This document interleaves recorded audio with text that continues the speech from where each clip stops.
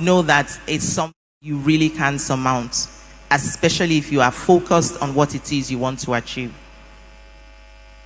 Thank you very much, Dr. Amaka. I'm going to ask Professor Anuja concerning research. I want to use this illustration. I know little about football anyway, but I've heard that people say Messi is actually born with an innate nature to play football very well, while Ronaldo has to really work very hard to play. But so I know when it comes to research, some people have a natural, intuition or with a natural skill to just pick on research. But I want you to please tell us or advise us how we can actually develop, or what did you do to develop the skills in research? So that's a great question. So, and actually Rebecca is going to be coming up here, Dr. Wong soon, who's going to be talking about research. But to develop interest in research, and I think there's two different kinds, right? So there's clinical research and then there's basic research. I think initially it's easier to start with clinical research, and then it's more interest. Key is to start off, how are my patients doing, right? And that's the first question you ask. Am I doing the right things in there? And then answer that. And then that leads to, why are these patients doing better than these patients? And that leads to further and further. So it's really interesting. In Nigeria, and we've talked about it with one of your other colleagues, is we look, and one of my colleagues is doing swabs. And what we're doing is looking at the microbiome to see why is this one cervix patient who looks just like this one doing better. And we've actually found something. But it came from us looking at our data. So that's how you start off. It's first looking at seeing how your patients are doing, and then finding out, okay, why did this one patient do better than the other? And that leads to the next, to the next. Thank you very much. Just to add to what she said, for those that are really thinking about research, it's great to, like she said, why are these patients doing better? But I think that for us in Africa, Nigeria, especially, we should also begin to talk about how we can implement some of the evidences that the rest of the world turns out into our local environment, because context actually matters a lot. So, and that is a new area that I think should be the forefront of young oncologists as they come into play, and that's implementation science research. How can we implement these interventions in our society? How can we contextualize it? How can we adapt it without losing the essence of that particular intervention? So please, let's also begin to think seriously about it, build capacity around it, because the truth of the matter is that if we are able to implement what is already known, then I think the statistics says that 70% of the problems are already solved. Okay, Amaka, I have one last question for you as we round up. You're a leader. There are lots of people here who aspire to be leaders in one way or the other. What are some of the qualities? What are some of the qualities that a leader should have? And how will you advise the young ones coming up? So I think it's good to aspire to be a leader, but I think what should be at the beginning of that career path or that intention to be a leader, we can't see that, so we don't know where we are. Oh, okay, good. Thank you. I just wanted to point that out so that we don't lose track of time. So I will quickly round up. So for those that want to be leaders, I'd advise that you don't go thinking about, oh, I want to be a leader, and that is your yardstick. I think the thing is to see problems around you and solve them. And as you keep solving small problems, you find it leads you to bigger problems, and then, bigger ones. And then once you take on the really huge, large ones, then you will be a leader. So some of the things that will help you as a leader is patience, dedication, passion. Like Anuja said, you can't be a leader without being passionate about that thing you want to be leading or that thing you want to excel in. Balancing and managing relationships, teamwork, knowing that you really can't do it all alone. People are at different spaces at different times. Sometimes as human beings, we may have really high, unrealistic expectations of your team members. Understand where they are at that point in time and bridge the gap for that time. They just might come around the next time. But I think one of the hardest things about being a leader is actually managing relationships.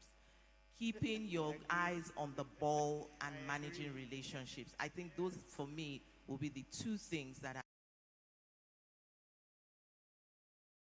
Two things. One, don't overextend yourself. And key is what Emeka said. Know how to delegate.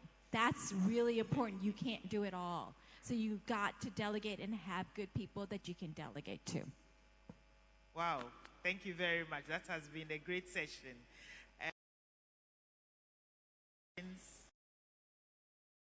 From the floor, especially, yes, our young oncologists, yes.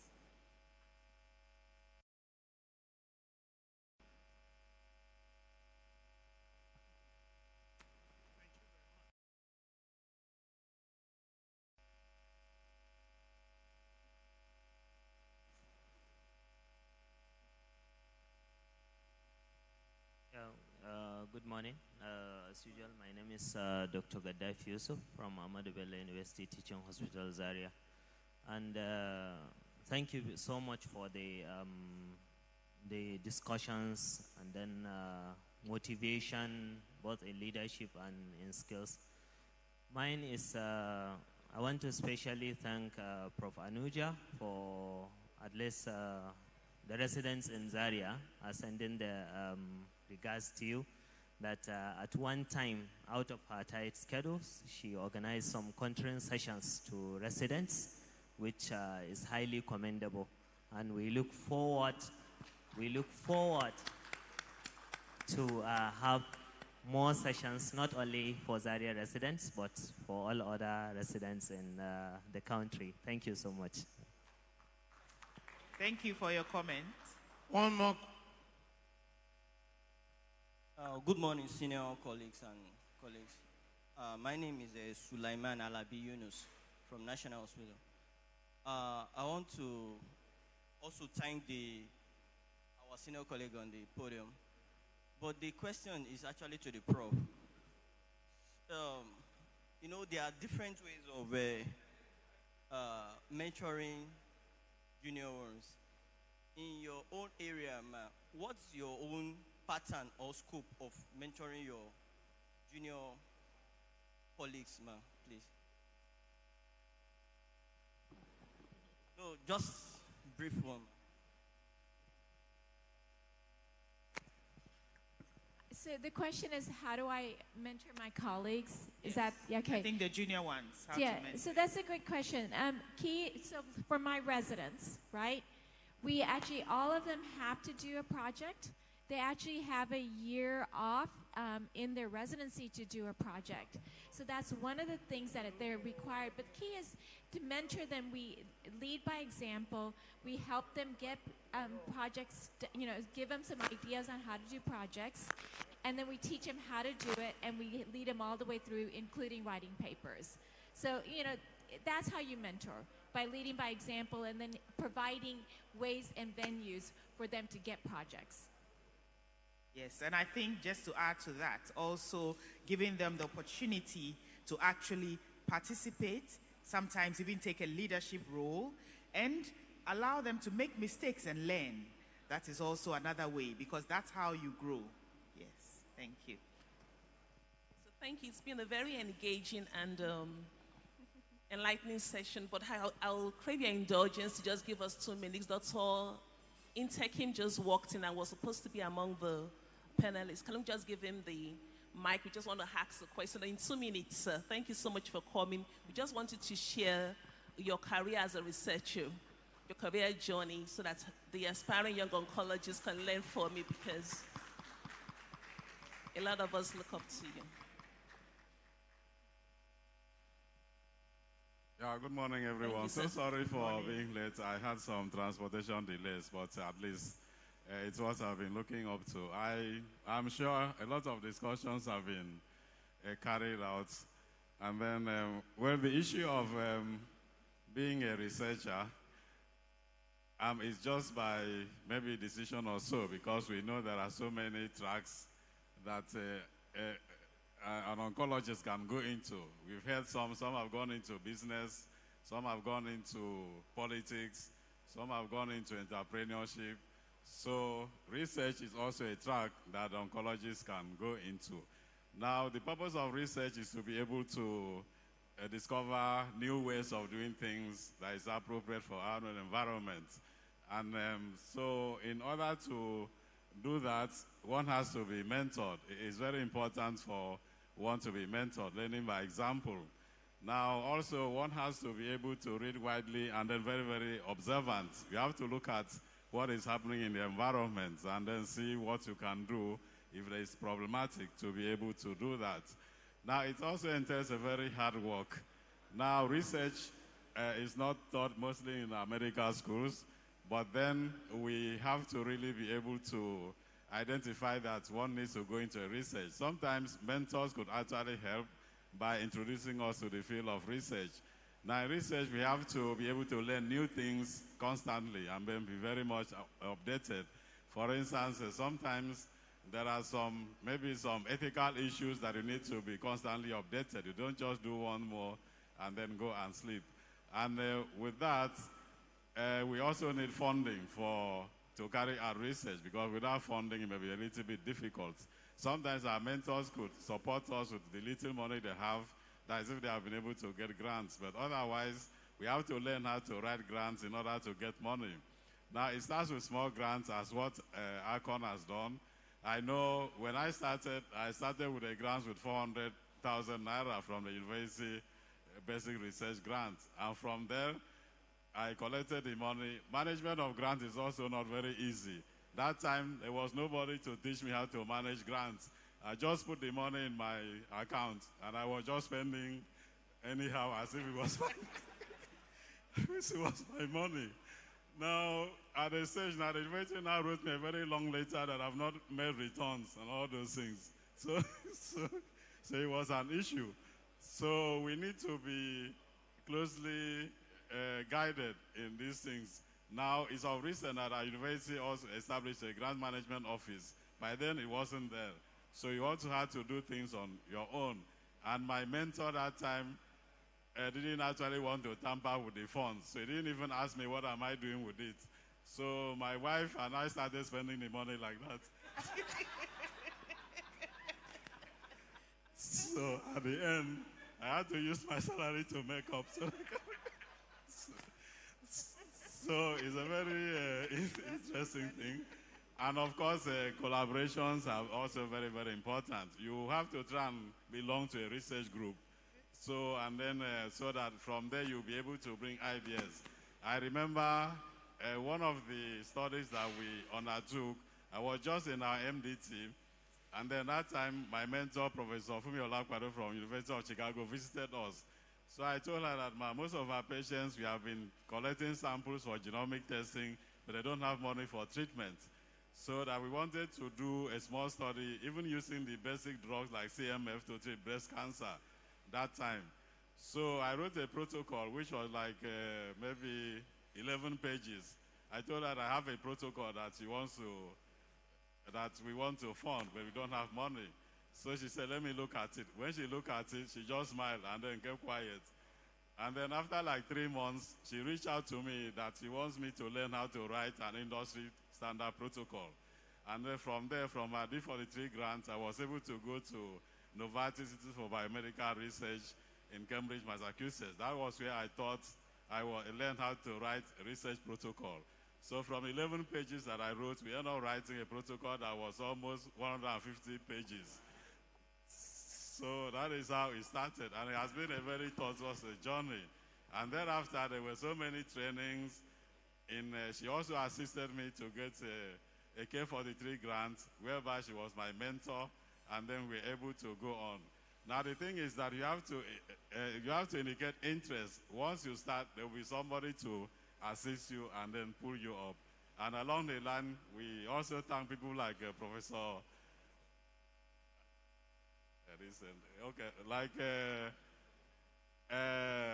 Professor Rebecca who took time to be able to allow us to see how we can mentor our students to be able to go on. So it's a continuous process. I think Professor Latishe, is he here? Yeah, so I think he just walked into the hall. I know sometimes there are personal expenses. I know one of the times I went for training, I left Nigeria to Switzerland with only 500 euro in my pocket. It was personal funds. So when others were doing shopping and so on, I was just looking at them because I know that 500 euro cannot do anything. After paying transport from the airport, 40 euro, so many things I couldn't buy. But sometimes it's that initial personal sacrifice.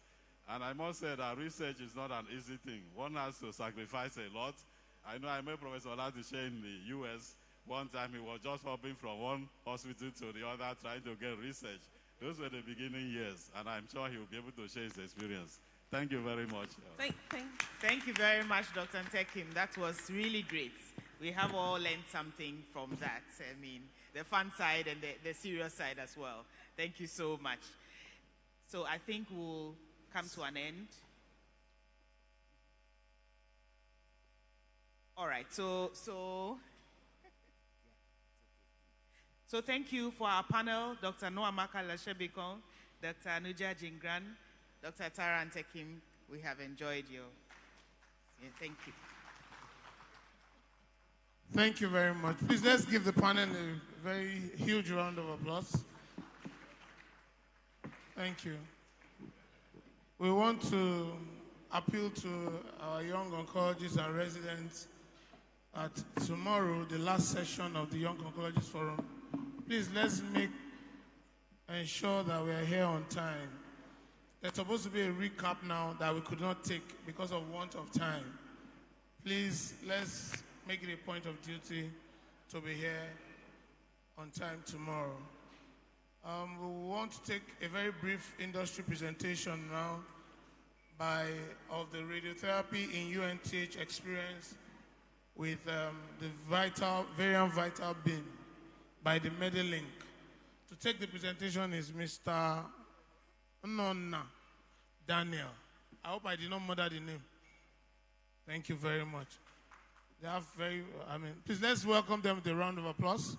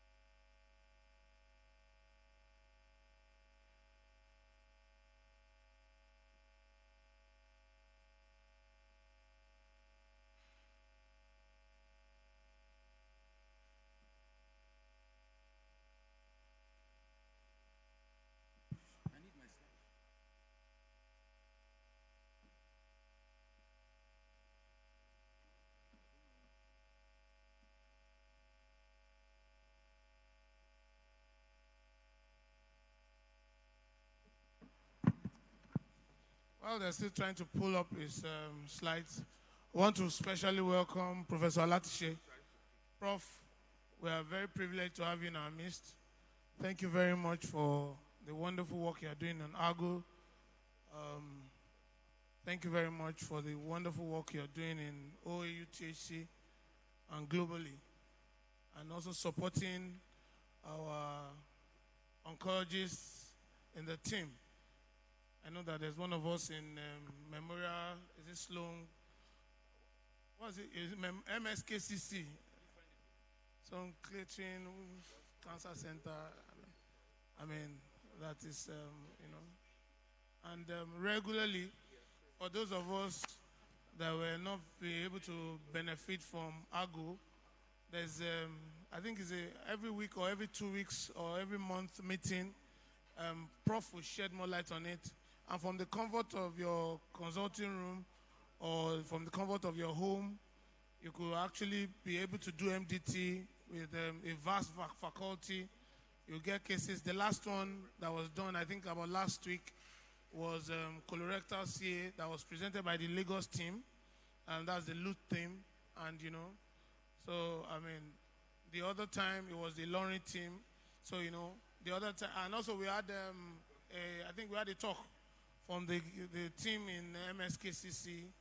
So I'm sure Professor Latche will shed more light. He has a presentation this morning that definitely is going to be an extremely interesting one.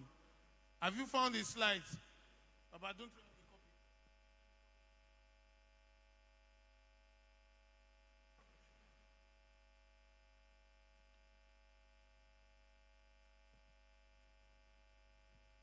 a copy? Our teacher and our professor, Professor Lasende, good morning, sir. We especially recognize you. Our immediate past president, we're greeting you, especially. I've seen some people that have decided that Nigeria must go forward, in the likes of Claire Omashe. We especially recognize you. 20 years of overcoming challenges, of surmounting hurdles. JNCI have done very well. They supported us on many fronts. Thank you very much, JNCI. We appreciate you wholeheartedly. We're still waiting for them to pull up the slides. The slides are ready. Good. 10 minutes. Good morning, ladies and gentlemen. So my name is Nona Daniel Chibuzo. I'm a medical physicist at the radiotherapy unit in UNTH. So this morning I just want to quickly talk to you about our experience so far with the variant vital beam. Next slide, please.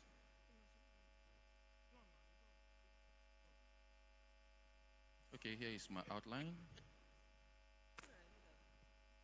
Okay, so coming from a place of 2D, it was important to us when we wanted to make the choice of the machine to purchase that we considered a machine that could give us a pinpoint accuracy and precision, and considering the fact that we have much patients that we treat at our department, it was important also to get a machine that could afford us short treatment time in order to accommodate more patient throughput.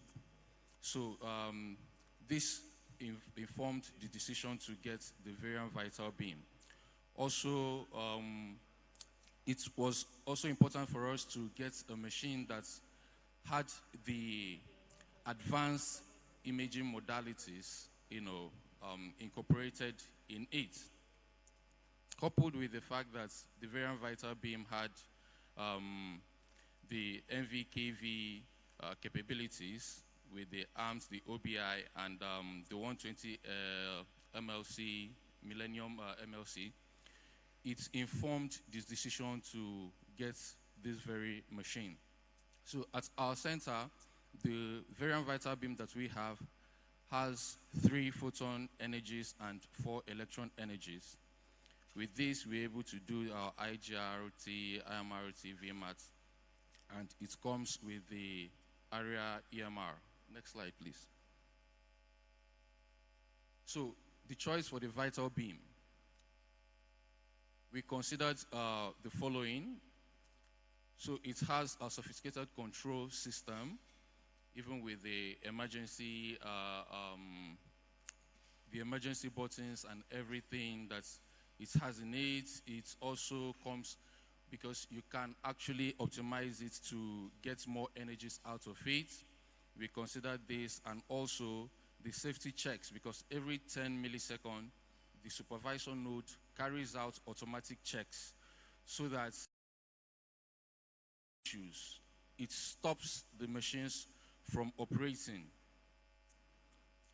Also, it gave room for more accessible patient care, because with the machine, as you're sitting your left, so if you're interested in getting a professional headshot while you're here that you can use for all your conferences and seminars, please quickly go over there during the tea break or at any free time to take a professional headshot.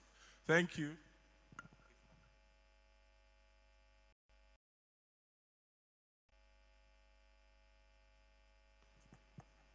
Walks into the radiotherapy unit, we create the patient's account on the area, then we book the patient for simulation afterwards. On typical day when the patient comes in, depending on whether the patient will need a contrast or no contrast, we simulate the patient and afterwards do the contouring. The treatment plan is done afterwards, and we do the treatment plan review.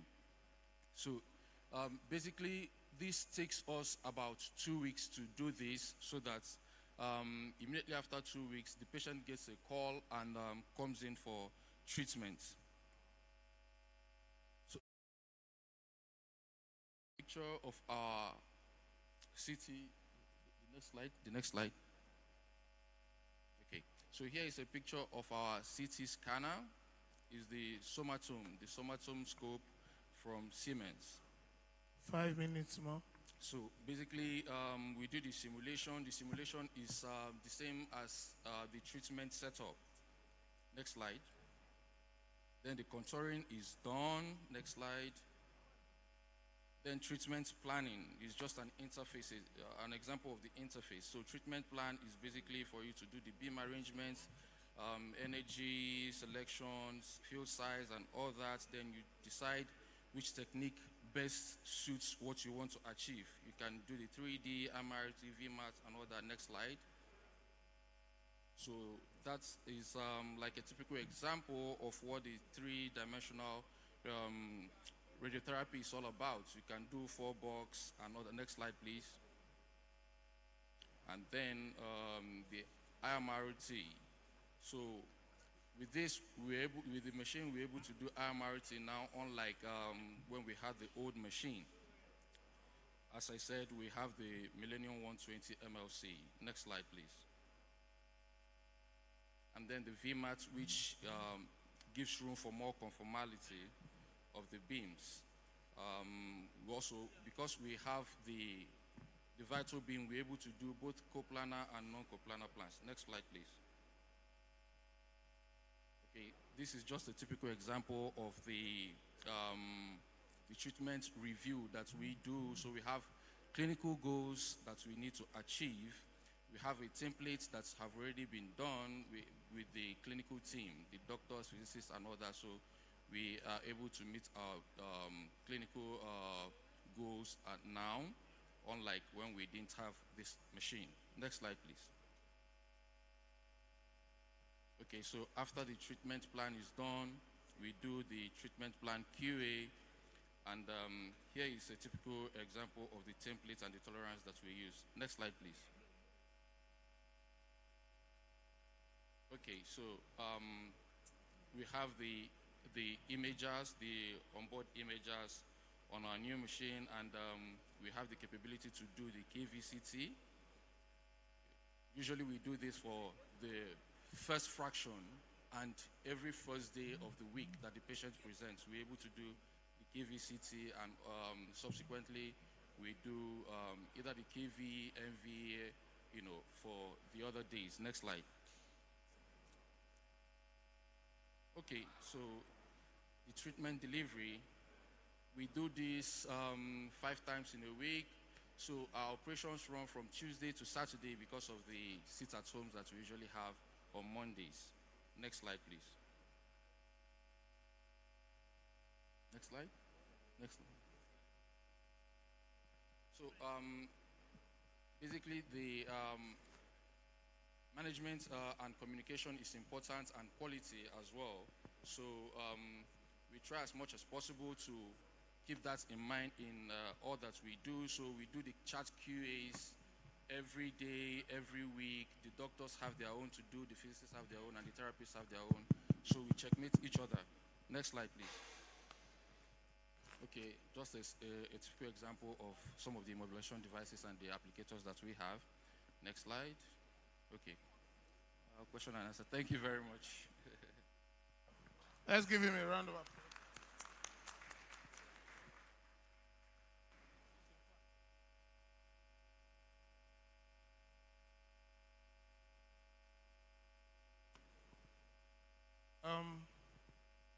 Thank you very much. I don't know if there are any questions. One. Any other question? Two. So we'll take questions. Just hold on a bit.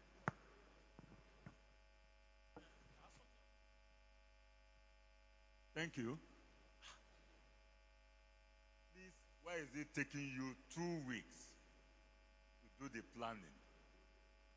I mean, in this age, the tumor is not waiting for you.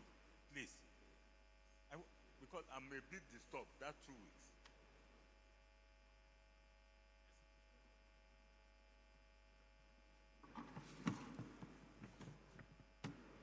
The second question.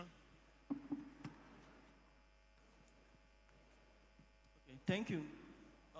My question is that during the course of the presentation, you made mention of techniques, IMRT, VMAT. Are you actually doing them at your center? And again, are you taking care of all the organs in the body, or for now, you have a specific organ you are taking in your center? Thank you.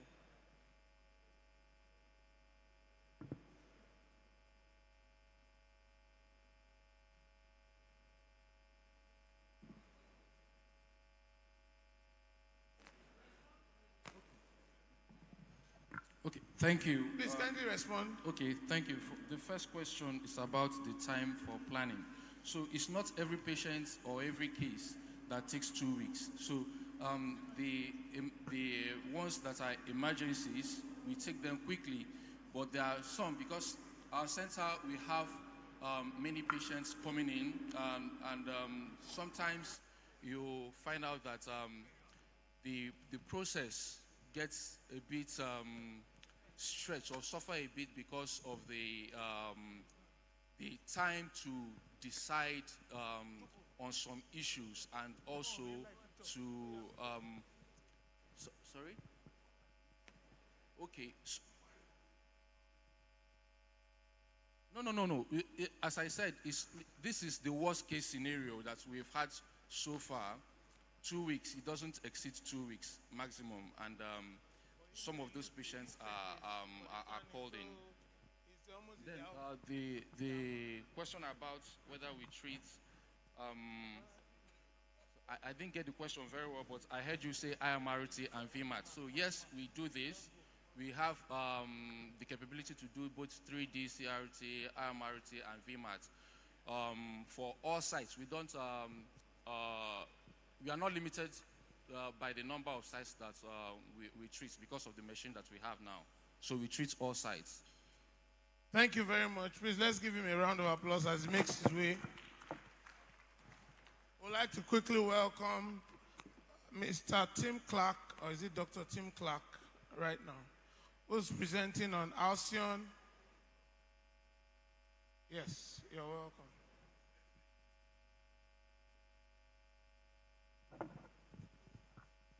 This one?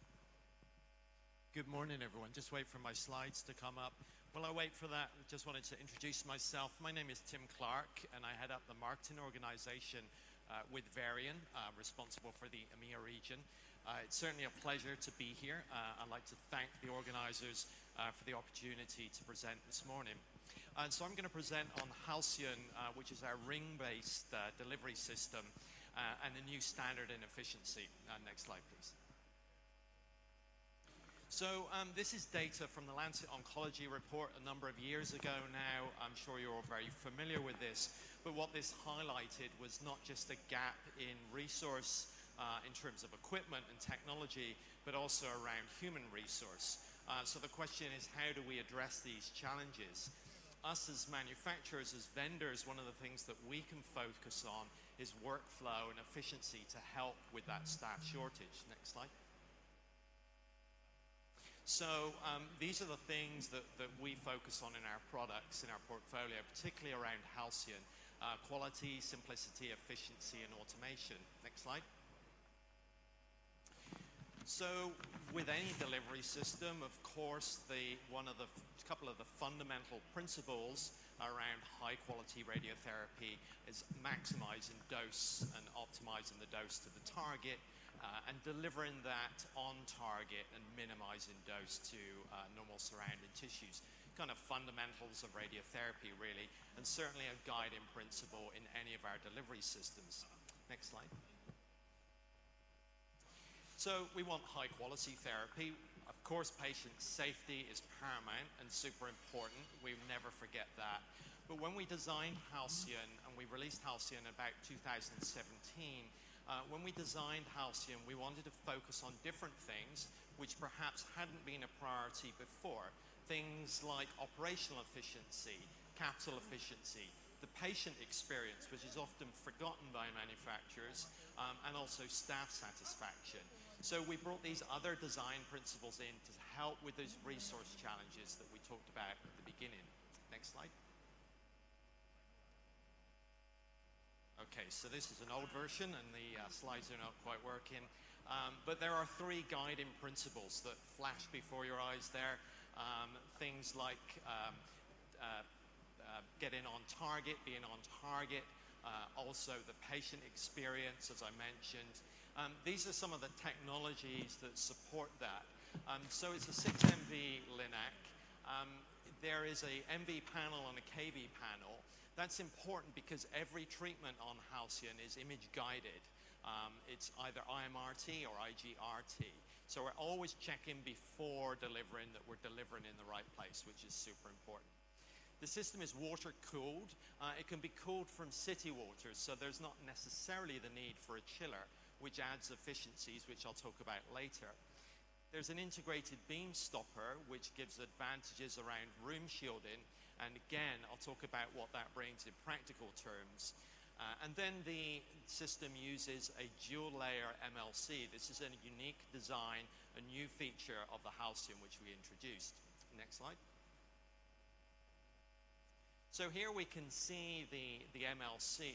And I don't know how well it's showing on the slides, but you can see maybe underneath the second layer. So there are two layers, they're on top of one another, and they're staggered. And we can see that on, when we go on in a moment, how that kind of looks in a diagrammatic format. But what it means in terms of leaf transmission, it means that we're only 0.01%, so we minimize that interleaf leakage. It also, this design also gives us optimization potentials that doesn't exist with a conventional MLC. What this means in terms of treatment planning is that we're able to produce high quality treatment plans. We put that to a test when we were developing the system, and some of you may be familiar with some of the international planning competitions that take place online. And we looked at the results and we looked at the challenges in those treatment planning competitions, and we tried to replicate those plans. So we kind of entered the competition, if you like, offline. And we were able to match the winning results for all the different treatment cases, either match the results of the winner or exceed the results. So with this dual layer MLC and with Halcyon design, we're able to achieve high quality treatment plans. Next slide. Next slide. And the next. Thank you. So here you can see the schematic of that MLC. We can see how the leaves are shifted over. So the leaf width is 1 centimeter, but with the overlap, we're able to achieve a resolution of 5 millimeters. Next slide. I talked about imaging being important, and we have high quality cone beam CBCT. This has high quality tissue definition. It uses a scatter reduction technique called Kuros, which we also use in treatment planning. But with that, we can get, as I say, high quality images, and we can acquire those in 17 seconds for a high or large field of view that you could see on the slide there.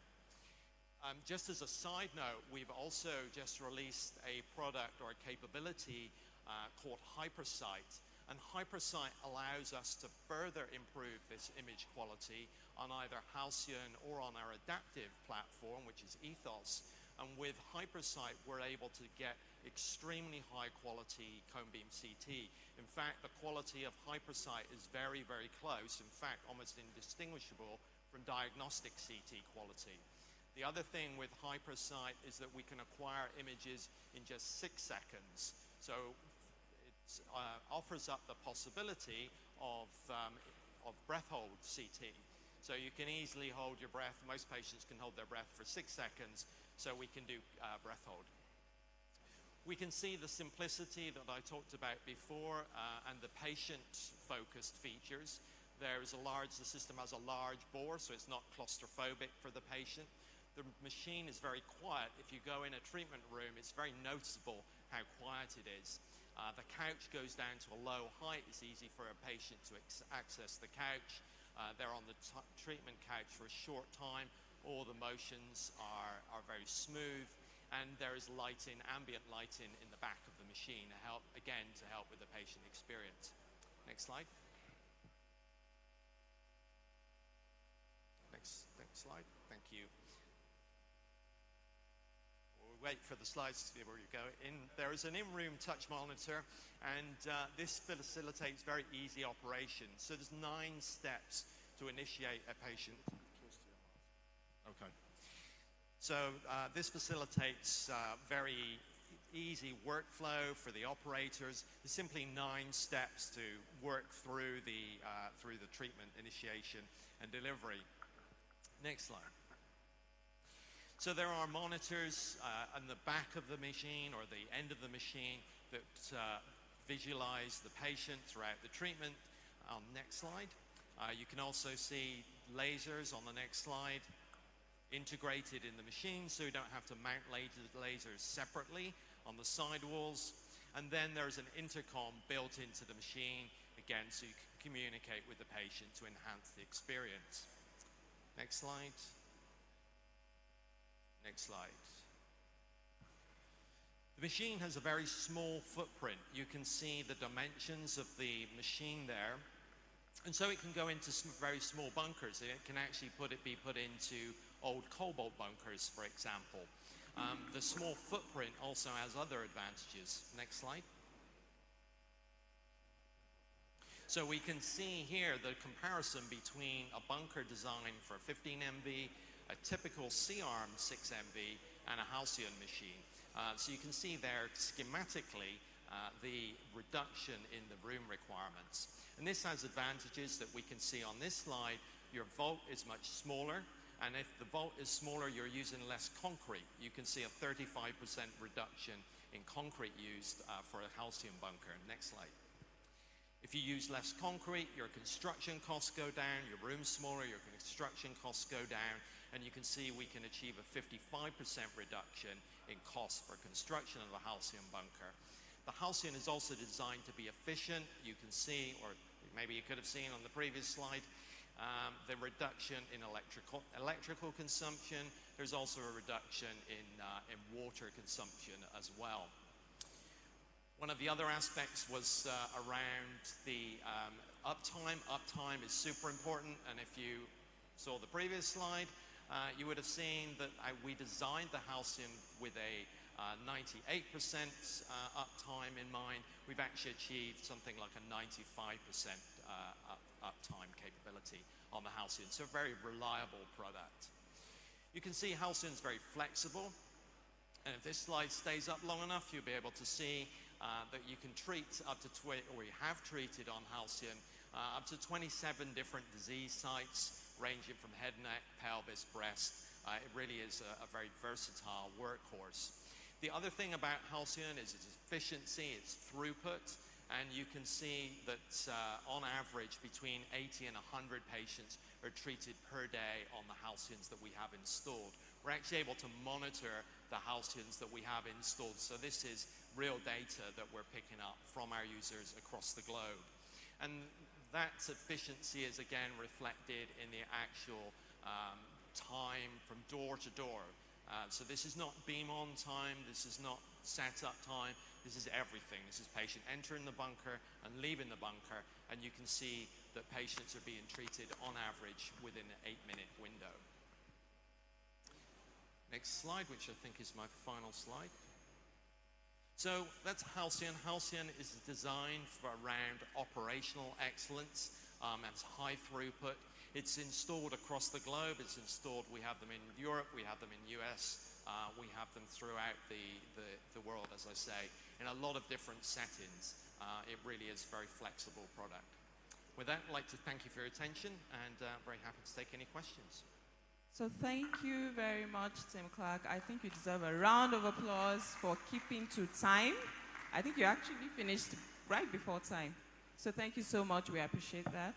So do we have any questions? We know Halcyon is not new to us. So we have a question from Prof. Olasinde or a comment. So any other question or comment, suggestions? Not a question, since there's no question. Mine is a comment. Arcon President, I believe she's in the room. Please, this is my own appeal. I have no conflict of interest to declare.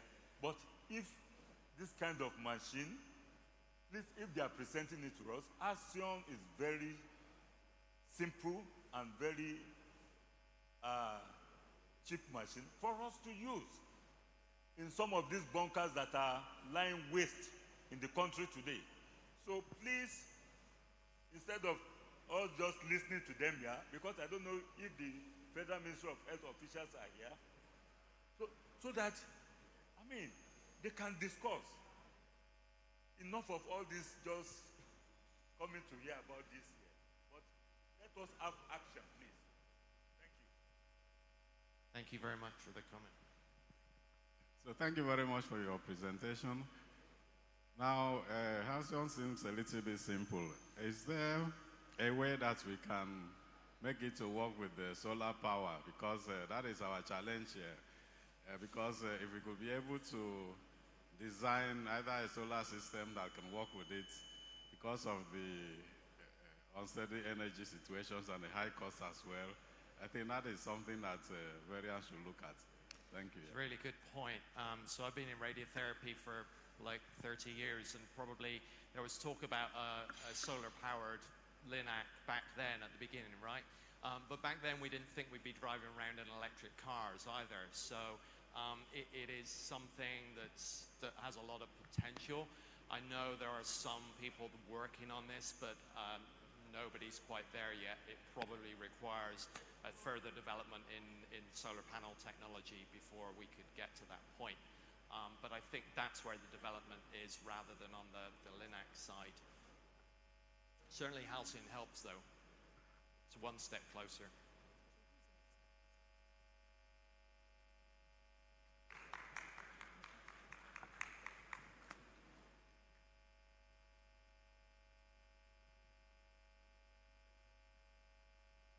Just to comment on the Halcyons in the country, there are 2 installed currently and more to follow shortly, I think.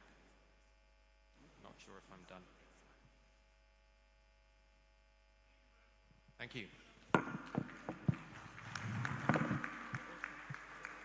So ladies and gentlemen, the next session will be looking at how we can expand research and work a lot more in that region, in that area.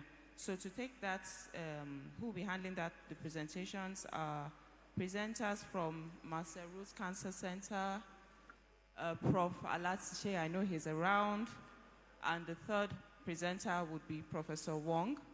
So could we have you here up front?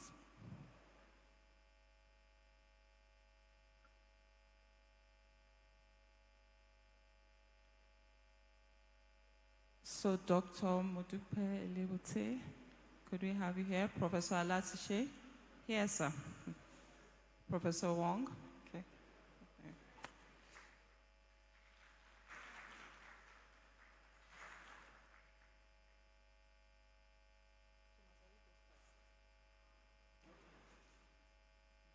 So can we have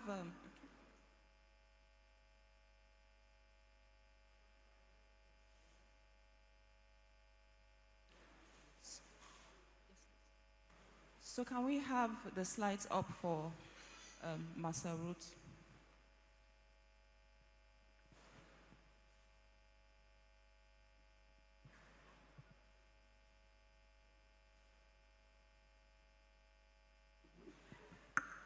So, Dr. Elebute, the floor is yours. Thank you very much. Good morning. There are 3 microphones here. Which one? Pardon? Yes. Do you want me to? This is the one I'm using, right? You can hear me? Yes. Good morning. Thank you very much to the organizers for... Pardon? Okay. For asking me to come and contribute to this year's Arcon, which, as all of us know, has been quite innovative, as a lot of things are being done, and in particular to do with technology in this world, this new world of AI. So thank you for asking me to come and talk about the work that we've been doing over the last almost 3 years. Marcel Ruth will be operational 3 years in November.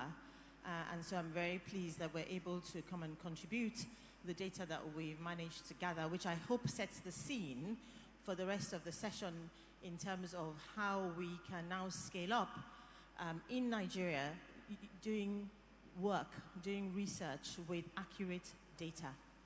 And if I want to sort of give you the background to this, and I do think about it sometimes, how we took this risk or made this step in this field, coming to set up this comprehensive cancer center, because when we were trying to do this, my husband and I, we went all over the place trying to find data.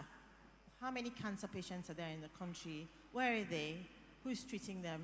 What is it like in the public sector compared to the private sector?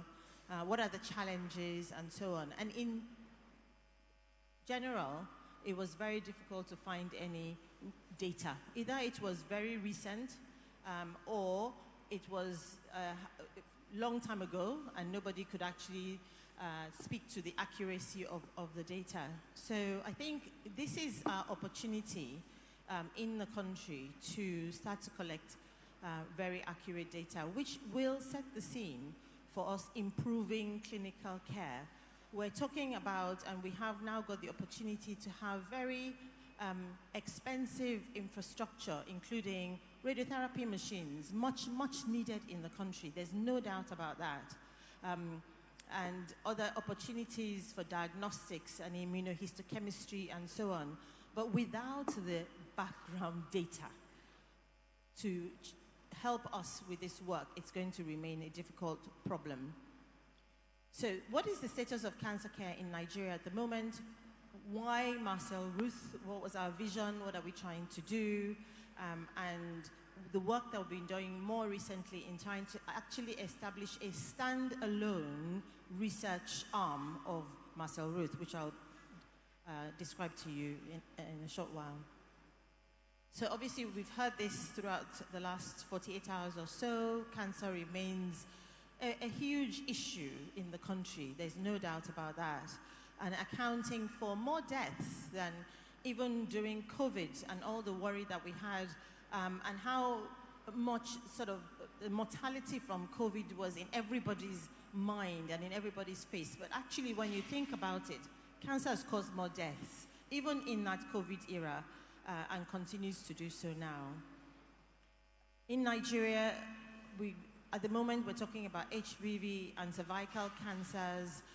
There's such an issue in terms of the cancer cases, and breast cancer in particular in our hands remains quite an aggressive disease. Next slide, please. So Marcel Ruth, we came into the, started the hospital in 2021, end of 2020, but really became operational, particularly with our radiotherapy in April 2021. The vision was to create a comprehensive center, one in which every aspect of both diagnostics and treating the patients could happen in the one place. And the reason for that was that I had sort of obviously some experience in terms of private healthcare in Nigeria, and as well as in the public arena. I went to medical school in Lagos. I obviously left in 1986, but over the years, although I was practicing in the UK, I had collaborations with and did some work with both the University Teaching Hospital and in the private sector. And one of the things that struck me particularly was how a patient had a diagnosis made in one place by the doctor, then to have the confirmatory tests to actually say this was what was going on and what they had to do next. Simple things sometimes like blood tests, as imaging. They had to go to a different place to get that done. And then obviously when it came to treatment, they might now refer to somebody somewhere completely different. The whole thing was disconnected. When you look at primary health care and secondary health care, yes, it's inconvenient, okay? But when it comes to cancer care, it increases the anxiety in the patient and their relatives. It lengthens the time. The point Professor Olasinde was trying to make to the previous speaker, why would a patient wait for 2 weeks for their planning to be done? Why would a patient wait for how many days? In cancer, once you've told somebody they've got cancer, the days, the hours are of the essence. So one of the things that we actually now proudly state at Marcel Ruth when we get a new patient is give us 48 hours. In 48 hours, we will be able to, and if we can't, it's not because we haven't tried enough, we will be able to tell you what we think is going on, probably be on the way to confirming it. I mean, histology takes a while, but we would have done all the imaging, everything, all the tests, we'll have all the results, and we'll be able to sit down with you and your family and begin to design a treatment plan.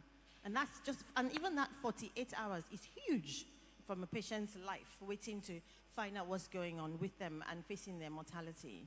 So patient-centered care in one site and in a center that's designed to what we think promotes healing, because it's light, it's bright, it's got color, I've got some pictures, run by skilled professionals who have the patient's interest at the center of everything we do. And we're very, very fortunate because we have a whole array of very recent, new state-of-the-art equipment. So any of you who haven't visited, there is a video on our website to fully describe what we do. Next slide. Thank you. And just a few pretty pictures, because we've been talking so much science, so much, in terms of, all the data and so on. This is our day unit.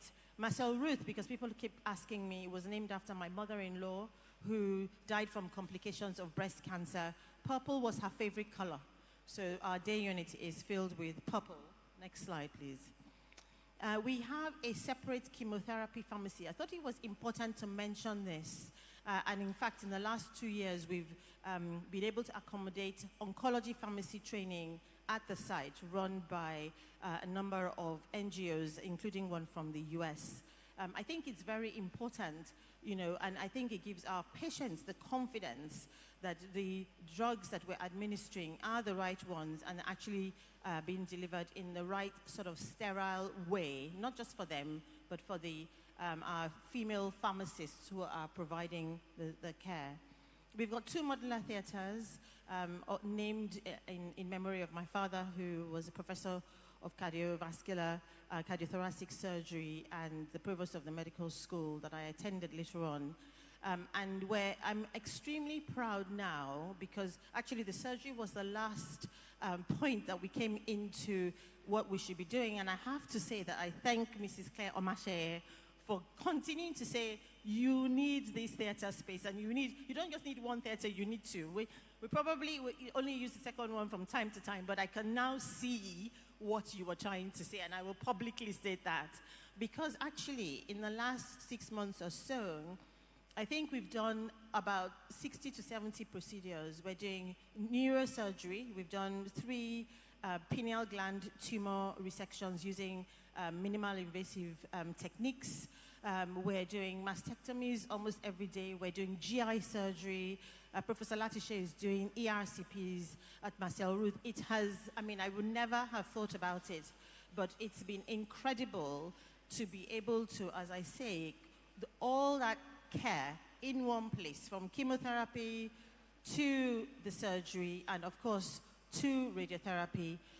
We're using the TrueBeam machine that was also installed in May 2021. Next slide, please. So that's the sort of vision and the infrastructure, bringing sort of high-tech and innovative as well, because we have a mammogram, which is one of the state-of-the-art 3D mammograms. We've got our own fully fledged laboratory. We do almost all our laboratory work in the hospital, including tumor markers, including virology. It's only really histology and IHC that we have to send away.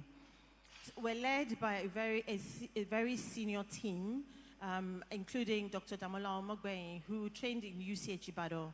I went to Howard, and I think knows one or two of the very senior oncologists here, and he remains our head of radiation oncology. But if you want to, in practical sense, Damola looks at every single plan, because we have software with him in DC, and signs every single plan that is done in the hospital before they're released. So that's the level of competence and skill that we bring. And obviously from a nursing point of view and from admin, where we have very, very skilled healthcare professionals who've been doing this for many, many years. Next slide, please.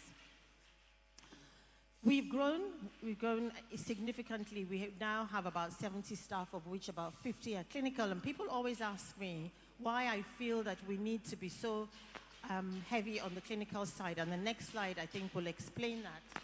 There's a lot of noise next door. And we are consultant-led, both in the solid tumor oncology space. Dr. Popola will be presenting one of our abstracts later on today. I've spoken about Dr. Omogbeyin, and we have a new recent appointment in Dr. Adeyinka, who was a senior registrar from UCH, who came to do a 2-month period of training before she took her exams, and she's now joined our team. I've got a co-hematologist, Dr. Akiumi, who works with me. Family medicine, general medicine, and palliative care is central to a lot of what we do. We heard about that yesterday, introducing palliative care right at the beginning of the patient's journey. We have a full-time consultant with us looking after our patients and sorting out the palliative care point of view. We've got 3 full-time pharmacists running our chemotherapy systems. Next slide. We run a tumor board. We've run a tumor board from April 2021, and we have not missed one single week. We discuss every single patient. On this Thursday, we have 12 patients that we're going to be discussing, and on average, we're discussing between 8 to 12 new patients every week. If COVID didn't teach us anything, we could do a lot of things virtually. I'm very, very grateful. I always say that. Apart from those of us in the building, as I described on the slide before, we're also joined by the general surgeon, the urologist, the intervention radiologist, the histopathologist, the radiologist, and in addition, about 6 oncologists, 2 from the UK, 2 from the US, and 1 from Toronto, who join us every single Thursday at 4 p.m. to discuss every single new patient or patients that we have to bring back if there have been secondary problems. So that's the level of the scrutiny of care and the planning and the following of international guidelines that our patients get. Next slide, please. So data is very important. And I think for the rest of the talk, basically I think my message is, yes, it's important that we do the more micro data, the genomics, the looking at all the sort of sequencing issues that might play a part and might help pharma design the drugs that we need for our own ethnic backgrounds and not be relying on that data from the Caucasian population.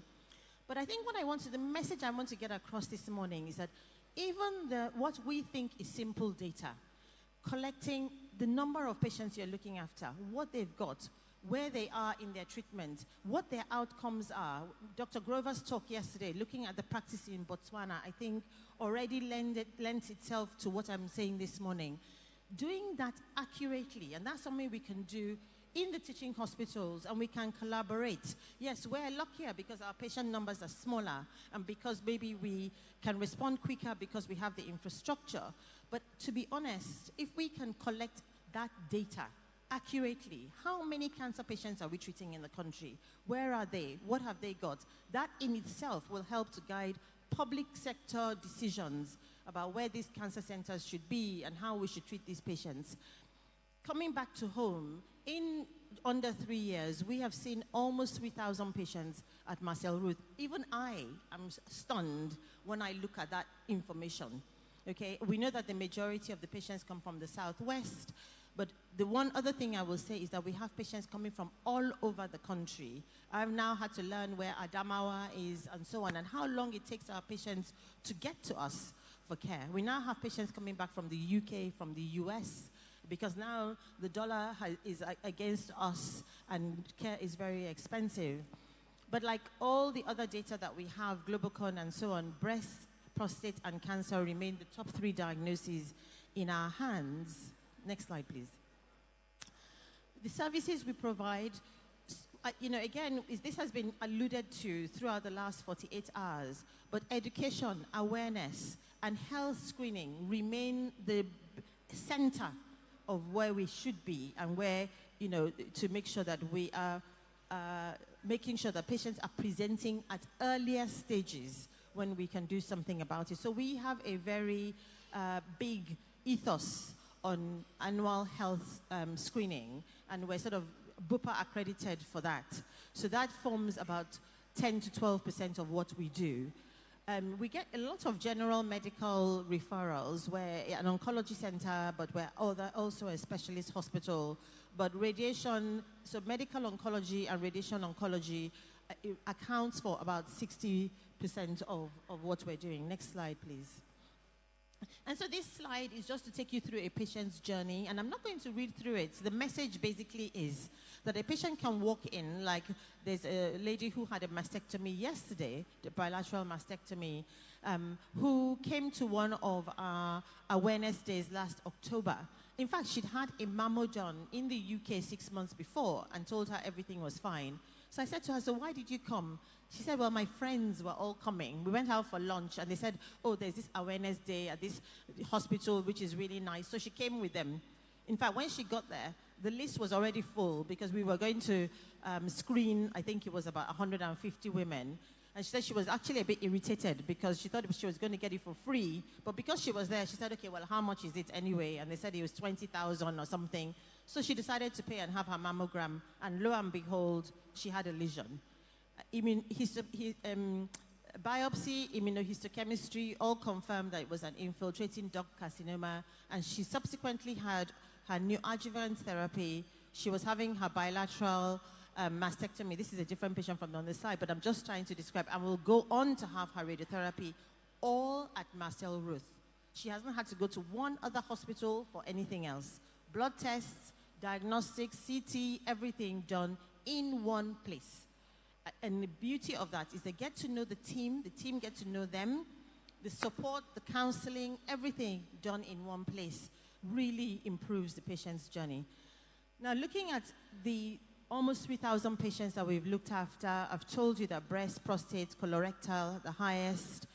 We've also seen, you see, this data is beautiful because it doesn't lie. So, for example, we have seen 3% of our patients have had lung cancers. Something that we don't talk about, something that we don't think is important, but actually they were all female. So 4 female patients in a 3-year period with lung cancer. Why? So that's what the data helps you start to think about. Why? Why would you have non-smoking women who do not live with smokers, who do not work in an industry where they are exposed to things that would predispose them to? Why are we getting lung cancers in Nigeria? That's what accurate data helps you to do. I'm not going to go on about the hematology side of it here so that you don't kick me off the stage. This is Arcon. Next slide, please. And then just looking at the ages, so if you're a lady in the room, if you're almost 60 like me, then you begin to think, oh my goodness, I might have a problem when you look at that bar chart and the pie chart. So females in their mid-50s seem to be the highest number of patients. Next slide, please. Okay. We see pediatric cases. I was saying to Dr. Joseph, when I was referred my first pediatric case, I did say, oh gosh, I don't do pediatrics. And the doctor who referred the patient to me said, you have no choice. We have a problem in this country. we see quite a lot of pediatric cases. A lot of them acute leukemias and lymphomas, but also some solid tumor patients too. Radiotherapy cases, we've done, again, most of them are for curative intent. Next slide, please. This abstract, I think, is going to be presented later today, but it's just to say about the numbers of surgery that we're doing and the request by our patients to have bilateral rather than the mastectomy on the side of the surgery because of the anxiety, the fear of having to come back to the table in the future. So I think this is something that, again, having the data brings it to our mind and helps us start to think, why are these women opting to have bilateral mastectomy? And I don't want to steal the thunder of the person who's presenting the abstract, but these were not even people who were BRCA positive. The one thing that made me start to think we really need to, and we installed our electronic medical records about 6 months after we started Marcel Ruth. But what we've done now is we've gone back to day one. So we have absolutely 100% accurate data of every single patient that we've seen and will be seeing going forward. And this slide was what made me start to think we have to do this. In our hands, the percentage of positive family history of cancer is about 30%, which is a worry for me. The background worldwide is about 5 to 10%. And the interesting thing also is that people always think, do people actually know that family members have cancer? Actually, they do. And it's not about socioeconomic levels, because we actually have patients from a wide range of, although we're a private sector, but people have people who will sponsor them or establishments that pay for their care. But when you're clocking your patients, and I actually do a proper family tree, they will tell you, yes, my father had prostate cancer. My mother's brother died of colorectal cancer. From the north, I've seen families where 4 or 5 people have died from colorectal cancer.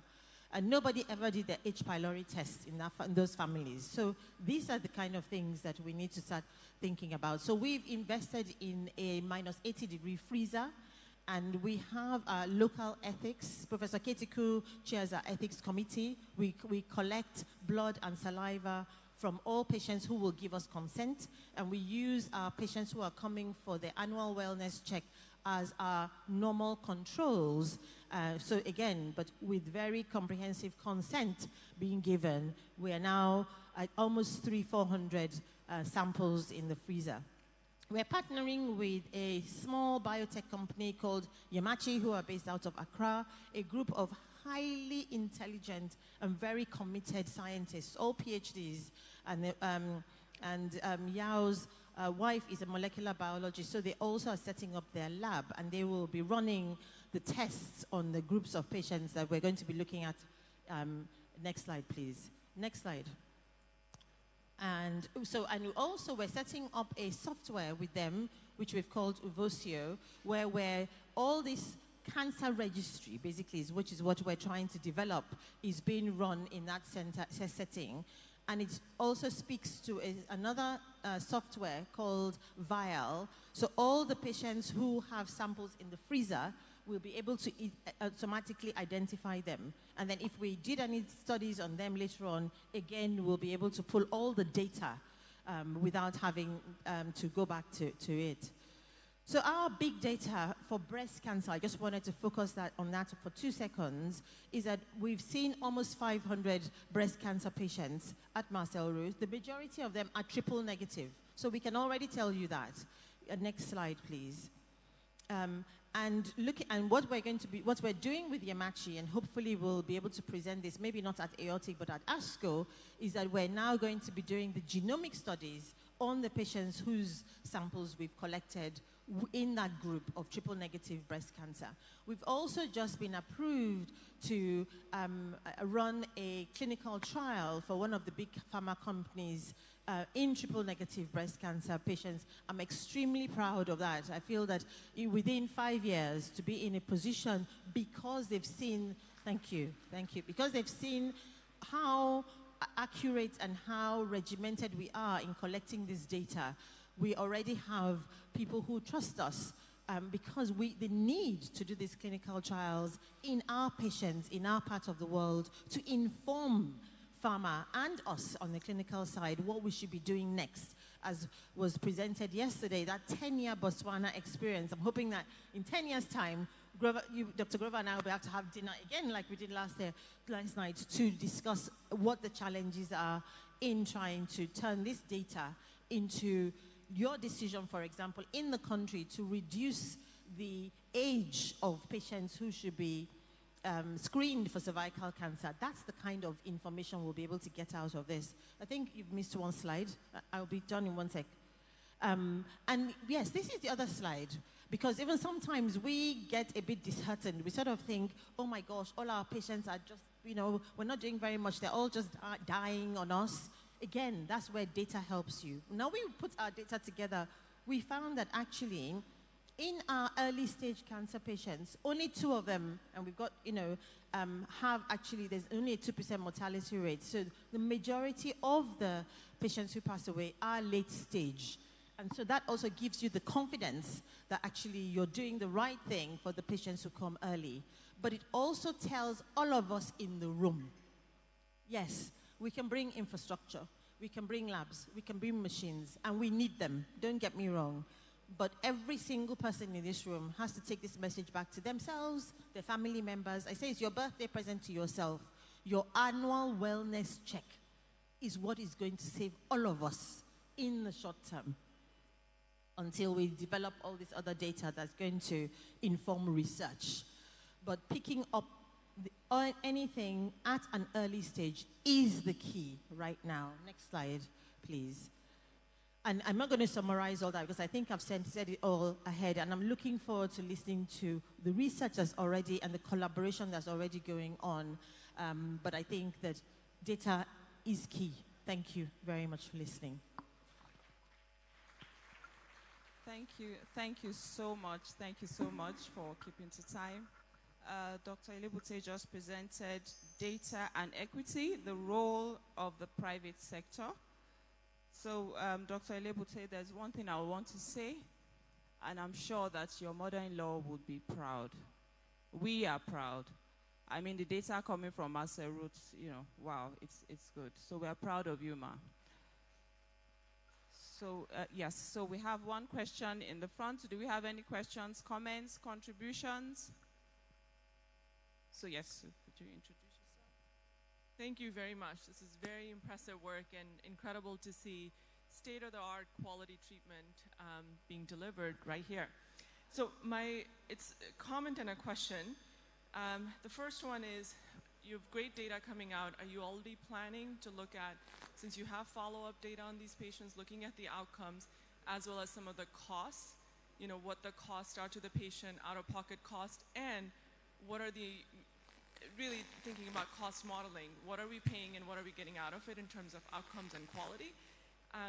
Because that data, I think, would be really critical to then work with the government, because I don't know how patients are funding this. Are there medical aids, or it's all out of pocket, or is there a way to actually establish PPPs, and provide some of this costing data to the government to say, this is what we're getting, and sort of come up with a model that would be workable and sustainable? No, that's honestly, it's a huge, it's a very good question. It's a huge question for, I think, all of us in the room.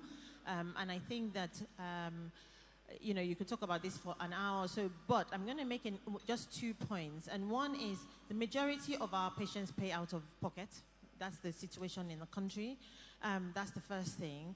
The other thing is that we are actually there's a lot of, impression that, in the private sector, care is actually much more expensive. But there's some data that's come out, and I think one is even from Professor Latishe's team, that will show you that even in the public sector, because patients have to pay for all these things, otherwise they're not going to get the results. They're not going to get the IHC done, because it's not done in the teaching hospitals and so on. So even in that setting, I think there was a pediatric paper where the cost of to the pediatric case, I think it was leukemias, is about 6 billion naira, which the patients and their families have to pay themselves. The other side of it is that there's this sort of impression that we are much more expensive than everything else, and we're putting together some data from the private sector radiotherapy centers in the country. The public sector one, I think, has just been published. And what I can say here quite is that radiotherapy doesn't cost more than the radiotherapy in the teaching hospitals in the country. So it makes, there's this disparity and this feeling that, oh, the private sector is so much more. And it brings to your point the fact that private-public partnerships need to be in place. We already have the infrastructure, we have the capacity, we have the room to treat patients, even in the public sector, which is what is being done in the UK. In the UK, Genesis Care, which is the private sector radiotherapy center, because I spent time there, the majority of what they do is reducing the waiting times for the national health care patients. So, and that, as you say, then brings the cost modeling down, because the private sector has the infrastructure, can run, and if they have a contract that says they will have the numbers of patients, they can bring their costs down as well. So yes, absolutely right. Yes, thank you for that.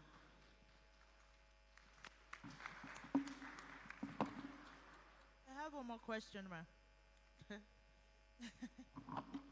So it's impressive that you are doing triple-negative breast cancer clinical trial in your center.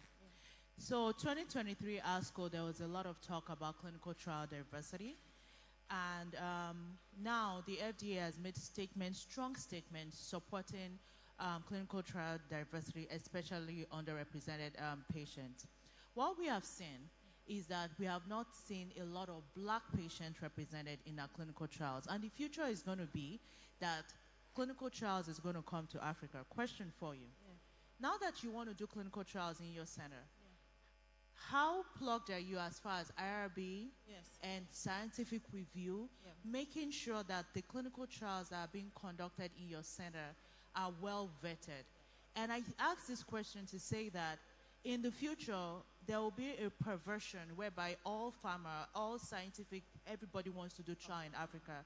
Yes. How prepared are you for conducting clinical trials in your center? Very good question. And actually, I think Dr. Absolutely. Grover referred to it yesterday. And we're in the private sector, by the way, just saying that, just putting out there. But we have made the commitment because, for me, it's an opportunity that would be wasted. So we have done a lot of work. We actually have a separate R&D team that now being led by somebody who is a CRO, has CRO experience. So we've actually made that commitment to set up this team who are going to, so we're going to get our IRB soon. We have our local ethics. We're working to get national ethics as well. And on our ethics committee, we have oncologists from the US, from Canada, I think one from South Africa, but we also have the legal, the ethics person, and so on and so forth. But we're doing it properly, is what I'm trying to say to you. It takes a lot of work. It takes the commitment, because I could say, well, I'm only here to look after patients and make profit for the business. I keep being reminded, by the way, by my board, that when we started here, there was no conversation about research, clinical trials. There was no conversation about training. But I'm very proud to say that, we're taking senior residents from UCH, and we're going to now start taking senior residents from JOS as well to not, we are not accredited to train, but just to give them the experience that they need in terms of this capacity building. So yes, I totally, and I think this is where we will all fall down. If we don't do it properly in the beginning, it will all fall down. We have to do it properly, absolutely. Yeah. Good morning, and thank you very much for your presentation. In fact, I must commend Master Ruth for what you're doing. We've seen a lot of it, and I must say it's quite impressive. Thank you. My question two, one is, in the past 5-6 years, we've had the private sector becoming so active, in the Nigeria oncology space. We've seen it with Master Ruth, Calabar, now we are seeing more PPs, like you see with Lutz and Enugu. It's helped a lot. There were times we had in this country just one machine, just one. Other times, none. It happened and it was so bad, but thank God those are past things, and now we are making progress. My question is, what would you want to say to the other private centers who are also going to be involved in offering care to patients and may just be looking at probably its business and let's make profit? Of course, there will be, no doubt about that. How best will they go about ensuring that data becomes part of their service in oncology? Apart from that, too, recently we have the NICRAT, which has been established by the federal government, and we expect that to bridge the research and treatment gaps we've had over time in the National Cancer Control Program, which, according to Professor Ezome, actually ended last year. So that's for that. Then another question to you is, we've always had data, that's the truth, though they are insufficient and we could do more with it. But now the question is, we have data, cancer registries in Benin, Calabar, Lagos, other centers. But the problem has been coordination. You know, there's no standard coordination. That's a very big gap. So I'm thinking with more coordination, we're able to bring out research that will justify more investment by the government in oncology. So how best do you think we can go about that? And what would you say to upcoming private facilities that want to also do research and to emphasize, I know there will be profit, it's business, I know, but they should balance it up. Make your money, then do more research and from data. Thank you very much. Thank you. No, it's a really, really good comment. And I'm going to answer your last question comment first, because that goes to what Dr. Ibrahim just said, which is that, and I know that these registries exist. In fact, I traveled all over the country when I first came back. I went to the Ministry of Health in Abuja. I went everywhere to go and look at these registries, to look at this data. And you've already answered the question. They're collected, you know, some years, not some years, and that's what the point Dr. Ibrahim was making. If it's not accurate from day one, it's almost like you didn't bother collecting any data, right? That's the problem.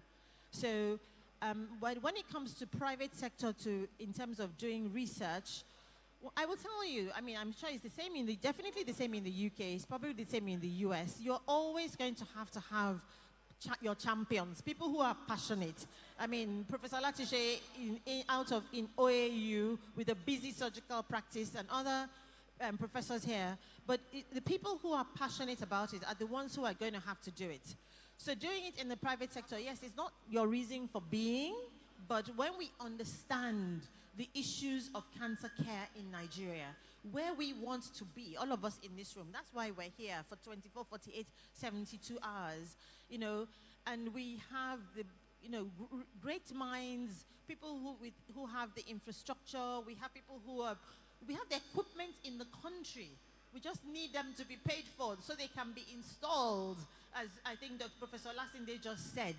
You know, we talked, Professor Chinegwanda yesterday was saying 6 years of wanting to introduce low-dose brachytherapy in the country and still nothing.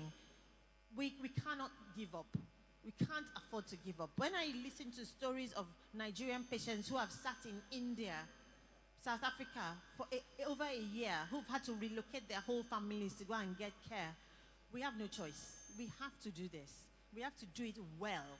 And we have to do it well from the beginning so that this data will inform the research that the clinicians can use, that the government can use to inform policy. We're very grateful that now Minister of Health is somebody who comes from a public sector background, so hopefully we won't have to tell that story too well or too much.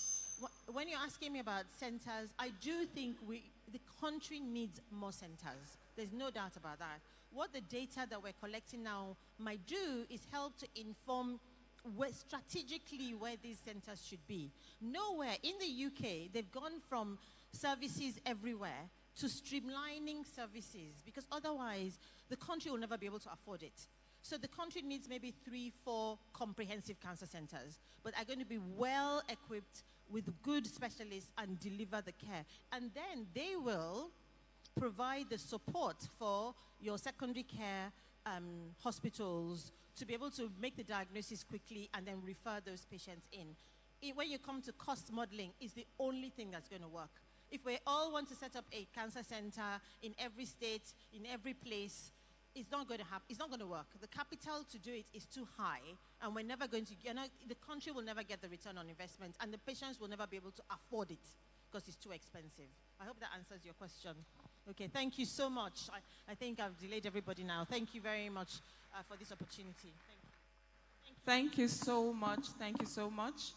The next presenter would be Professor Olusegun Alatishe. This is someone who is dear to us all. He's dear to me.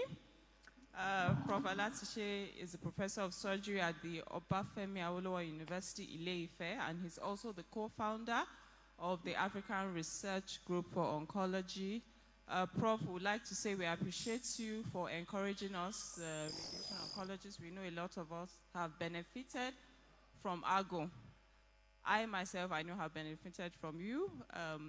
He was instrumental to the PPCR sponsorship that we had. And even presently, as we speak, one of us is a recipient of the Nigerian Cancer Research Training, which, Arcon made that possible. We also know that one of us, Dr. Folorunsho Shaw, is having his training in medical oncology. All this we know is because of the efforts of Prof. Alatishe. Thank you so much. So, sir, you have 20 minutes to present the role of partnership and collaboration in promoting equity in practice and research. The floor is yours, sir.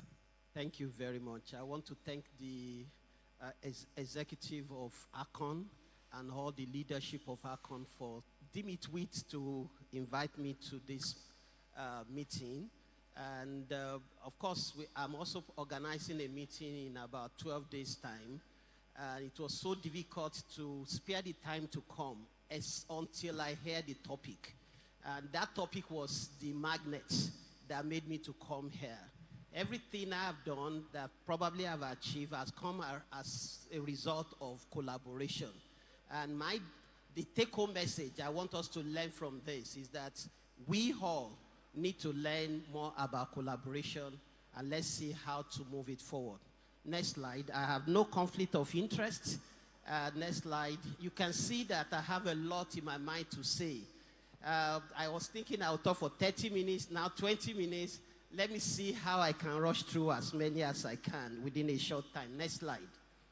I will start with this quote that says that we live in a world where collaboration is no longer a luxury. And this is very, very true. It's now a necessity. If you want to be an excellent academia or excellent clinician, then collaboration is a necessity. So let's go to the basics. What is collaboration? Collaboration is essentially can be defined as two or more individuals coming together and meaningfully contributing towards a common research goal. And what it does is that it helps us to take advantage of the strengths of individual partners to conduct research that would not have been possible if we have one individual doing that. And I have a lot of story behind it. It gives you opportunity to benefit from the knowledge, the information, the skill, and the expertise of other people. We wanted to apply for Pfizer grant, and we were looking at how do we get a mobile mammo to be able to do a community grant. And one of our collaborators said, oh, I read somewhere that 2 mobile mammo was donated to Nigeria. And that was how we got it. And eventually we applied for the grant, and we got the grant. So there's a saying that when you have a mentor, you ride on the shoulder of giants. I would say that if you have a collaboration, you ride on multiple giants. You are riding on the shoulder of multiple giants. And I can tell stories about what we have experienced having collaboration to that, but time will not allow me. What are the characteristics of research collaboration? It can take different forms based on size. And of course, you can have few people collaborating and doing research together, and this can extend to a larger network, independent academics across the world. Of course, it can actually be a short time or a long time collaboration. Next slide. Yeah, it can vary based on geographic. All of us, we are a lot academic in the room. It can be north to south collaboration or global south collaboration, meaning collaboration between low-middle income country and another low-middle income country. It could be vertical, meaning that it can be within the discipline. Like if all the Arcon members decide to collaborate with Dr. Elebute that we are interested in your data, we all want to start collating all our breast cancer together. So it can be interdisciplinary and can be interdiscipline. And that's what we call horizontal collaboration. It can actually be presential, meaning that everybody staying in one room discussing the research together, or it could be virtual, and that's something that we have learned with COVID. There are several types of collaboration which can range from private to public partnership, can be within private partnership between a non-governmental organization with non-profit organization. It can be between multiple academic. Next slide. But one thing is that we know when you are talking about types of collaboration, it can be an informal. And I can believe that almost everybody here has been in one collaboration or the other. But most of it are actually informal. When you wanted to do your analysis and you look for somebody in the epi group and say, please, I try to do it, I'm not getting it, that's a form of collaboration. But the one that will actually attract more grant to us are the formal collaboration. They are often, this helps us to attract more grant and more funding to do work. But another important collaboration is collaboration with industries. There are nuances that you will never know until you partner with an industry. Whatever intellectual property you develop, you may not know how to market it until you have somebody in that field. If you talk to GNC High, we want to do something, they will tell you which state in the country will be able to afford this that you are bringing around, because they've been working. So there are nuances that industry know better than we in the academics, and all of us must do as much as possible to collaborate with them. Then we could have meta collaboration, meaning that collaborators or a network are collaborating with another network. As if, an example is if CAPTC working in prostate cancer, joining with colorectal cancer group, AGO, and forming a network. We tried to do that, which didn't work at some time, but we are still at it. As a researcher, you must identify individuals and groups that are essential to your academic success, and consciously look for efforts and opportunity, look for opportunity to collaborate with them. Why do researchers collaborate? A study was done in US, and they put all the researchers together, about 100 of them, and they were asking, why do you think we need to collaborate? And a list of reasons were given. I won't dwell on that. I will just go to the next slide. On benefit of research collaboration. One, research collaboration give you opportunity to have academic success, successful academic career. And if anybody think I've been successful, it's not because my father has oil money that is funding my research. It's all because I have partners that I'm working with that is applied, and we are applying for grant to be able to do the research that I love. Not even they, that I love to actually work with. And I will talk about that. It helps to expand the breadth of your research. It makes research fun. If you've never seen fun in research, try and dwell and join, collaborate, and be in a collaboration. You see that it makes it a fun. It allows you to collect, analyze more data.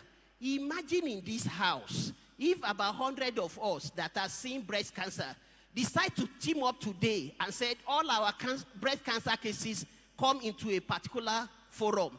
In the next 1 year, we'll have over 2,000.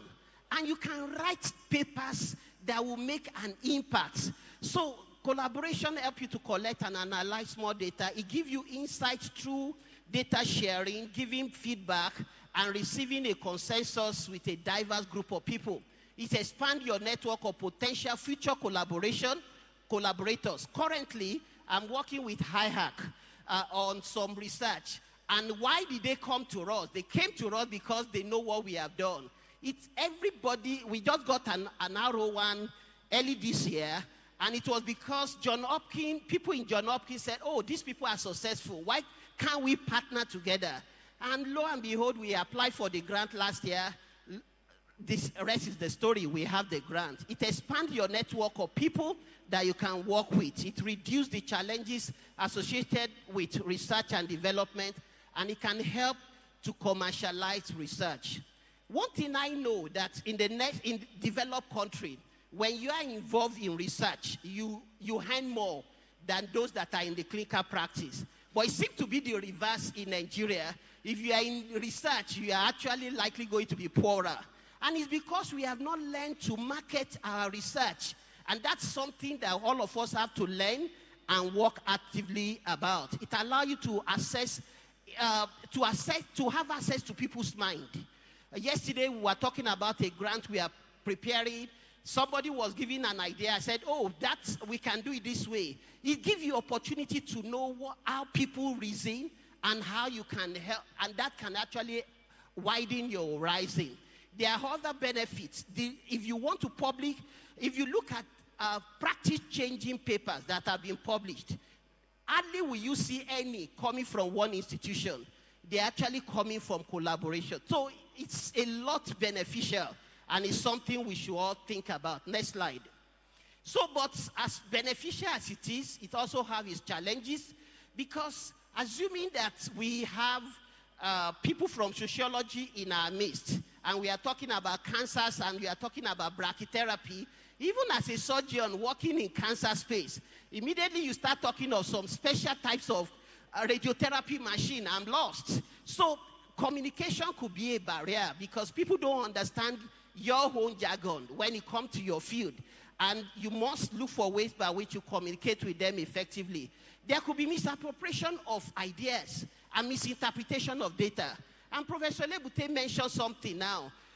If you look at your patient and you are collaborating with somebody from John Hopkins University, where 80% of your patient died in a year, and over there, 90% of their patient died, somebody can misinterpret it and say you are not doing a good job without looking at context. So when you are sharing data, context is very important, and this has to be declared right from the beginning.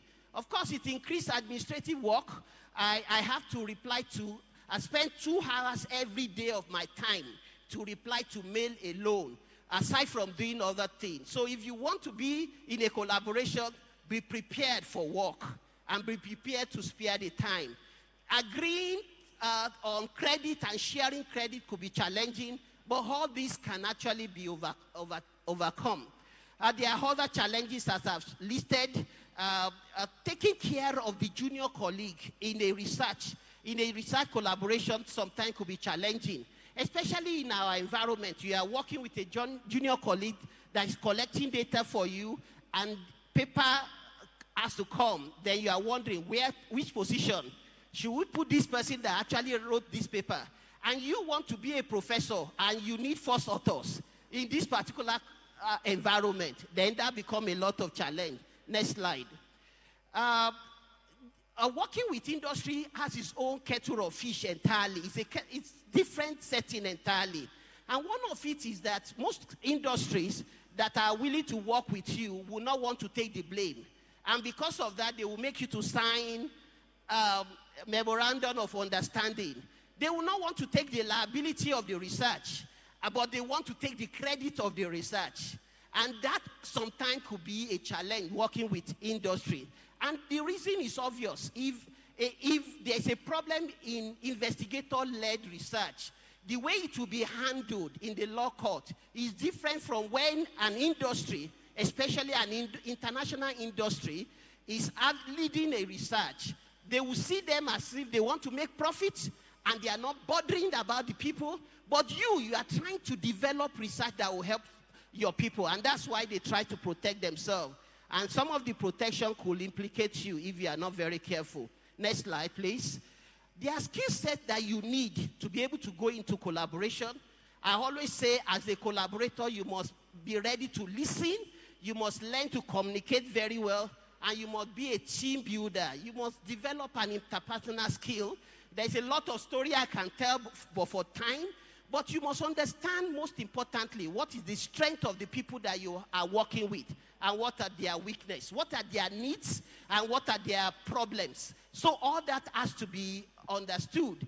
I always tell my research partner, I'm taking advantage of your strength, forgetting your weakness, so that I can use that to work, to strengthen my other area of weakness. Leadership skill is very, very key. You must be able to manage the project, and you must be able to administer human being and also administer resources. So effective leadership is very important if you must have a successful collaboration. And what a leader should do is what I've highlighted, but I won't waste time on that. Next slide. Next. Just to mention that as a leader, you must be flexible. You cannot afford to be rigid. When people have problems, you must be passionate to listen to them. You can't focus more on your research alone without looking at human being. You are not dealing with research animal. That is the difference between the basic scientists that are working with rats and we clinicians that are working in the research field. Why many collaboration doesn't work? And I want to encourage us to listen to this. The reason why many research collaboration doesn't work is because many focus primarily on the output rather than friendship and mutual trust. If you are doing a research because you just want to publish paper so that I can get my promotion, such research will never last very long. When the focus is what is the need for me, yes, you need to have something. But if the primary focus is that what is the need for me in terms of monetary gain and other things, that research collaboration will not. Because if that monetary gain is not coming as you expect, you lose interest, and that will cause the demise of the research collaboration. But more importantly, paying attention to some details. Please, as a researcher, if you are collaborating with an institution, make sure that you are not just doing it as one person with other institutions. Make it your institution and the other institution. And sign an undertaking between your institution and that institution. That helps you to decide what is your whole role, what is the role of the group, and what is the role of others in the partnership. One other thing is that you must sign memorandum of understanding, a material transfer agreement, data transfer agreement. If you don't sign data transfer agreement before sharing your data, don't be surprised to see the PhD of the person you share your, PhD student of the person you share your data with, presenting your data in a meeting, international meeting, and they publish that, and you'll be wondering, but this is our data. So there must be attention to detail. Next slide. And there are processes that must be looked into when you are signing your data transfer agreement or material transfer agreement. It's not to make you look equal, but actually you are a partner, you are equal. But you need to clarify right from the beginning, how do we handle authorship? In my setting now, I have my junior colleague writing paper with us, and a junior colleague from US writing paper. And the question is that who is the first author? Who is going to be the first author? And the next thing is, as a senior researcher, I should be the senior author. And the junior colleague over there also have a senior author that is also interested in taking the senior authorship role. But these days, that has been resolved. You could have joint first author, and you could have joint last author. And that has helped to take care of most of the issues that happen. But everything needs to be spelled out right from the beginning. Who owns the data? Who owns the data? Who owns the sample? And the derivative from the samples. Right from the beginning, all this has to be trashed out. Let me tell you, if you are working with international partners, they will tell you you are the owner of the samples, but they are the owner of the derivative. I always ask them, if I don't give you my sample, where do you get the derivatives? So there must be a midway between both of us, and that has been our benchmark in doing research with others. Anytime there is doing research, you are doing a research, you must not be too eager that, oh, everything you have, I must have. Do you have electricity to back it up? Do you have infrastructure to cope with some of those equipment that they have? I just got an equipment that can run automated immunohistochemistry and IHD in situ hybridization in Ife, and it has taken me almost 6 months to get it installed. So if I insist, all the type of machine they have at MSKCC, I must have. You can believe that they will fill up my junkyard because we will not be able to install. So you must be realistic in the technology that you want them to transfer. And when they are transferred, make sure that you can equal that with whatever resources you have. Don't cheat your institution while signing material transfer agreement and others. Indirect compensation for indirect costs of your institution is very key. I won't bother about what you should do when negotiating contracts. Let's go. Why do you ask, what you should ask yourself before having a collaboration? And the most important thing is that, do I have time for it? Please, if you don't have time for collaboration, don't waste their time, because they will soon realize that you are not a good collaborator.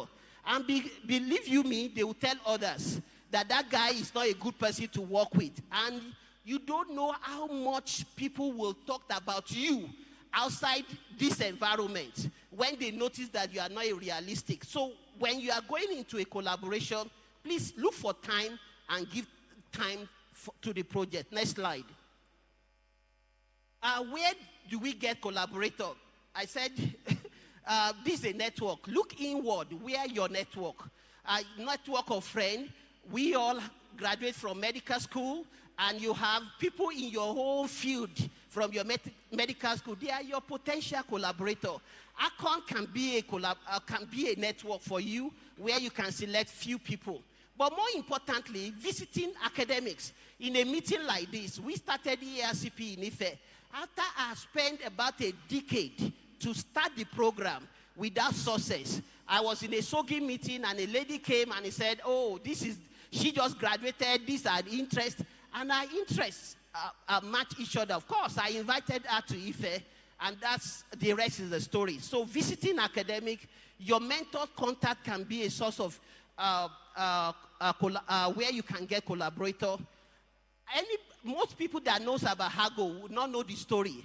How did Hago started? We started because I saw a paper in a journal where Professor Brenner, I will show you a picture very shortly, who wrote a review, and I wrote a letter to him. I'm interested in this aspect, and that's how African Research Group for Oncology started. Checking relevant journals, you must have access to at least the abstracts of relevant journals in your field, because it helps you to develop ideas on new research and develop collaborators. Their emails are always there, which you can get free of charge. Conference programs, social medias, editorial board of relevant journals who are reviewing papers along your field can be potential source of collaborator. You must be aware of people that have synergistic area of research to you. As a researcher, I need a bioscientist, I need a statistician, and I need a group of people that need to help me. I can see her standing up, so I need to move very fast. Regional experts, follow the money, I said, meaning that anybody that is successful in applying for a grant is a potential collaborator to you, attending conferences and boot camp, making yourself visible by publishing. Please don't neglect the day of little beginning. Your retrospective paper is also important. That's how people know that you have interest in those areas and can attract them to you. Next slide. Factors to consider when choosing collaborator. Just know that collaboration is like dating. And that's where we have women better than us men. It's like dating. A woman will not date any man that they don't like. So if you want to have collaborator, it's like dating. You must choose person with good research quality, good professional quality, good personal quality, and good social quality, because collaboration is almost like friendship. Next slide. And there is process in determining research partnership. Actually starts from adequate preparation to process and impact, which I won't waste time on. Next slide. Next slide. So the key thing we need to know if we are having lasting collaboration is that the collaboration should be based on strong mutual interest or both parties. I am always worried when I see somebody bringing already designed protocol and dumping it on your table and said, okay, can we work on this? That will not last. You must be part of whatever you are designing. The interest must match, and you should be part of whatever that is written right from the beginning. Openness and transparency must be right from the beginning. Next slide. You must discuss the budget. You must discuss everything. What is the role? If a member of the other team is going to derive PhD from your work, it should be stated.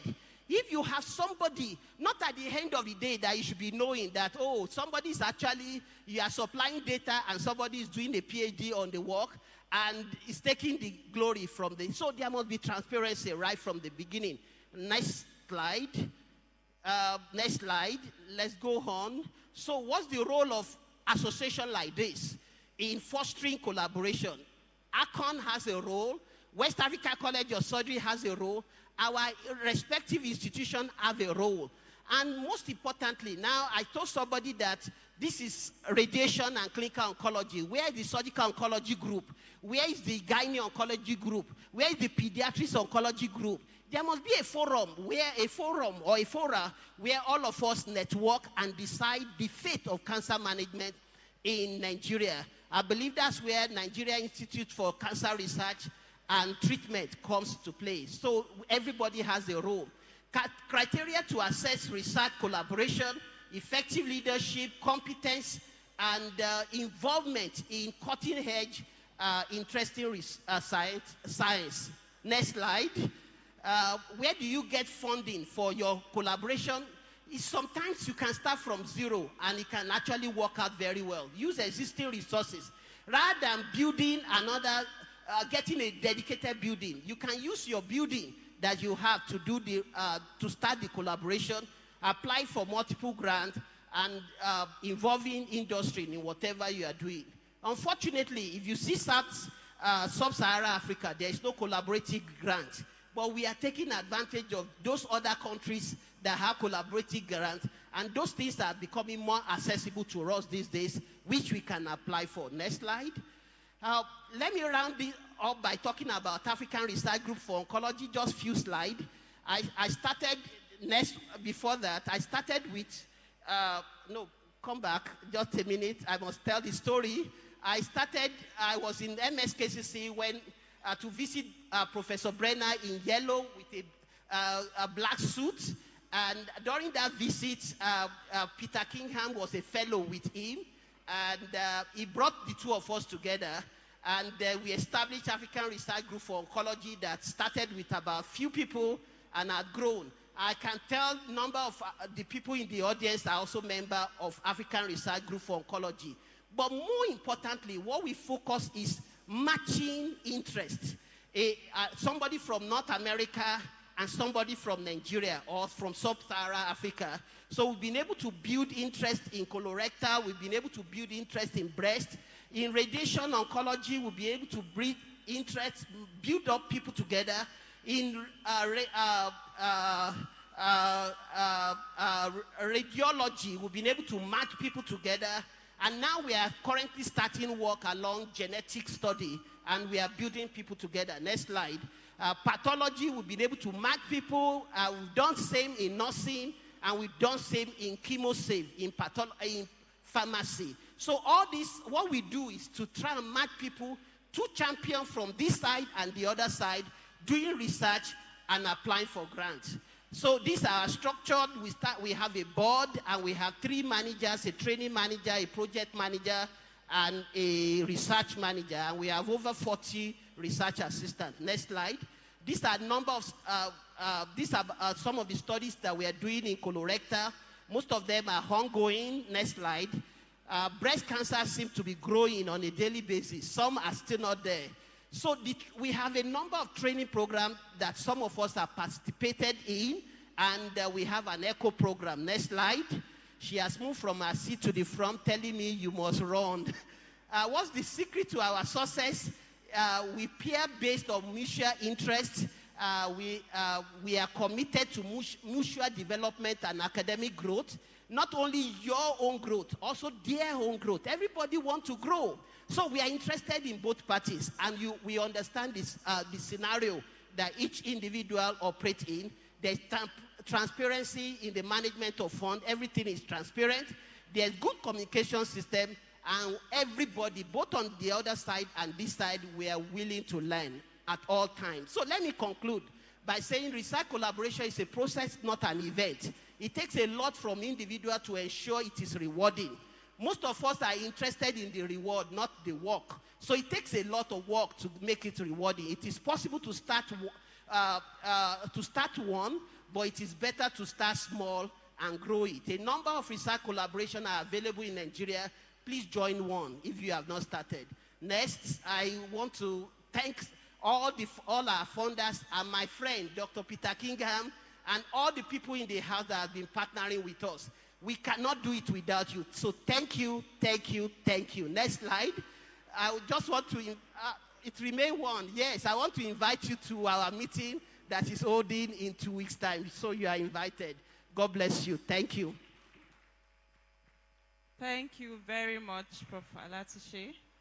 I think we are ready now for the next presentation. What we will do is that we are going to take the questions after Professor Wong's presentation. So if you have, so please hold your questions and your comments for Prof. Alatishe. So Professor Wong, you have the floor.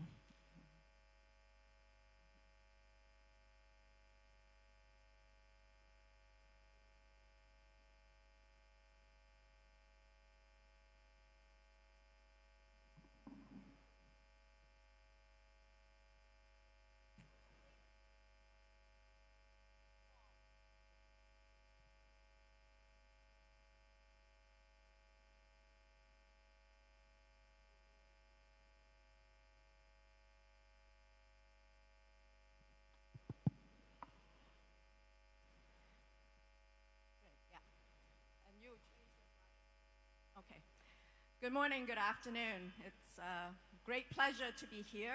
I want to thank the organizing committee and in particular Dr. Lacey Beacon for giving me the opportunity to be here. My topic is CRMP, which is short for Clinical Research Mentorship Program, the acronym we started off with and continued with, and I'll tell you more about this project. Yeah. See, here's my disclosures. Next slide.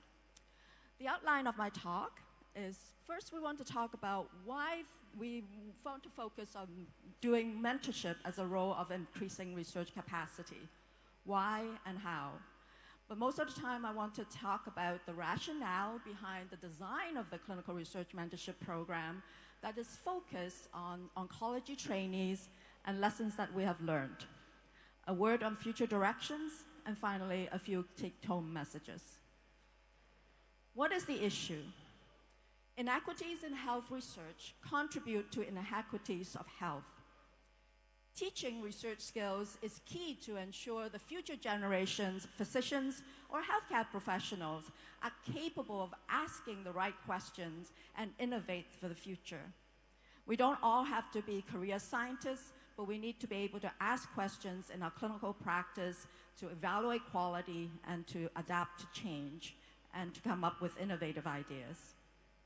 Improvement on clinical research capacity equals improved patient outcomes, and cultivating research skills is an essential component for all oncology research training programs. I really like this paper that is written by a few top academics. It's entitled, "Why do we need to focus on oncology trainees? We reap what we sow." The premise is the paper is that oncology trainees are among the best and the brightest, and cancer care is better if we challenge the standard of care. Oncology trainees are inspired to do research, that's why most of them join this phase, and supporting them early to keep the fire burning is where we need to be, so they can grow into doing big-time research that we've all been hearing about. In this paper, they provided a number of suggestions throughout the individual's career, but most importantly, connect them with the mentors. Next slide. Mentoring our trainees require resources.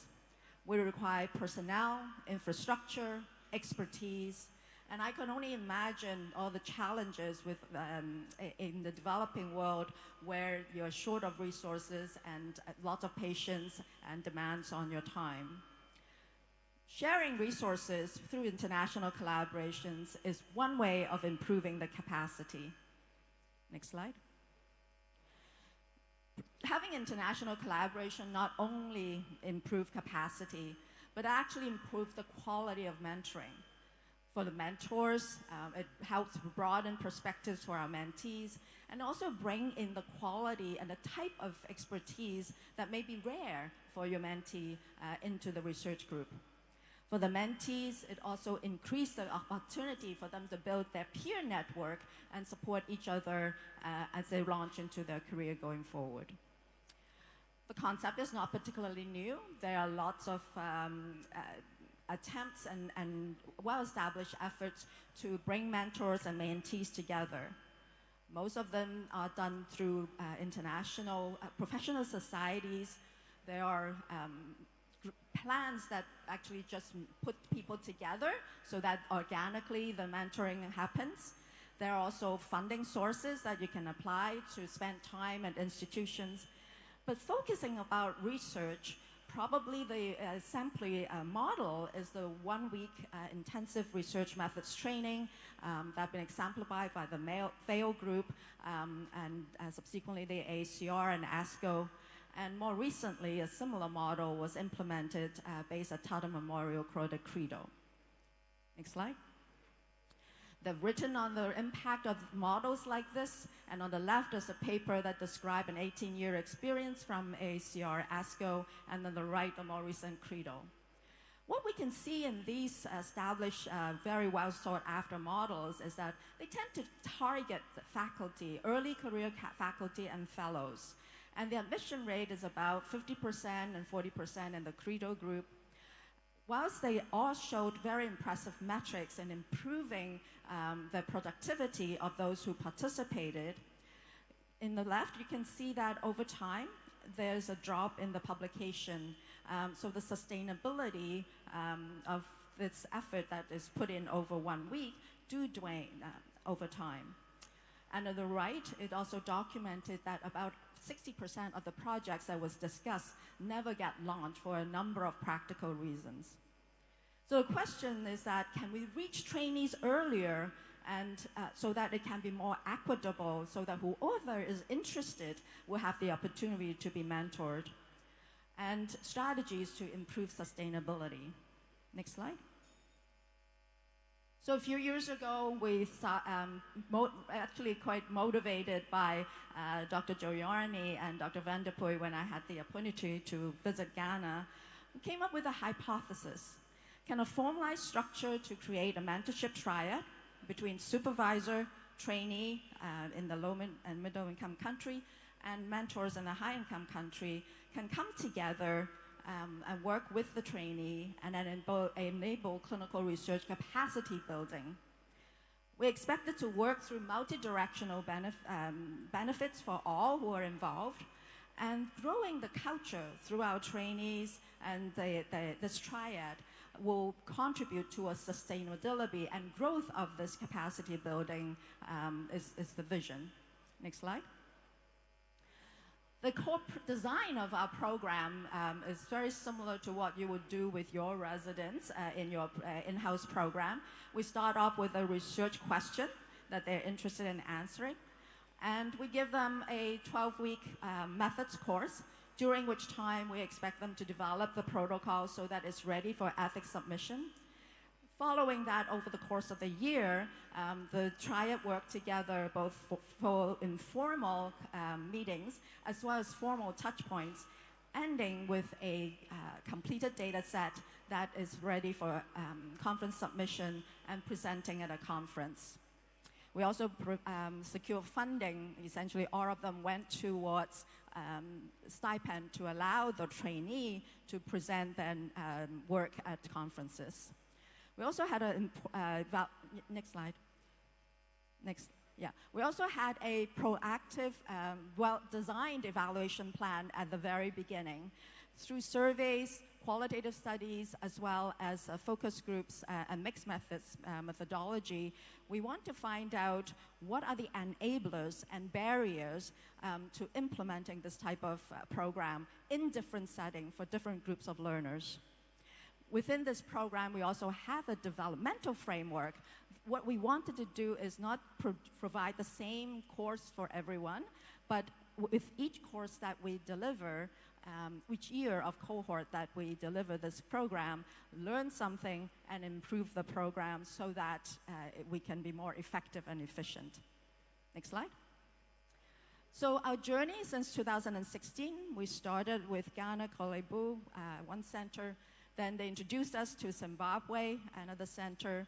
And then through Dr. Lisa Beacon, she encouraged us to expand it to the whole country of Nigeria. And we were able to get residents from each of the training centers to participate. And through that experience, this year, we expanded it to aortic, able to reach 5 countries and 7 residents who participated in this current cohort.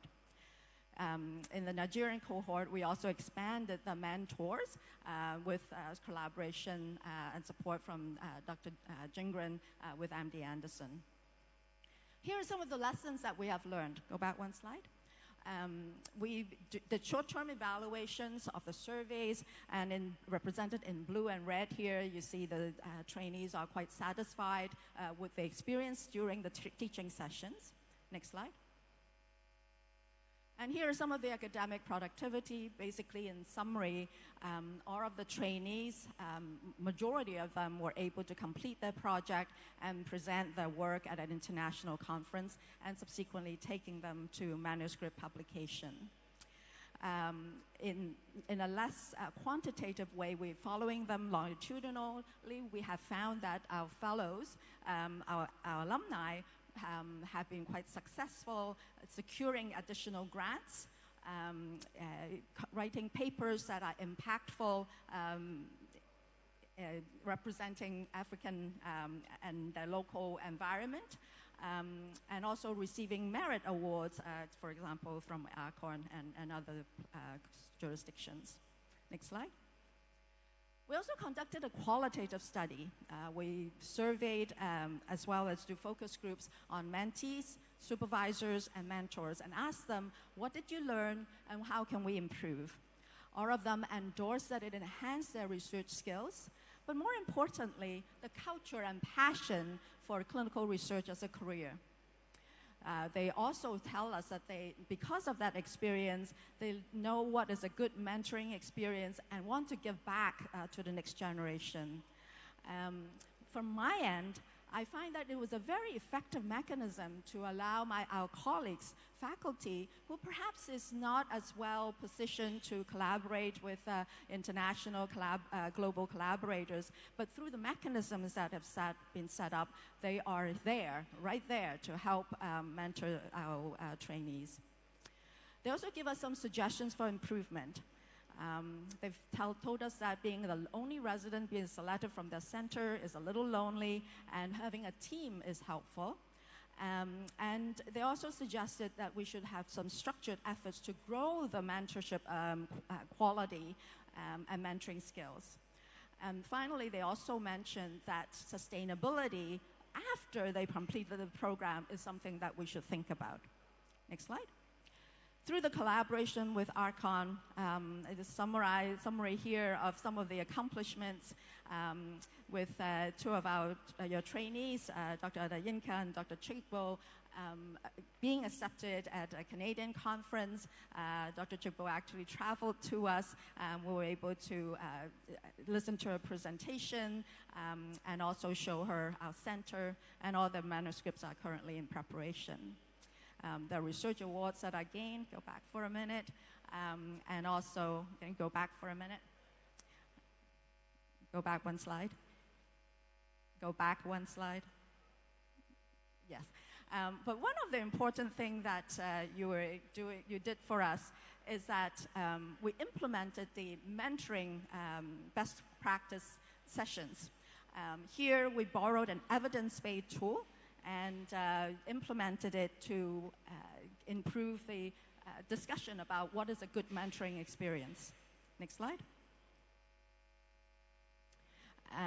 Next slide. So a word about the future. We anticipate that we want to build in transition to independent practice and research. And some of the thoughts are grant writing workshops, seek grants so they can practice writing. And we started inviting our alumni to come back as junior mentors to give back to and practice their mentoring skills. Next slide.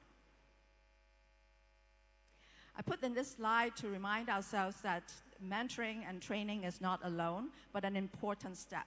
But together and a systematic approach to some of these named challenges of barriers towards research can perhaps be solved through good, strong international collaboration. Next slide. Next slide.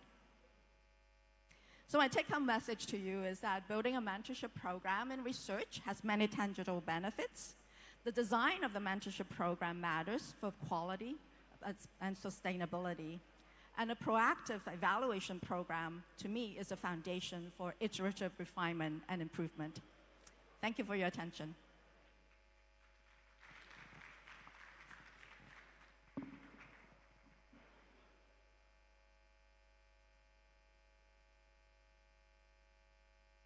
Thank you so much. Thank you so much for keeping to time. Thank you so much. So I think we can have the questions and answers now. Please keep your questions and comments short. So I think this has been very interesting, this session. I think what we all should take away is that data is gold, collaboration is key, mentorship is important, commitment, leadership will get you there, and quality research is possible. So do we have any questions and comments? Please keep it brief. All right, thank you. Thank you, Dr. Wong. This was a really fantastic model, and I want to commend you and Anuja on all the progress you've made on the mentoring program. It's incredible. My only question or comment is, are you thinking about working with other professional societies? Because every professional society out of the US now has an international committee, and they're lacking tangible projects, in my view, that could be potentially impactful, mostly because these professional societies, the international committees, are not well funded, right? But they're eager participants who want to contribute. So could this be a model, say, for example, for ASTRO International Committee for the Education Group, right, to be able to then provide one or two mentors that can sort of help support this program and expand and scale it?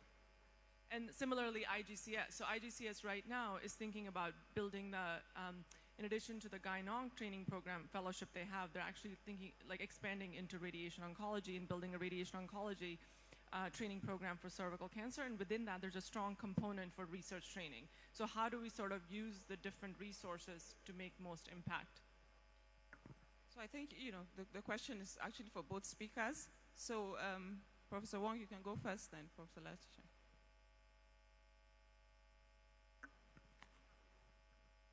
Okay, I completely agree with you. I think the model for me, mentorship is expensive, mentorship is cheap. We only need the framework and need somebody to oversee it and move it forward. And I think that, and that's what I meant by getting my faculty who's interested to participate.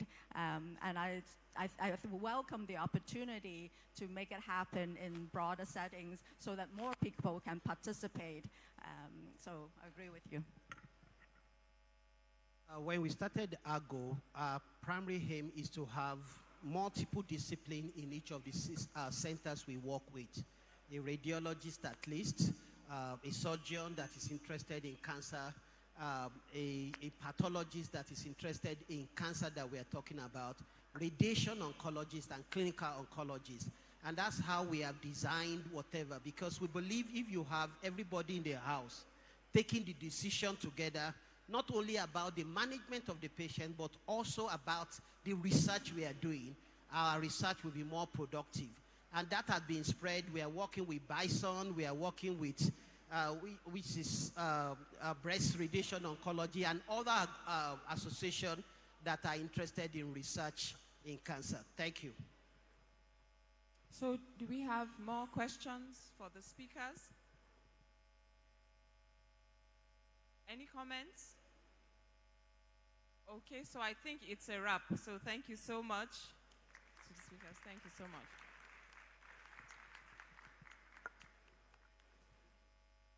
So the next presenter should please get ready. If you have your presentations, could you please submit it to our IT team? So Dr. Jimo, we're inviting you to moderate the next session.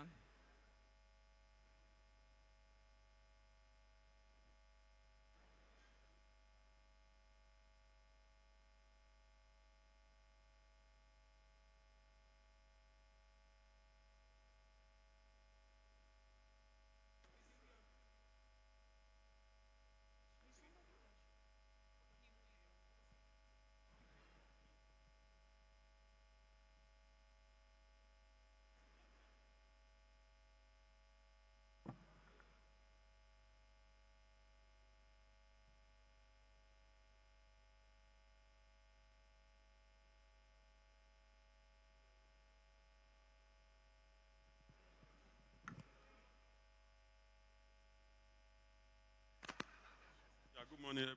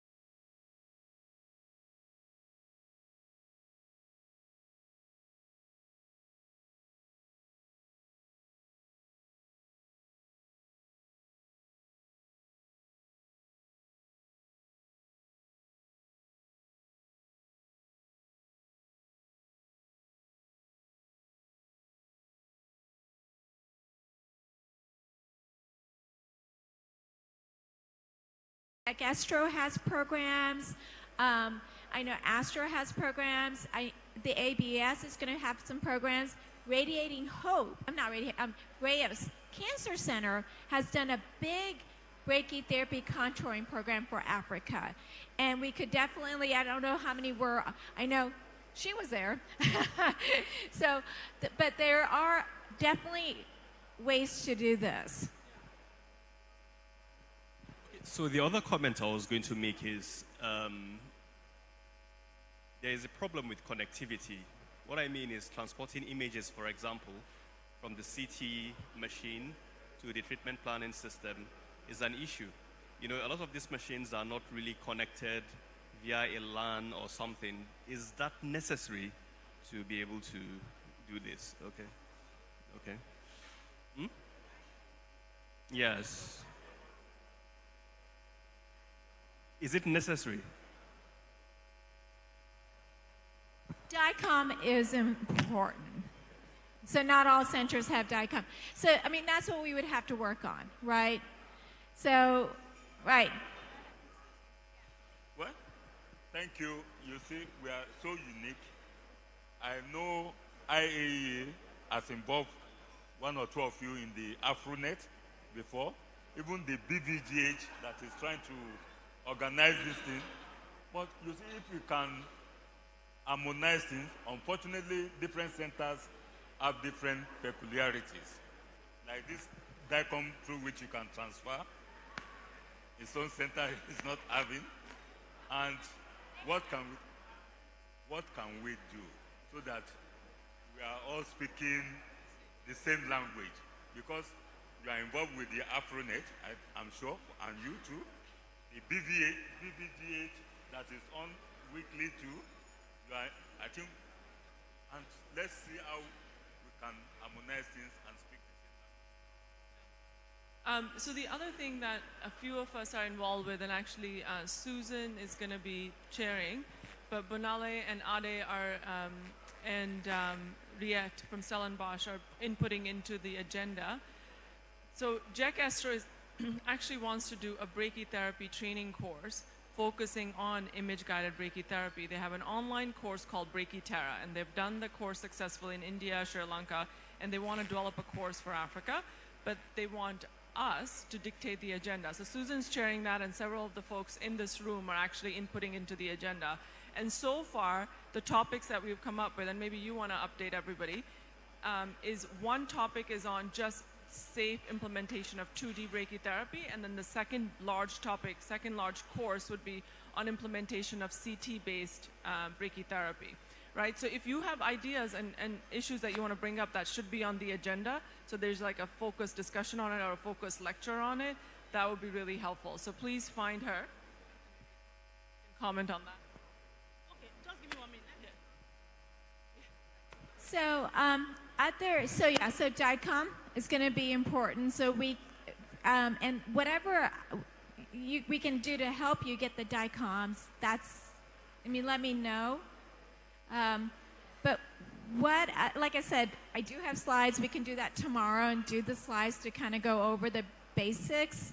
But, because I'm supposed to do this again tomorrow, but I can definitely do the basics tomorrow. But what other questions, or because they really wanted to keep this casual, on what we can do to help? I mean, we can definitely help. I can definitely help with training. And I can definitely help with both physics training as well as physician training, because I do have a lot of physicists who are very interested in this and who are just trained as brachytherapist physicists, because that's the other big step. So before you go to 2 to 3D, your physicists have to be trained. I mean, that's even more important than you is your physicists, because they have to be able to label and put the instruments in correctly before you can even plan, right? So that's the big step. And again, A-Front has courses, and we just finished a brachytherapy course through A-Front on brachytherapy, which included physicists and physicians. She was definitely there. She asked me thousands of questions. But there are other resources that we can definitely help with. So anything else? Thank you. She wanted me to mention the topics that have been listed for the one you're working on. Okay, so here there is patient presentation, anesthesia, choice of applicators, brachy application process, imaging, applicator reconstruction, contouring, optimization, plan approval, applicator removal and discharge. And I think we have added history of brachytherapy, then we have added safety, how to handle emergency. So presently we're just collating the topics that will be related to us, so that at least when they are coming up with the material and the lectures and the faculties, it will be targeted to us. So another thing that, like you're saying, is here we have more advanced disease. So that's why we're even talking about neoadjuvant, but the idea should have been interstitial needles, which we still don't have in the country. So at the end of our EBRT, we still have a lot of residual disease that our tandem and ovoids cannot handle. So we still need more training, because I think at the time, somebody donated some freehand interstitial needles for us. So the fear of not knowing how to go about it. Then ultrasound training will also be very, very important, because it's our therapists that will guide us. If you have a good, somebody that is very vast in ultrasound, it can also help you even when you are doing even with the 2D to the 3D, ultrasound training too. I think I should also include that, will also be very necessary. But like you said, in 3D, in fact, it's as if the physicist is more important than the physician, because they need to know it. If they know it, the work is almost half done. The rest is just for us to do the insertion. So the physicist training is quite important. Thank you. So, and let me say something. She is absolutely correct about ultrasound. Whether you do 2D or 3D, ultrasound is so important to make sure that your tandem is in the right position. The advantage of ultrasound is you can also do it for interstitials. And we used to actually use ultrasound all the time before we had our own room with the CT for our interstitials. So they would really show us both where the needles were. You could do it abdominally and rectally. So ultrasound is, you have to do ultrasound. So, yes. Again, if we are working as a group, Nikita, Doc,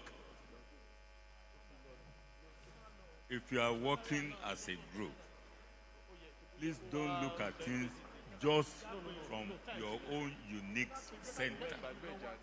Look at things from the angle of all the centers. You just said one thing now. Ultrasound guidance. No doubt about that. It's the ideal thing. And that was why I used to cry at that time, before you commission those machines, before you, those of you that can bear me witness, I was, get these things ready before you start.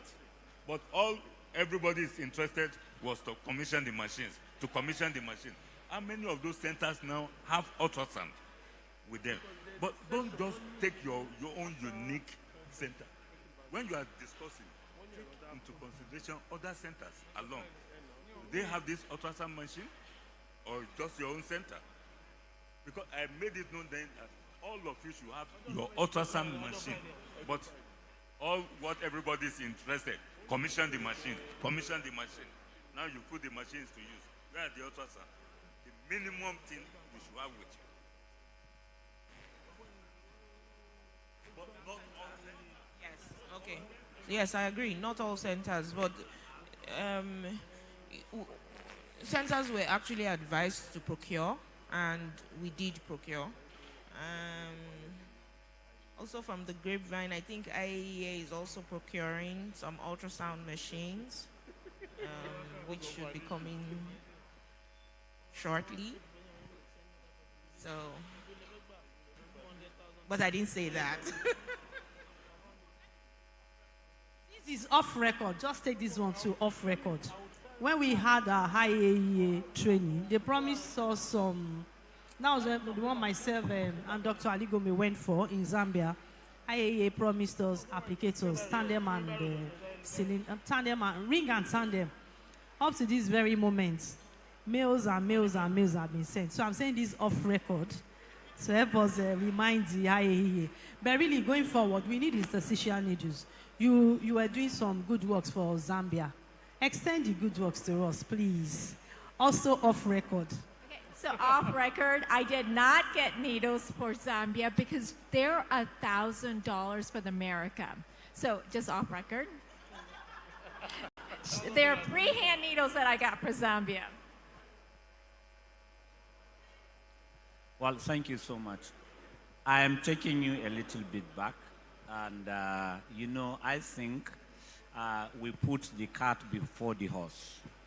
And that is why we run into those problems. It's not the clinician's fault, but perhaps the policymakers that decided to do... Hello, please, 10 more minutes for the breakout session. You are breaking us already. So where was I? Yes, the policymakers decided to procure equipment without contacting us. And then when that happened, there are institutions that were already expecting and were waiting to support that endeavor. And there are institutions that were really not interested. And that was why a lot of the high dose actually decayed before even starting. To my mind, I think we really need to go back to the basics. And every institution must develop that template, the IAEA template on how to establish brachytherapy services for gynae patients. And that is the first thing. The second thing is that we must be able to influence when do we get our basically infrastructure from the source to the applicators and so on, before we even talked of who is going to do what. If we can't do that, then we will continuously have this issue of I have an applicator, I don't have an applicator, we can't share and so on. Even, sorry, where I practice at the National Hospital, which is supposed to be, you know, at the seat of government, you know, and probably we have more, we are luckier to have, you know, listening ears very close and all that. We still have a lot of issues. Issues relating to technicalities, you know, things that we can actually, if there is commitment, sincerity from policymakers, things that we can do. But the most important thing to me is to be able to convince policymakers that, look, whatever you are investing is something that you can get tomorrow. Because patients are paying. It's out of pocket. We have some insurance here and there, but patients are paying for these services. And those that can afford travel abroad and pay all this, $1,000 is really nothing for any institution if there is commitment. We are just simply not committed to doing these things. Let me stop here, because I can talk too much. I completely agree with you. I think equipment is easy to buy. What we're lacking is the will, you know, the commitment to it, and the right focus on training and sustained education on this, right? And this is where, I guess you all know me well enough now, I think aortic needs to really step up. We need to sort of make this a huge focus for the radiation oncology special interest group. What I would like to do, what we would like to do, this group that we've created in Brachytera, is that we do this online course, see what the interest is, and you know how many people sign up, how they take up. It's completely free. And Brachytera is not funded by anybody because they actually want to stay completely vendor agnostic and don't want to take any funding. They just want to focus on education. If this works, they want to do an in-person workshop and bring in the mannequins and everything and do a proper workshop on image-guided brachytherapy. And we need to keep doing that until there's a big uptake of brachytherapy in Africa. So, and the second thing is, again, since you know me well enough now, we need to collect data. We need to collect data on our patients, the doses they're getting and the outcomes that they have, because that's the only thing that we can publish, take back to then policymakers. Even if they don't read the journals, you know what? Someone in media is going to pick up and be like, this brachytherapy is not good enough. This is the recurrence rate, and we can do better. And that's going to force, the policymakers to then further invest in this. So because I know my friend here is actually working on her data, and she's looking at 2D versus 3D. Ghana just published their data on 2D versus 3D. So I agree. You need to collect the data now on what you have. You do need to present it. There's enough data that shows 3D is better than 2D, right? So if you show it to your policymakers and show this is what we're getting and this is what the rest of the world is getting and why, that may help. Yes. Hi, I'm a medical oncologist. So this is my own observation from outside, sitting outside and looking in. So this looks like an implementation science issue, right? Everybody knows that this is a fact, but what is the reason why there's a failure of adoption? This is not an adoption problem. They always say that culture eats strategy for lunch. So this is a cultural issue. So we have to find out, this is my suggestion, find out what is the issue and how do we address it. If not, you just keep on educating and training and training and training. So what is the issue and how do we address it? I think that is my own looking inside. Yeah, and I agree. And so, Dr. Grover and I are, we're here to help. And whatever we can do, because I agree, I can train you guys. If you can't do it at home, what's the point, right? So what can we do besides aortic? How can we help y'all? So I was going to say that before that. Even this series of lectures we are trying to put together, we're having one presently ongoing by BVGH on gynae brachytherapy and even prostate brachytherapy. And they've had one or twice in the past. But now that we have it in my center, it's actually making sense. So training, especially the theoretical part of it, is not our issue at all, to a reasonable extent. So what we need is the practical, hands-on. And then what is limiting the practical? Unlike before that, only few centers have brachy. As we speak now in Nigeria, we have like 6 or 7 centers that have the brachy machine. Getting source too will not be issue, but applicators and then physicists. So then the issue is that many 5 minutes centers, more. 5 minutes more, all breakout sessions. only one or two centers or 3 centers have the capacity for image guidance. So most are like 2D. But even those that are doing image guidance and then the ones that are doing 2D, the kind of tumor we have, we don't have interstitial needles to actually undo it. So, like, there are teachers, so to do tandem and ovoid is not an issue, it's just to brush up. But then the ones we are supposed to do, which is interstitial, that suits our what, we don't have that applicator at all. Like I said, IAA promised, they're not forthcoming. So what we need is more of hands-on, more of this applicator, and then for our centers to be able to do image guidance. So we know what to do, we're just not equipped for it.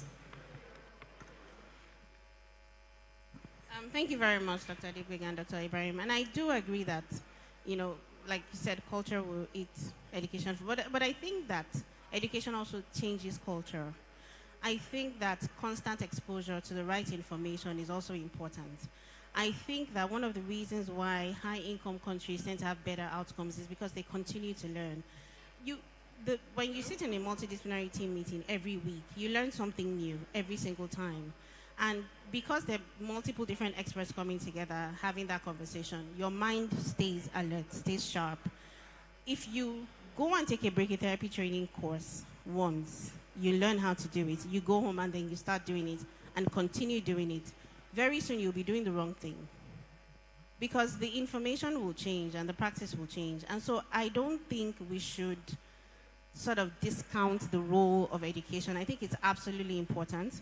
I think you might be overestimating the proportion of people who have the right information. I think the correct information has not penetrated well enough for us to get to the point where we say we know what to do. Now we just need hands-on. Part of the problem is, yes, brachytherapy is very hands-on, but I think you might be overestimating how many people have the correct information. I think education, I was reviewing an abstract that we're going to present during the Best of ASCO session, and they spent 5 years in the pre-implementation phase on education and training, just to show you how deeply important it is. And even after they've implemented, they continue to train and educate. So that's not to say that we don't need interstitial needles. Absolutely we do. I don't think we should say we know what to do now. Just give us the needles. Thank you. Sorry, ma. Please, there's an online comment for your session that I would like to take. Please, the multimedia, please help us unmute someone online. Someone online wants to make a comment. Just probably the last comment or something. For that comment, I just want to say I completely agree with our medical oncology friend who eloquently put that we actually need to, it's an implementation science project, really. So if there's any junior faculty here in the room or any junior faculty you're aware of who want to sort of work on this project through aortic with some of the mentors in the room, please reach out to me. I think this needs to be done. And one of the leaders here should really be leading it with lots of support and mentorship from several of us. So while we're waiting, I'm just, yes, no. The online, is it ready now?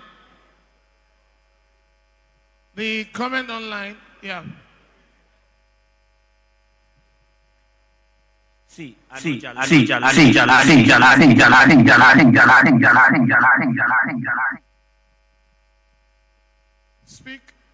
Go on and speak, please.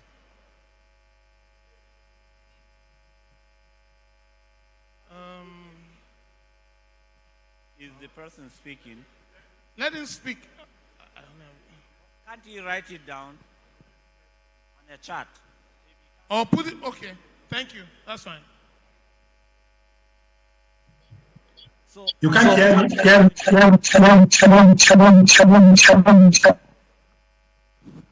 Your mic.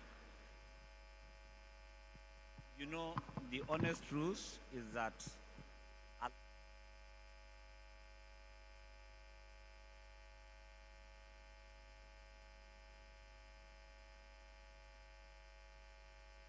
you see, we will talk here, but getting to putting somebody responsible. You see, when I was the head of department in my department, I tried to get people to subspecialize literally. Each person, each consultant to face, a particular field of radiation oncology. And that would have lessened the problems. But when you are jack of all trades, you become master of none.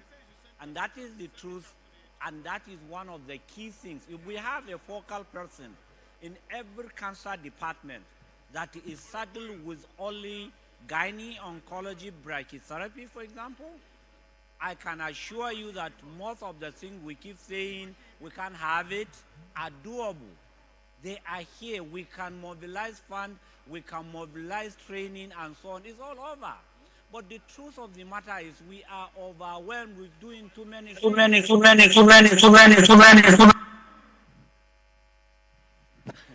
me to talk. That's okay. Thank you. Oga, talk, please. Are you done, sir? Thank you very much. If you want to, he has dropped it in the chat box. Thank you very much. Okay. Time up for all the breakout sessions. Time up. Please, let's come back together. Okay. Thank you so much. We'll move on to the next item on the agenda. That's going to be the presentation by Roach. Hello. Do we have one house? Hello. Are we done? 1 minute. Okay.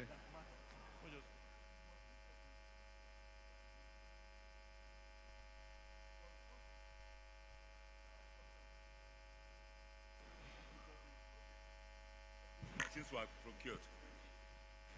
It was his project when those machines were procured.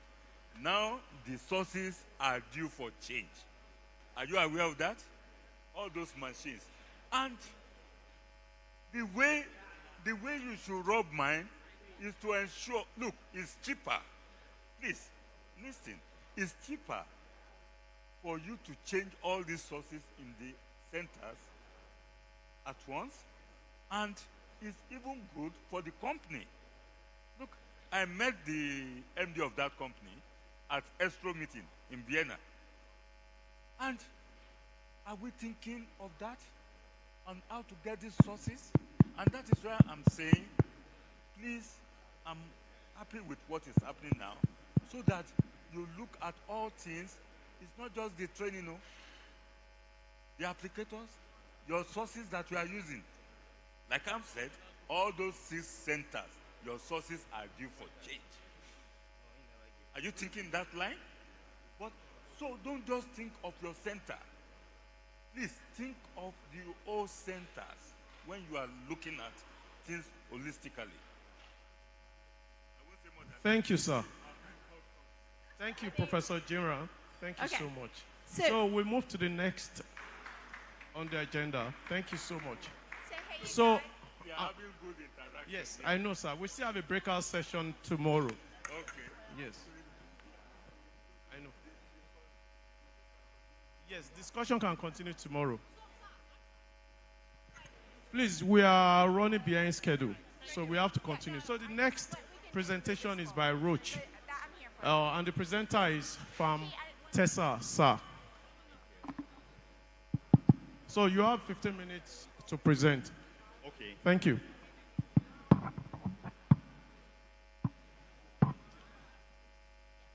Good afternoon, everybody.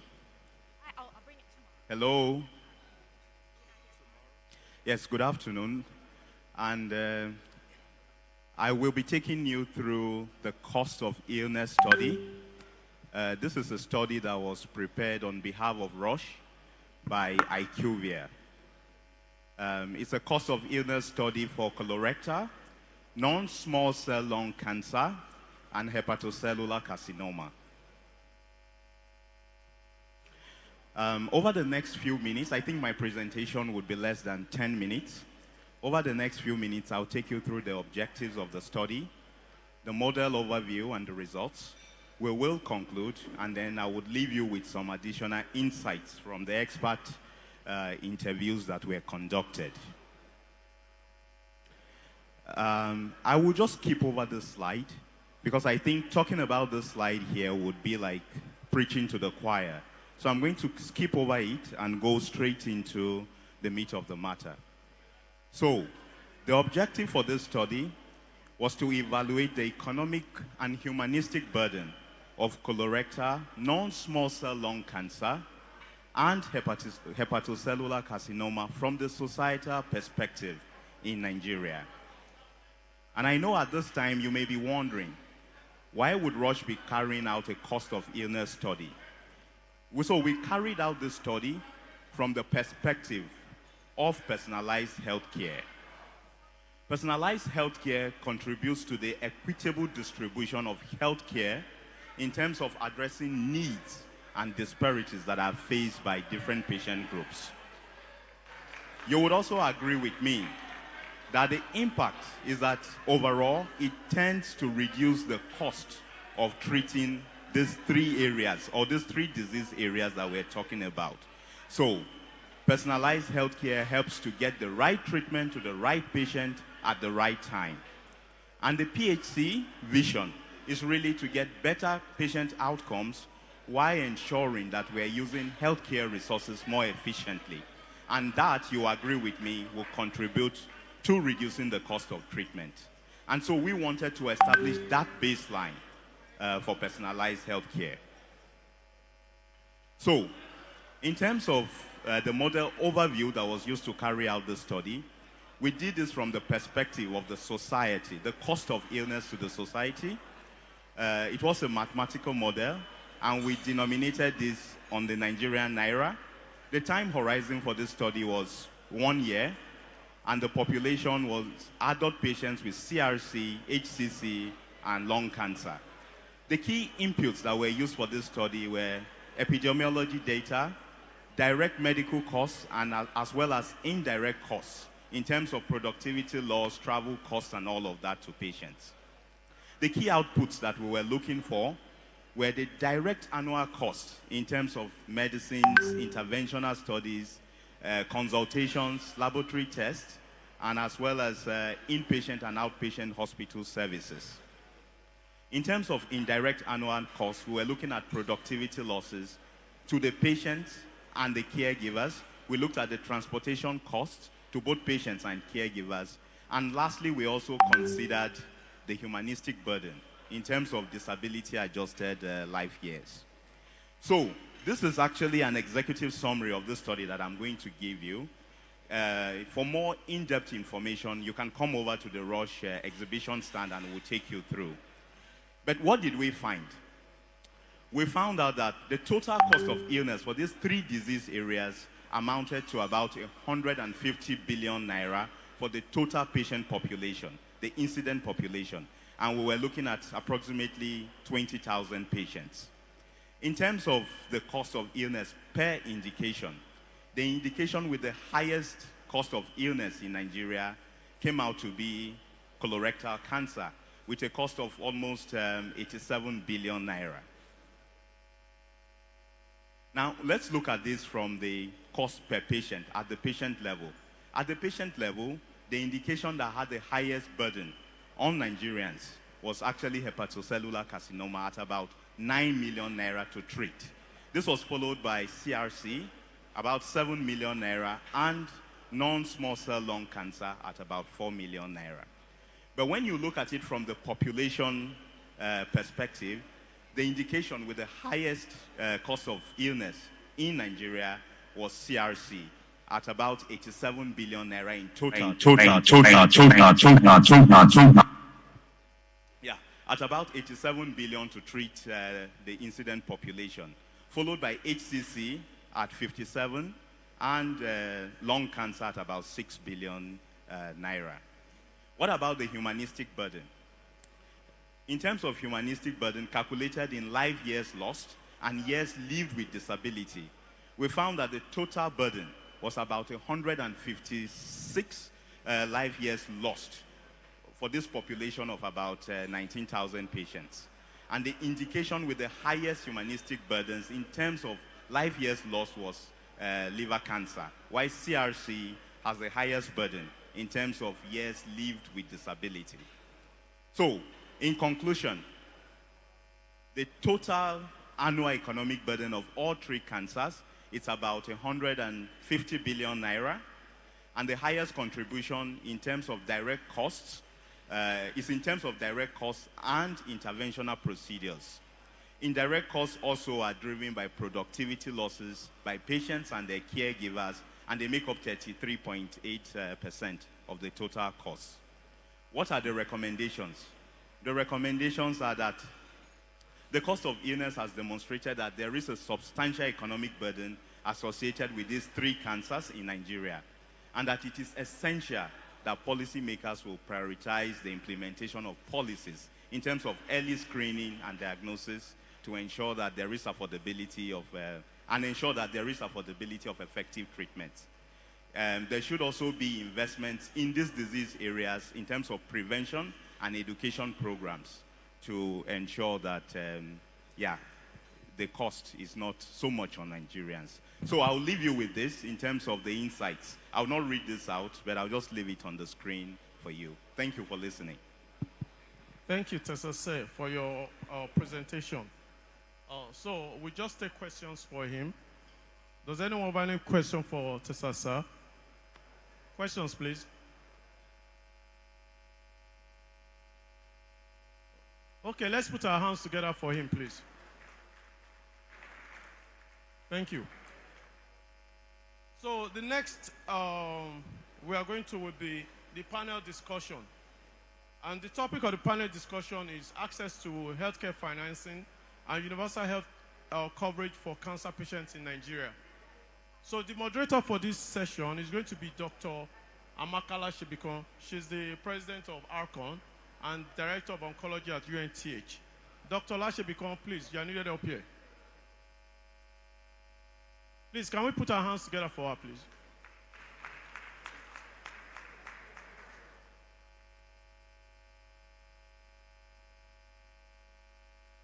Thank you. So maybe you take the first seat. Then the first person I'll be calling will be joining us virtually. I hope we are ready for that. So the technical team, are we ready for that? Dr. Zainab Bagudu. She's the the founder of Medicaid Foundation, and also the chairperson of First Ladies Against Cancer in Nigeria. So she'll be joining us virtually. Then following that, we'll be represented by Dr. Uche Nwoku, who is the Director of Clinical Services of NICRAT. Dr. Uche Nwoku, please can we put our hands together for him? Thank you.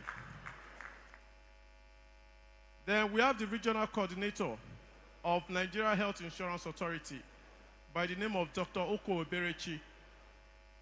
Dr. Oko Eberechi. Thank you. Let's put our hands together for her. Okay. So, the aim of this panel discussion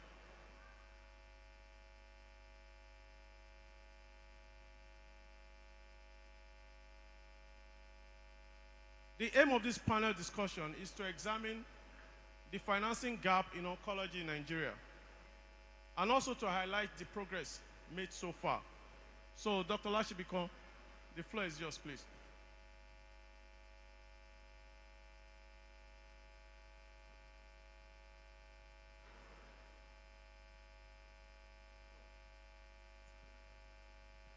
Oh, sorry, before we continue. Okay.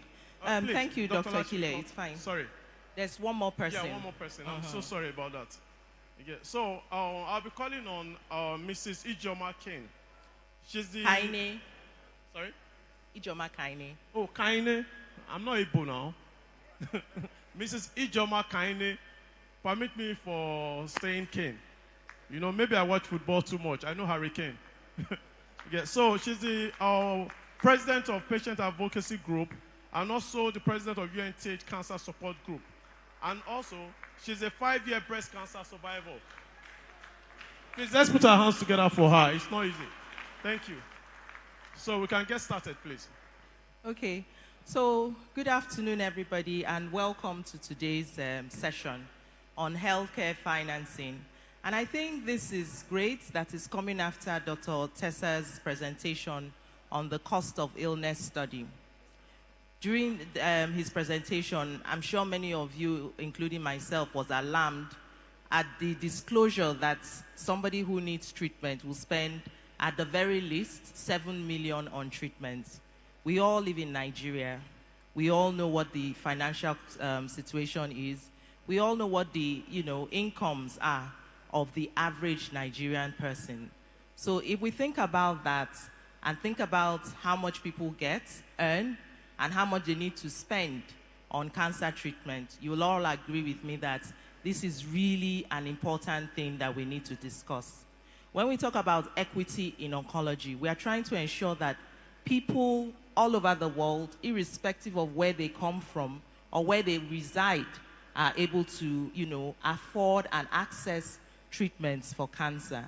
I see you nodding your head, Ijoma Kaine. I know we will get into that, your experience and some of your thoughts around this.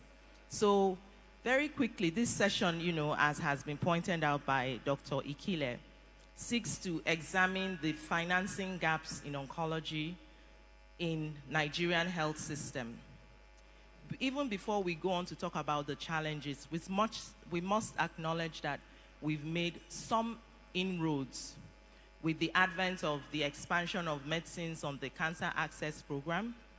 We know that the Ministry of Health in the last couple of years also introduced the Cancer Health Fund, which has seen patients with breast, cervix, and prostate cancer access their treatment free of charge on the CHF.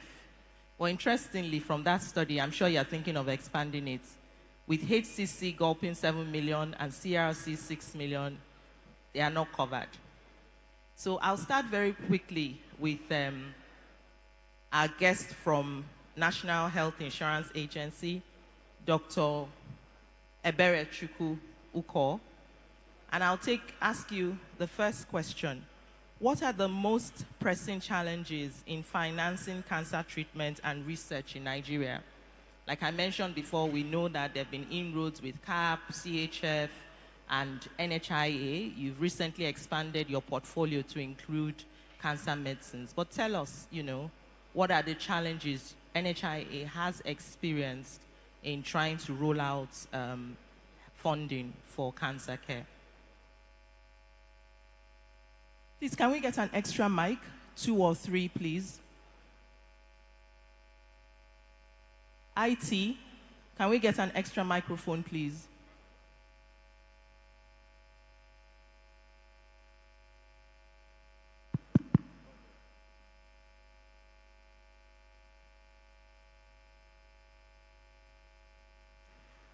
Good afternoon, everybody, and thank you for having us here. Thank you, Dr. Lashibikon, for that question. So for the NHIA, one of our biggest challenge really has been the fact that the uptake of health insurance has been on the low, right from the inception of the health insurance schemes and programs that we have been implementing.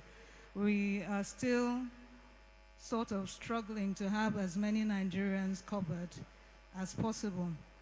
And that has really been a challenge for us because we need to grow the pool to be able to provide access for all this care. And like you've just heard, cancer care is expensive. So we need a very robust pool to be able to cater to those needs. With the signing into law of the new act, we now have the mandate to cover all Nigerians, and that also means that all cancer patients in Nigeria should have access to care. So one of those challenges is how to get everybody on board. And another thing really is the fact that the treatment costs are high. Sometimes we have made some inroads, improved or increased, expanded cover, only to find that maybe the funds that we had allocated for that were not enough. As of the time that we started covering for cancer care, was about 2 million per case if we were to cover wholly, and now we're hearing it's 7 million. So cost of treatment is high and it will always rise. So we need to be also able to find mechanisms to control the costs of care as much as possible.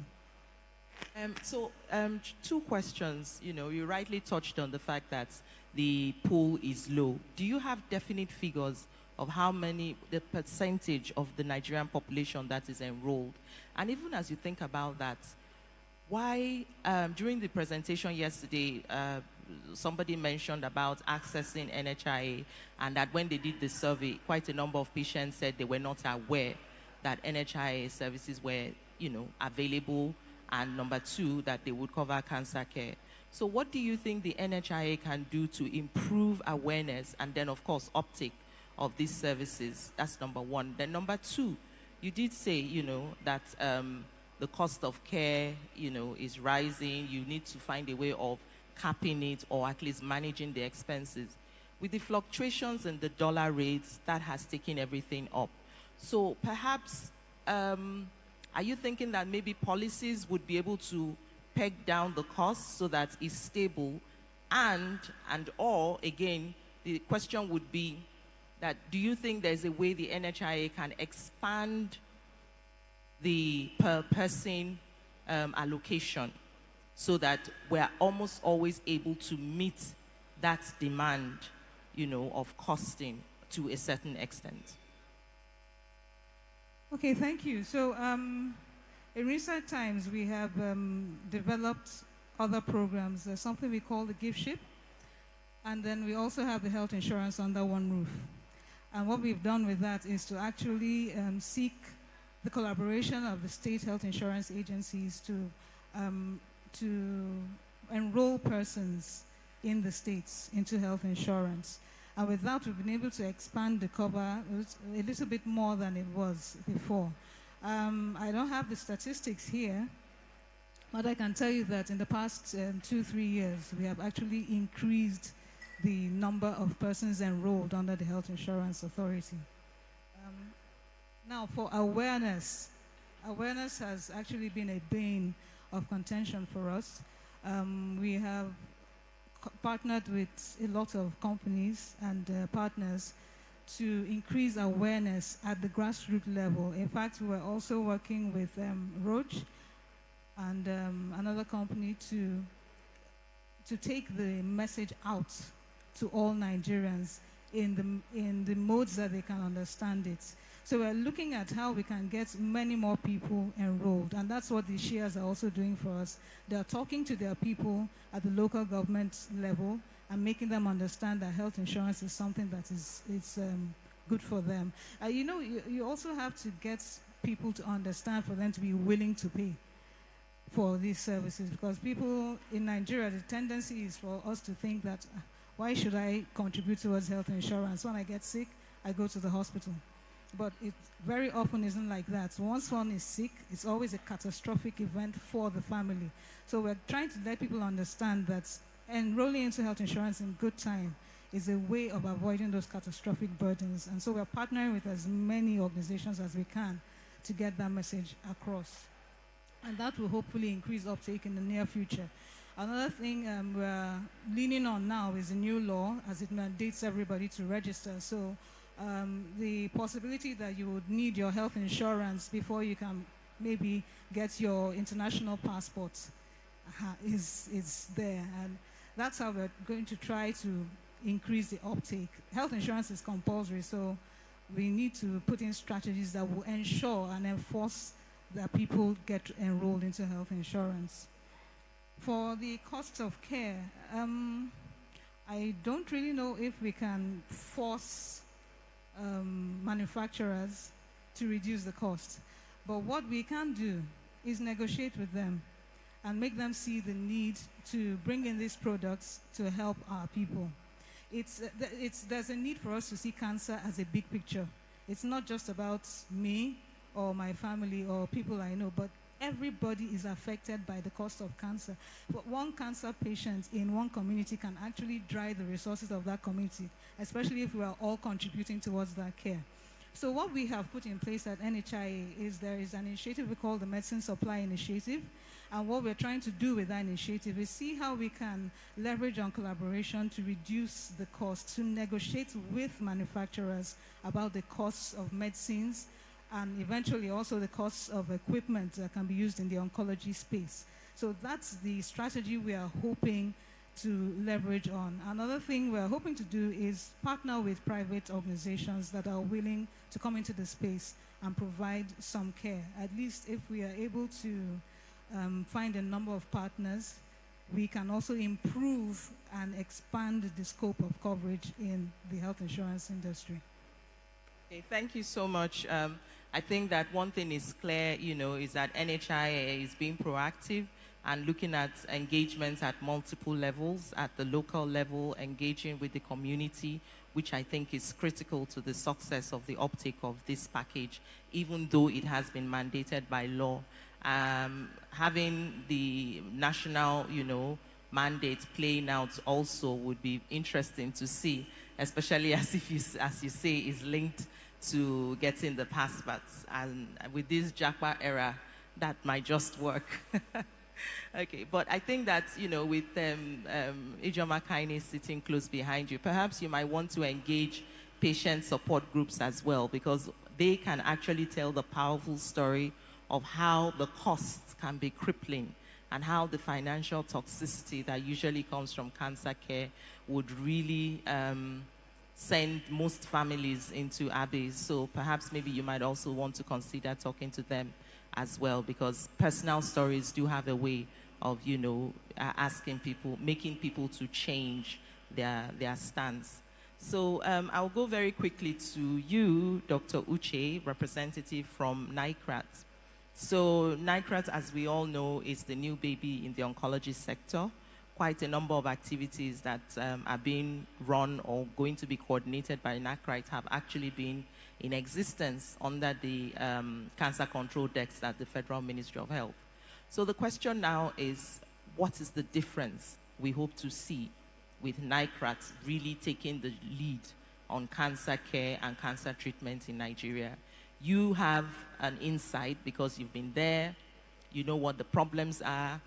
with the new acts and the enabling environments that NICRAT, we hope NICRAT would have, what do Nigerians hope to see as the difference?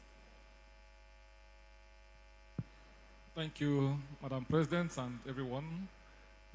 Before I go on, just want to bring greetings from the pioneer DG of NICRAT, under whose mandate I sit here. So whatever I say is what he has directed that we'll talk about. And then NICRAT is just about 8 months old. However, our actions is much more than 8 months. Having said that, most of the things that are being done in the cancer space, especially with improving access to cancer care, and especially in terms of financing, is what the government has been doing for a while. And if you ask me what can be done differently, it's very simple. It will be different now because there are a lot of bureaucracies in government sector. There are a lot of financial regulatory activities that must be followed, irrespective of whether cancer is malignant and does not respect time or respect anybody, which is the case. Okay, so a number of times, one government set out money to do anything, you must follow the due process of getting and spending that money. And this is my experience, having worked in the cancer space for over a decade now, and it's been a nightmare, okay? Trying to convince government to bring money, which they will graciously put in the budget, but to now get money from that same budget and spend it, you must follow the relevant due process, or else the graft agencies will come after you. So in the last couple of years, we've been able to try to manage the Cancer Health Fund. We also manage the Cancer Access Partnership Program. These are flagship programs that have made access to cancer care in the country a little better. But the experience hasn't been too good because of bureaucracies. A number of people will sit down and condemn those who have managed that fund, saying that patients are dying, money is not being released. But the point is that there's a way you do it, even when you do not benefit from it, graft agencies will come after you. So what we tend to do differently is because now that NICRAT has come to stay and everybody has agreed, I shall be here on Monday, but with the DG, we were in the ministry for morning, we left Ministry of Health around 7 p.m. from morning. And what we were discussing with the top echelon of the ministry was to ensure that CHF is moved from the ministry to NICRAT. That has been agreed, that has been concluded, and it's going to move. A number of other activities that have been in the ministry was to move. So the difference now is when it will take a round of file moving from my desk then in the ministry and get to about 4 other desks before you get approval. And that approval comes, it goes through the same process to come back. And those approvals will happen when the boss is on seats. So whether they're in America, like they're in Onga now, if they spend 2 weeks in Onga, that file will spend that 2 weeks on that person's table before it comes back. Cancer will not wait for that person who is in Onga to come back before it spreads. Okay? So right now with NICRAT, we just have 1 approval away. So that means within a day or less, you can get approval to do what you have to do. So it becomes a bit faster.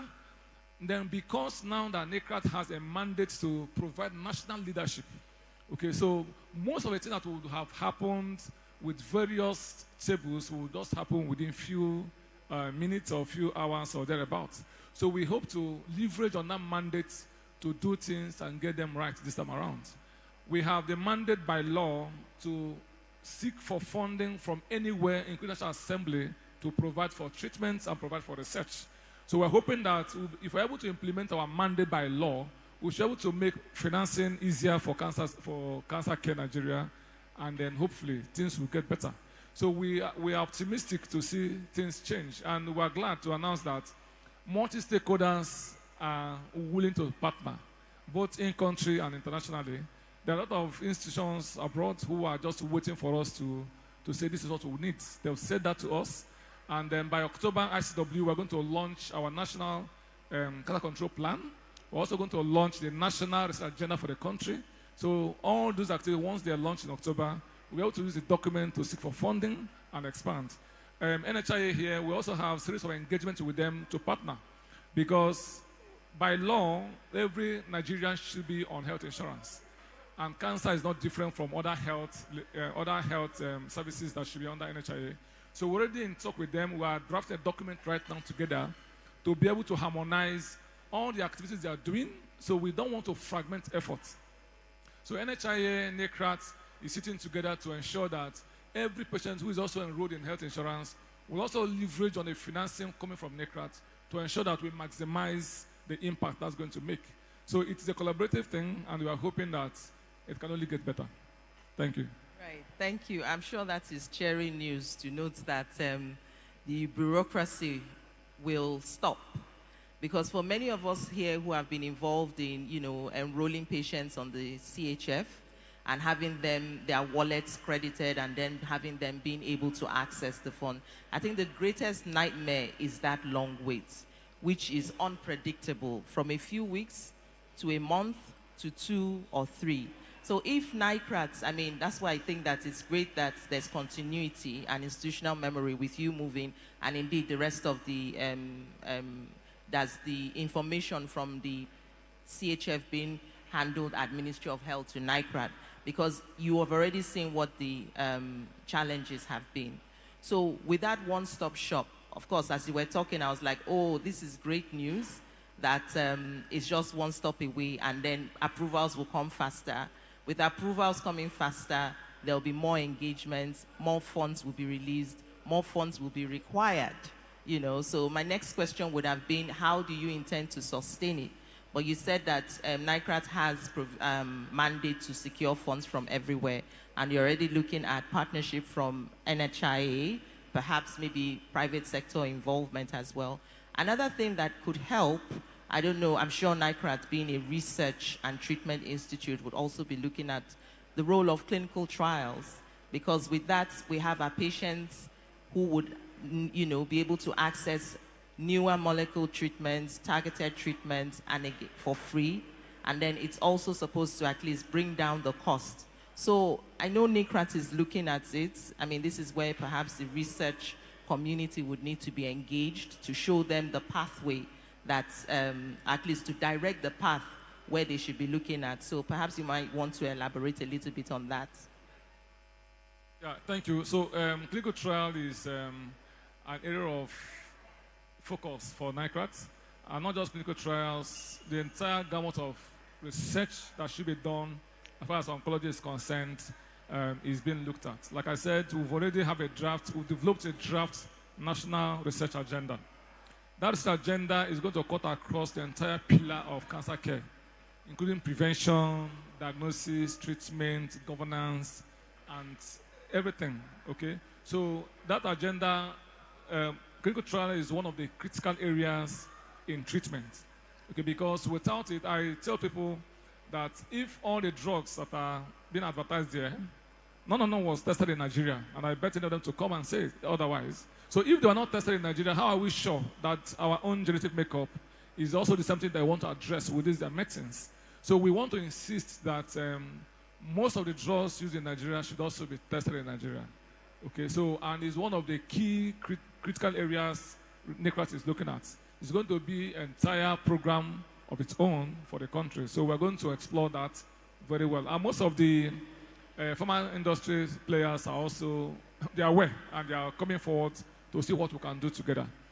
On the CAP program, right now, there's a clinical trial that's going to be done in National Hospital on one of the targeted immunotherapy.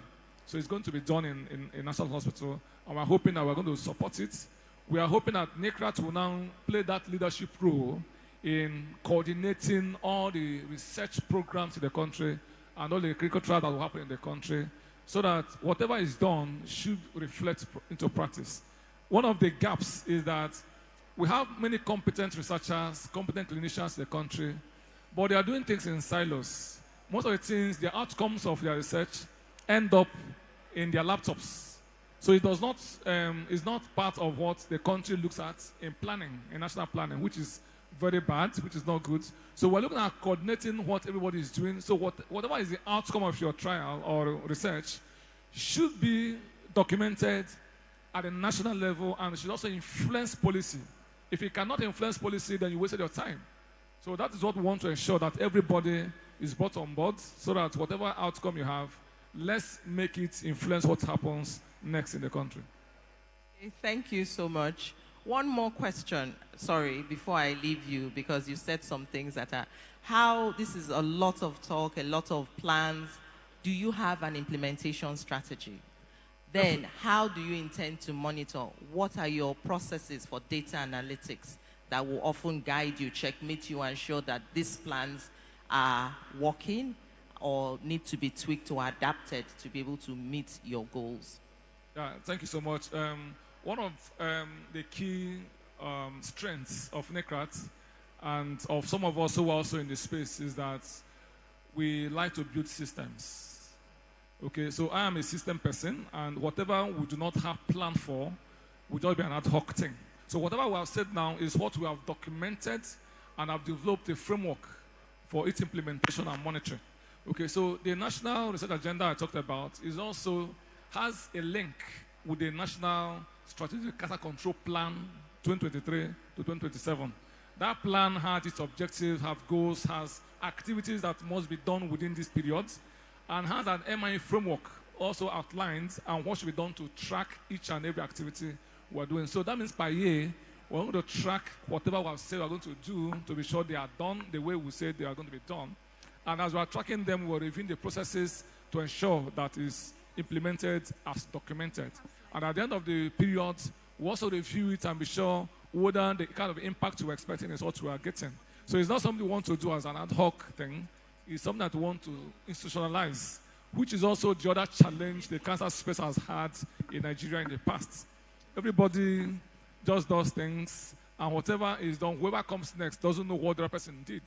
We want to avoid that. So if we have, that is I don't want to talk about, but if we have an institutionalized framework, even if future is not there tomorrow, whoever comes there should be able to follow up and then sustain what was done. So if at the end of Dr. Aliyu Malami's tenure as DG, we want to leave a legacy where whoever comes after should be able to track what happened from the beginning to the end. So that's where you have an institutional thing. Maybe what I don't want to talk about is the fact that Nigeria had a national plan to expand radiotherapy and nuclear medicine activity in the country. That plan started since 2008, but was stopped with change in government. Okay, and that is why you see different hospitals start something and not concluded, and others springing up. But we want to start something that you should be able to track whatever will start now, to be difficult for anybody to come and just drop it and start something differently. So we want to institutionalize activities that will help budgeting. So even if in the next 5 years, the plan already has a budget for the next 5 years. So we don't know how much we require in 5 years' time to do certain kind of activity now. So we plan towards that. Okay, so that way you are sure that you are not just doing things in an ad hoc manner, but a streamlined approach to addressing cancer care in Nigeria. Okay, thank you very much. So we have well laid out plans for tackling the problems, and also a strategic long-term plan to be able to move things forward. Ijoma, are you happy with what you've heard today, both from the two government agencies? Good afternoon, everyone. Thank you very much, Dr. Lash and Arcon, for this opportunity for the patient community to actually participate in this conference. It's very commendable, and we appreciate Arcon for having us. I represent the patients in Nigeria, having been a 5-year survivor of breast cancer, and treated in Oka and Enugu. I'll also want to commend the federal government. The last administration actually did a lot with helping cancer patients by creating more radiotherapy centers. It's not enough, but there's room for a lot of improvement. But yes, we commend them greatly for looking into cancer care.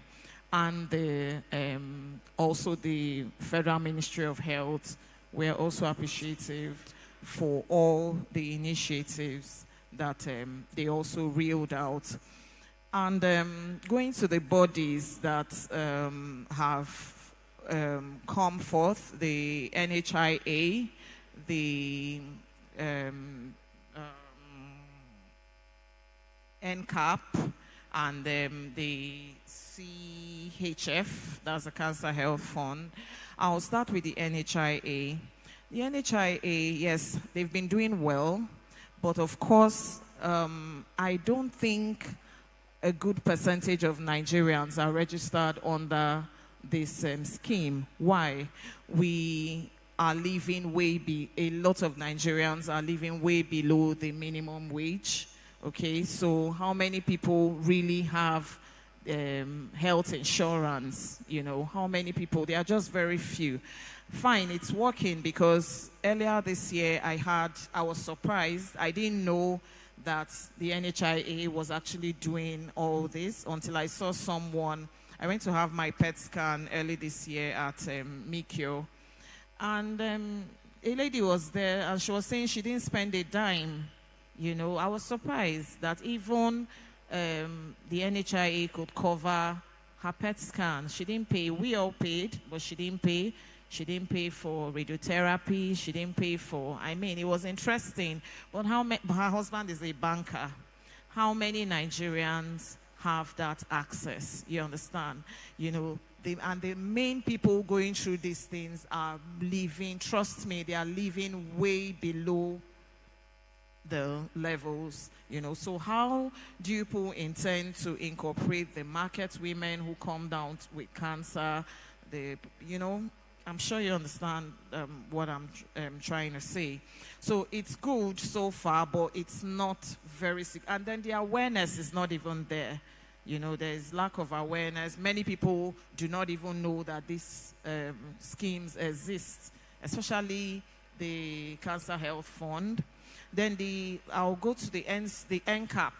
The NCAP is the association that gives us the opportunity to buy our medications at 50% cost, okay, which is fine, and they make drugs readily available also for patients. It's very good. It's a very good initiative. It's fine, but let me leave the NCAP and go to the Cancer Health Fund. That's where my interest is, because that's the one that has come down to the hospitals, especially the 6 geopolitical zones. So, but then they have a lot of hitches with the CHF, spanning from the waiting time, which they really, really complained about, you know, that you have to wait, patients get to wait up to 3 months before they can actually get their approval. So we'll plead and ask that these systems, you mentioned something like that, that it's being worked on, and yeah, but let the waiting time for patients please be reduced. Then again, let's also look into creating more cancer centers where these services can be accessed. For example, you give someone has to come from, let's say, Benue State, because, so we have Benue, we could have Abia, we have Imo, everybody has to come down to Enugu, okay, to access that care, because this is where it will be signed, this is where it will be approved, and this is where you're going to get treatment. So if we can look into increasing the centers, you know, spreading out a little bit more, that would be very nice. Then again, the funds, I don't know, the funds don't even cover end to end. When you give a patient 1 million to treat cancer, it's like, not, I don't know. It's a good step, we're starting, but please, a lot more needs to be done, because it doesn't cover. It doesn't cover in the sense that your basic surgery, the mastectomy, especially for breast cancer, is, the cost is about approximately 400 to 500,000, okay, for the surgery. Then you go into chemotherapy. Chemotherapy could take you another, if it has to be cheap, then it might take you at about another 600,000 or more. Then you now go into radiotherapy, which is about 800,000. Okay, when you add up these things, apart from that, there are a lot of scans.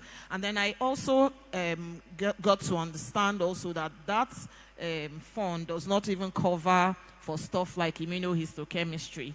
I mean, what are the doctors going to be treating if patients cannot have their immunohistochemistry done for free? What are they actually treating, you know?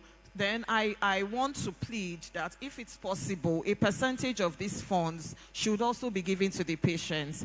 Yes, because sometimes, even if it's 30% and then 70% to the hospital, so that sometimes when you have patients who go into the pharmacies in the hospital to take their drugs, and those drugs are not available, they have to buy out of pocket. They have to go outside to go and look for the drugs, and they still do not have funds within, you know, their own reach to actually buy these medications. So if it can also be looked at, just to give them a little, just to give us a little percentage, you understand, to actually hold, so that we can run some other tests and buy some drugs, run some scans that maybe the hospital is not able to provide at the time. So I'll commend you guys, but I want us to do more for the patients. I want us to do more. Then please, one more thing. The theme of this thing is talking about equity in oncology. Now, the Cancer Health Fund attends to just breast, cervical, and prostate. What happens to the children? Who is speaking for the children?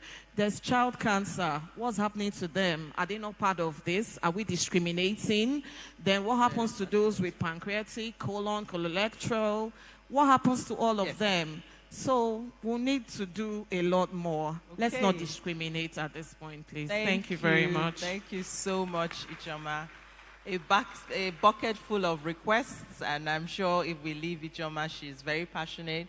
That is why it's always important to have a patient's voice in any discussions that regards cancer. So in summary, you've talked about a few things for the NHIA, basically to increase awareness, which I think they've marshaled out some plans.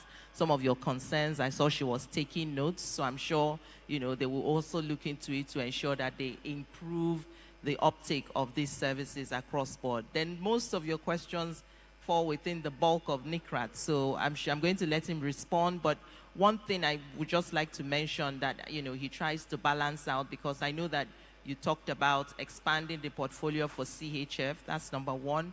You also mentioned the need for expansion of centers, availability of centers. And I think that even as we think about that, you know, and try to reduce geographic disparities, we really must look at that based on the critical workforce that is already available in country that will be able to manage that as well. Then, because I will just give Dr. Uche maybe like 2 minutes to respond, because I want the idea with this session really is to be able to have a pool of ideas of what to do, you know, so that the conversation doesn't just end here. We had actually hoped to have somebody from one of the private banks, that's the banks, to really talk about some healthcare financing solutions that they have. Because even as the patients are you know, agitating for better care, I know that the private sector engagement also, some private sectors in the firms are also looking into, you know, to getting into the oncology space. But they are having a lot of challenges. I can speak for certain about the PPP that we run in UNTH. With these new policy reforms, I mean, it has almost eroded the investments that he's made. And so we wanted somebody from the banking industry to try to explain to us really, you know, what financial solutions they have and what some of the implications of policy have on investments that investors make into the oncology space. Unfortunately, he canceled at the last minute, so we couldn't get somebody else. So, Dr. Uche, in 2 minutes, please respond, and then we'll open it up to members of the audience for one or two questions and perhaps, contributions that the NHIA and NICRAT will think about to improve access to care and healthcare financing in Nigeria. 2 minutes, Dr. Uche. Thank you. Actually, in 1 minute, I just want to say that, Ijoma, you see, the thing with planning is that you look at what we do, we represent the public health aspects of oncology. So, as a country, we look at what is the cancer burden in Nigeria and where do you want to channel your fund. The fund is limited, it's not infinite, it's finite. So, and you want to see which makes maximum impact. Breast, prostate, cervical cancer in Nigeria account for over 50% of Nigeria cancer burden. So that means if we're able to address that, we have solved Nigeria cancer problem by half. So if you want to take the limited money and give to all cancers, it will not make impacts. Yet you may have assisted 1 or 2 persons, but the impact will not be visible. So that is where we started. And that's why those 3 are the ones that were targeted. That doesn't mean that it can be expanded. So now in NICRAT, we are not looking at the cancer control plan in the Ministry of Health was targeting 5 top cancers, but in NICRAT, we're looking at every cancer. Okay, so because that 1% in the population might be 100% to the affected. So we don't have to ignore that 100% to the affected because it's 1% in the population. We want to target all. So what we intend to do is to change that budget narration, because until it is changed, we can't change that. The budget narration rate those 3 cancers, if you change it without changing at the National Assembly, it becomes what we call environment without approval. Then you go to jail just for doing what is good. So that is the problem. Now, in terms of expanding access to cancer services, is also the same issue. The truth is, among all the centers managing cancer in Nigeria, which one is comprehensive? Which one has all the things required to manage cancer in Nigeria? Which one can you say you go there and everything is there? None. Because of limited resources. So it will be difficult to say you are going to put in every center, but what we need to do is to strengthen the existing ones and then expand. That NICRAT has already put in plan to ensure that every year at least some centers are upgraded and also established over a period of time. So with time, we're going to be sure that every state should have comprehensive cancer care services. That's what NICRAT is set out to, as far as treatment is concerned. So it's something that we're going to work on. It's not, it wasn't as if we didn't take note of all those things, but we need to work on it based on the public aspects of what we do. Thank you so much. So some of the things you raised is what we can discuss at the end of the meeting. Thank you so much. Okay. So we take questions from the audience now. Yes, thank you. Thank you so much. So the first person will be Dr. Igbinuba. 1, 2. Okay, go ahead. Thank you very much. I wanted to make some comments based on Ijoma's submission. So thank you, Ijoma, for acknowledging the NHIA's contribution to cancer care. I feel that there's no better place to create the awareness than right here and right now. So I'm going to speak about a few things that in the package of care that we deliver, we actually cover most of the components of cancer oncology care. So we give access to diagnostics, as you have already experienced, and then there's access to chemotherapeutics as well, surgeries, and even radiotherapy. So all these are covered under NHIA, especially if you're registered with one of the programs. So that's the modality that we are using to try and cover as many types of cancer as possible. There really aren't any restrictions. Thank you so much. Our time is fast spent. Yes, there really aren't any restrictions, but we are able to meet up with the demands from the field. What I want you to also understand is that we are doing a lot for innovative financing to increase the scope in the cancer care. And that's why we're partnering with NICRAT. And hopefully in the near future, we're also going to be putting in more funding for screening to ensure that we are able to detect these cancers on time. And then that will also limit the burden that we have on the society at large. I'm sorry, I will have to stop you, please. Thank you. So, Dr. Igbinuba. Thank you very much for these beautiful presentations from members up there. Mine is a little bit, it's a suggestion to NICRAT suggestion or a different way to look at issues. Now you have research and treatment under your care. All right? We've dealt extensively with the research in this gathering. But the treatment aspect of it, in Nigeria today, there are cancers that we know, like cancer of the breast, prostate, and cervix. These are core cancers that exist in Nigeria. It's a surprise that in the whole of the country, there is no single center that can do a robotic surgery for a major disease. Tell me one if you know. I'm not aware of it. And NICRA should see to this, so that people don't start running. You are talking about early diagnosis of CA prostate and then surgery to make sure that it's a curative disease. Now you look at the whole country, no single center with robotic surgery. Not one.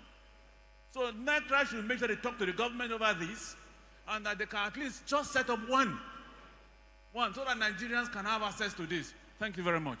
Okay, I think we'll take all the questions we'll take all together. The questions, yes. The response. Professor Lasinde, okay. You have a mic. Thank you for this session. From yesterday, look at the theme of our program, equity. And our keynote speaker dealt extensively on that. Madam Ijeoma, or NHIA. Today, even under your CAP program, only few hospitals are underneath. I can speak from a state where I'm operating. There are about 3 tertiary health institutions where cancers are being managed in that state, and only ABU teaching hospital. If you go to National Eye Center, it's not covered. And you talk of pediatric cancer, where they have a lot of retinoblastomas and others. If you go to National Ear Care Centers, where they have huge head and neck cancers, they are not under the CAP program. Now, the issue is, now that NICRAT are coming, I'm happy to hear from my friend that you are covering all cancers now. It's one thing to bring out a policy, another thing is the implementation. What are you doing presently to ensure that these drugs that can be purchased at 50% are available in all these hospitals? Thank you, sir. Okay. So, Professor Adenipekun. Thank you very much. Beautiful session. And I want to appreciate all the speakers. You've spoken very well in support of access to cancer, treatment of cancer. And I'm also happy that the CHF is now going to NICRAT. So let me quickly drop this with you. And I'm happy you say you are going to fine-tune it. So please work on it so that uptake can be, within a very short time. And then patient transfer. For now, like you rightly observed, not every center has everything. So patient transfer, please make sure you collaborate with all the treatment centers so that the cost, the price of treatment will be uniform. I'm saying this because we have challenges in Ibadan, UCH, so we need to transfer patients to National Hospital because some of them are in Abuja. And Abuja is saying the amount that you want to pay for radiotherapy is too low. And so they kept some of my patients waiting. They could not attend to them on time because you are going to give them 300,000 naira for curative. And they charge over $1 million. So you need to collaborate with all the centers, and we agree on that amount. When you are coming to CHF, treatment shall be 300,000. So please collaborate with all of them, have uniform pricing for every center, and lastly, please also make sure there is vote for research and for other things, and let the centers, the researchers know about this. Thank you. Thank you, sir. So, kindly introduce yourself again, please. Thank you very much. I'm Dr. Shehu Umar. My questions are to the NICRAT and the NHI of presenters. To the NICRAT, I would just like to advise that the research should be focused on what are the outcomes of our cancer patients across the country, so that we can be able to know maybe over a period of time, are we really making progress with the machines we are having? Is there value for money and all that? So if there's a way you can collate data across all the treatment centers, so that I can be able to know the patients that are accessing care, what are their outcomes generally, like a figure for the country, I think it will be a good thing. It's only the NICRAT that can be able to give us that setting. To the NHI, some of the services you are actually telling us about, I want to just tell you that some of your DEX officers in the institutions are not really aware of this, and sometimes we have difficulty in trying to put these things into practice. So please, if you can create more awareness and training for your officers, so that even if we, the oncologists, are not aware, they can actually be able to reach out to us, not us trying to tell them something that is supposed to be from them. Thank you. Thank you. Dr. Bello. So after Dr. Bello, we'll take one more question. Dr. Morris. And that will be all. Thank you so much for this very important topic, and I will dwell specifically on it, which is access to healthcare financing, universal health coverage for all cancer patients. I know that people are bombarding NICRAT, and I want to believe that NICRAT cannot do it alone. And the mandate of NICRAT, believe me, is being overstretched. I know that the National Cancer Control Program desk is literally now embedded in NICRAT. And I think by so doing, you are really absorbing some of the functions of NCCP. Perhaps they have a budget line and all that. If you can look into that so that the budget line remains for NCCP. Having said this, I want to talk about financing. Government cannot do it alone. NICRAT must make one of their key pillars to be able to access funding for cancer patients across the world, across the globe. You must reach out to be able to develop your own agenda and get your own financing. Government will not do it alone. Nowhere in the world is cancer being funded only by government. If you go to the United States, most of the cancer centers are being funded by NGOs, by foundations. I wonder why NICRAT should not develop policies that will encourage private sector to provide care, to also provide insurance for cancer patients.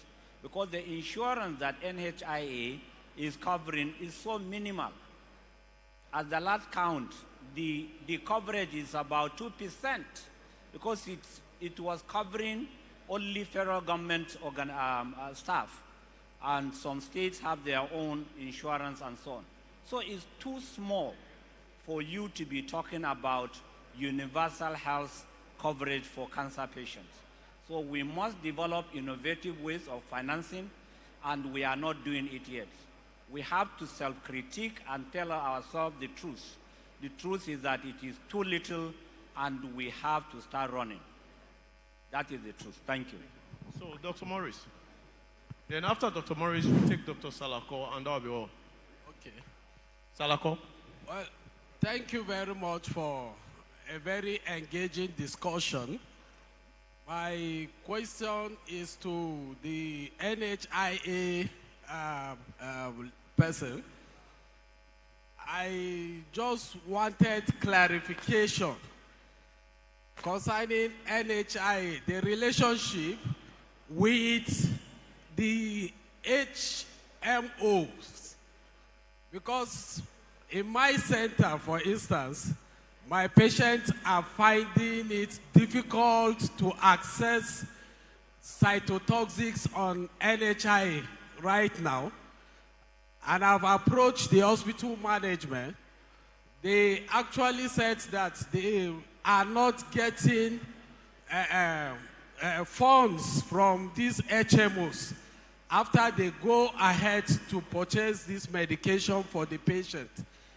So a lot of my patients cannot access medication on NHI in Jute right now. Thank you, Dr. Morris. Yes. Thank you. Dr. Salako, and that'll be all.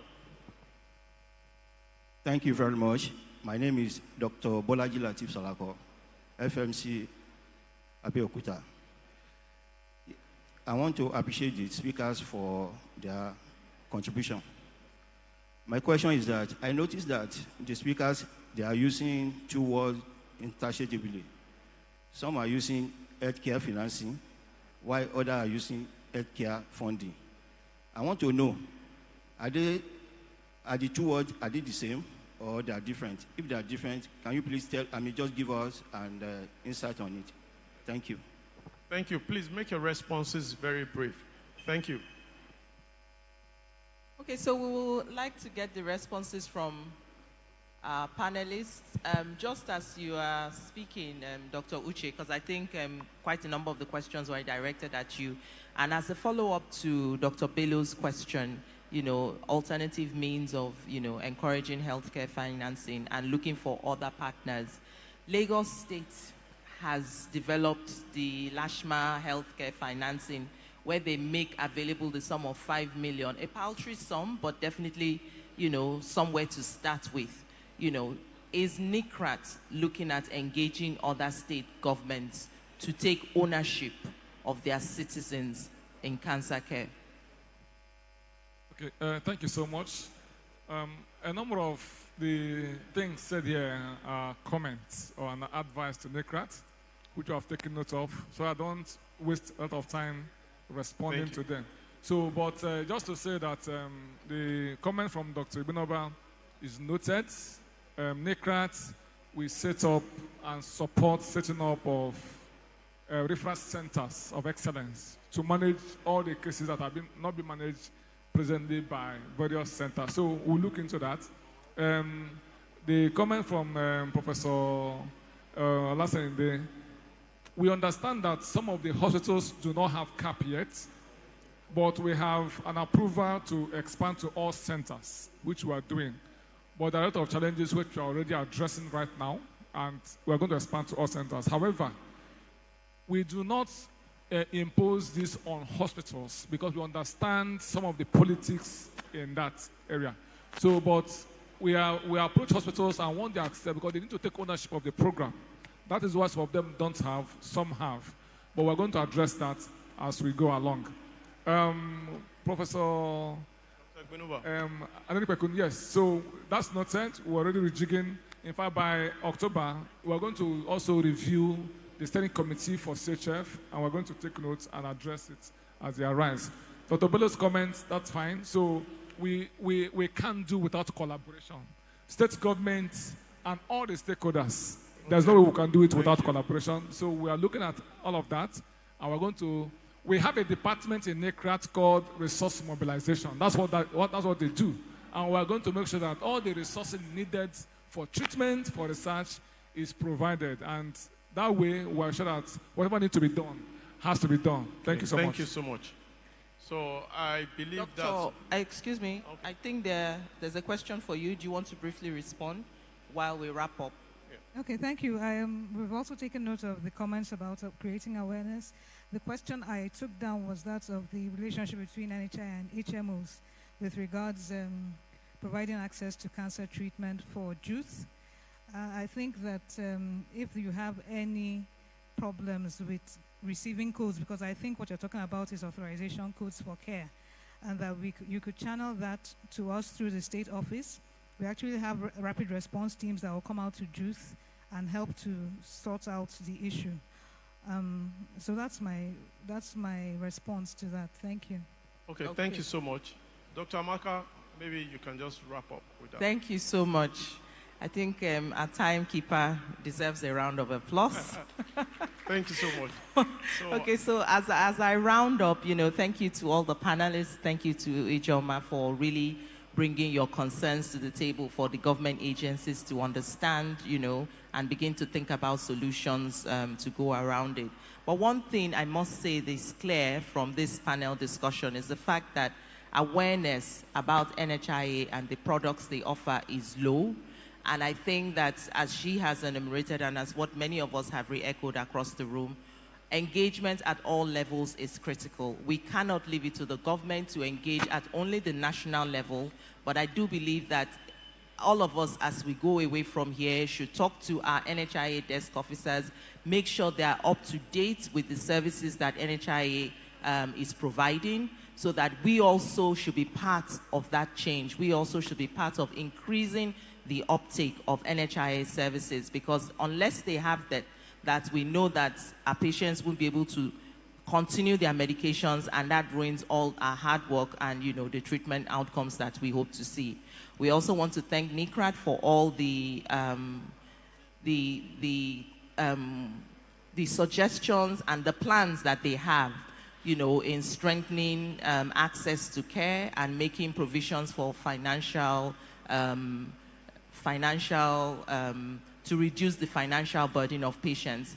But one thing I think we should really emphasize is the engagement by the state governments. I think this has potential to be scaled up and to affect more people. I'm rounding up in 30 minutes. Thank you.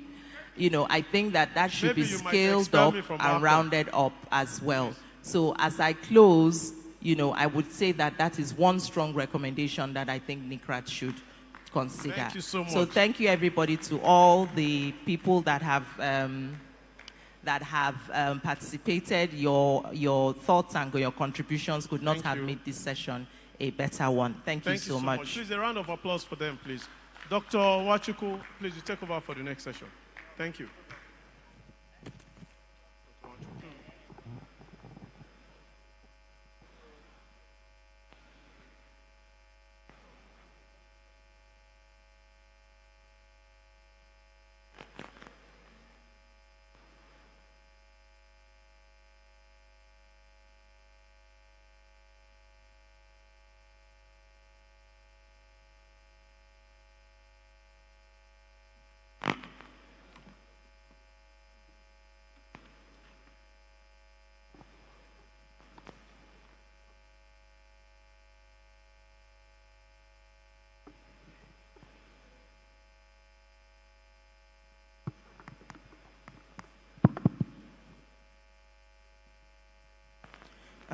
Good afternoon, everyone. Following a very interactive session, I think the questions and answers could go on forever, but it shows that, there's a lot of engagement. So you're welcome to the implementation science session. We have to bring this before the Pfizer session as our presenters are looking to travel. So I would like to call Dr. Ejemai Eboreme and Professor Juliet Iwulemo to please come up. Are they here? Oh, they are virtual.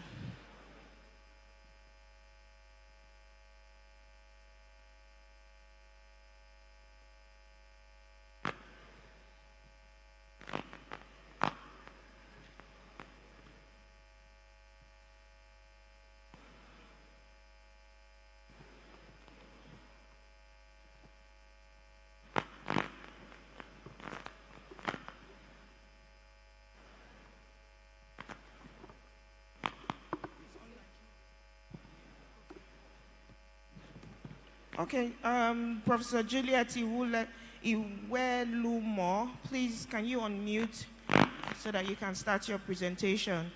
Dr. Juliet Iwelumo is a professor of global health at the Department of Behavioral Science and Health Education at St. Louis University.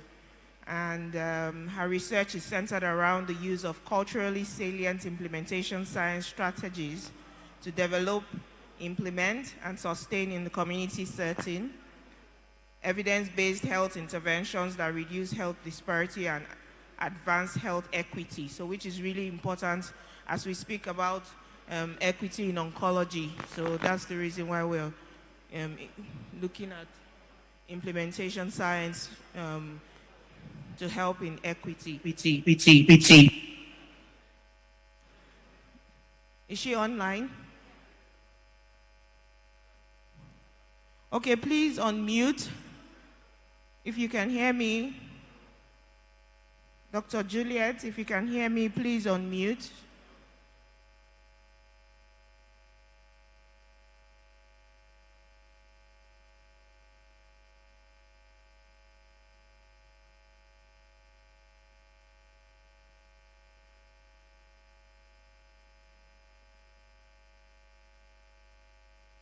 Has she done that? Okay, how about the second speaker?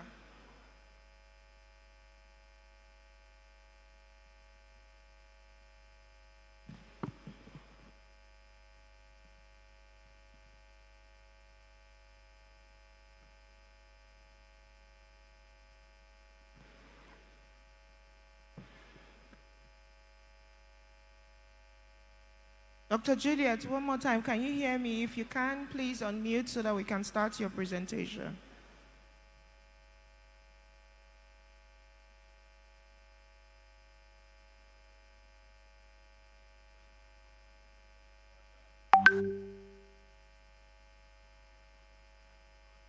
Okay, all right. Did she share her slides, or you're going to give her permission to share? Dr. Juliet, if you can hear me, you can start. Please, we're giving you 15 minutes for your presentation, and then we'll have another 5 minutes for question and answer.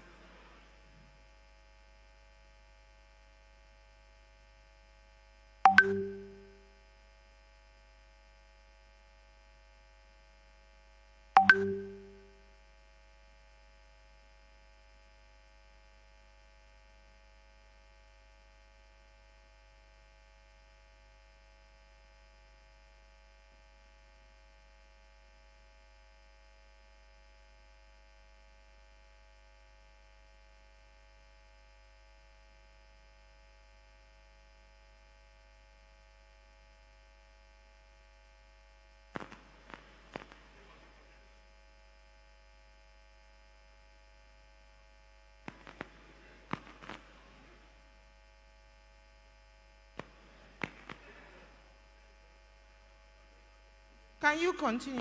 Okay.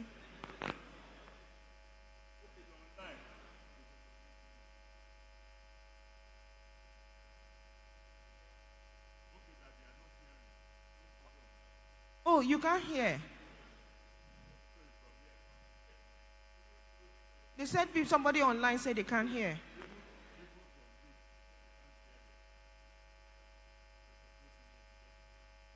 Hello, Prof. Hello, Prof. Hello, confirm if you can hear me.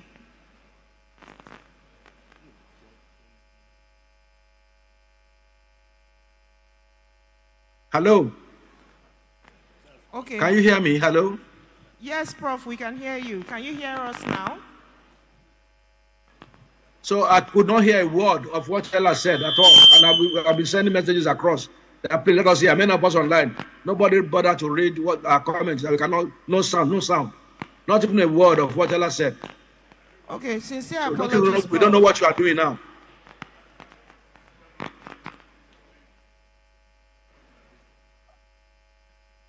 It's very bad now. Abba, we'll be here all morning, all day. We send messages all over.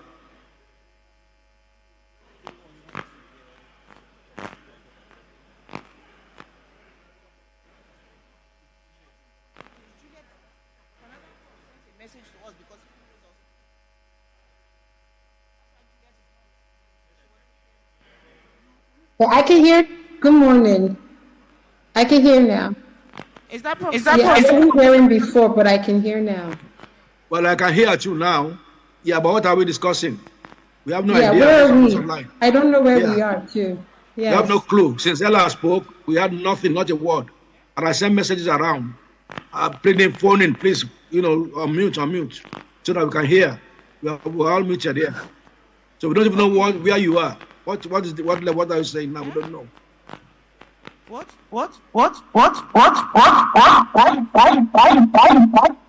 The chairman of the BOT, we sincerely apologize.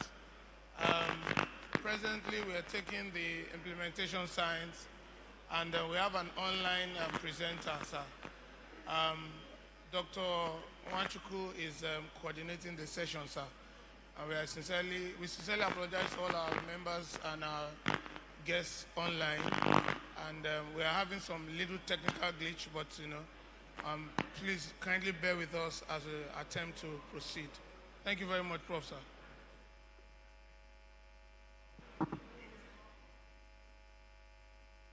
Hello, Professor Juliet. Can you hear me? Okay, thank you, and we can see you. So please, can you share your slides, unmute, and so that you can start your presentation. We have 15 minutes for your presentation, and we'll give you another 5 minutes for question and answers. So Professor Juliet will be speaking to us on implementation science in cancer control, an untapped opportunity for promoting equity in cancer prevention, training, and research. Thank you. Can you disable the sharing? It's still, I can't share screen.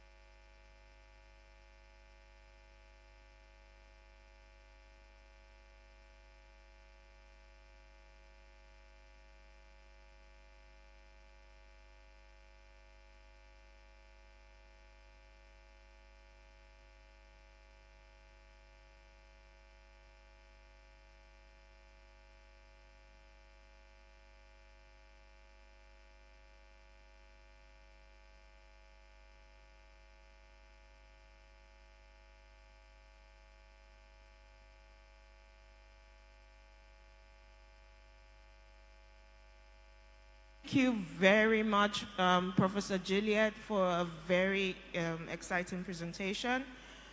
I don't know about other people in the room. Implementation science is really new to us here in Nigeria. I remember my first interaction about implementation science. I was like, this is an area that, you know, I don't really have enough experience about. But it is exciting, and I think it's the way to go. If we're looking at research, it's not just the research, like she said. We need to close the gap between research and, you know, practice. Something that was very interesting that she said was that it takes about 17 years for research to go into practice. I think that's really long, and it's a gap that we really need to close and shorten. Do we have any questions for Professor Juliet, please? Any questions? Aha. Okay. I also found your leaky pipeline very interesting.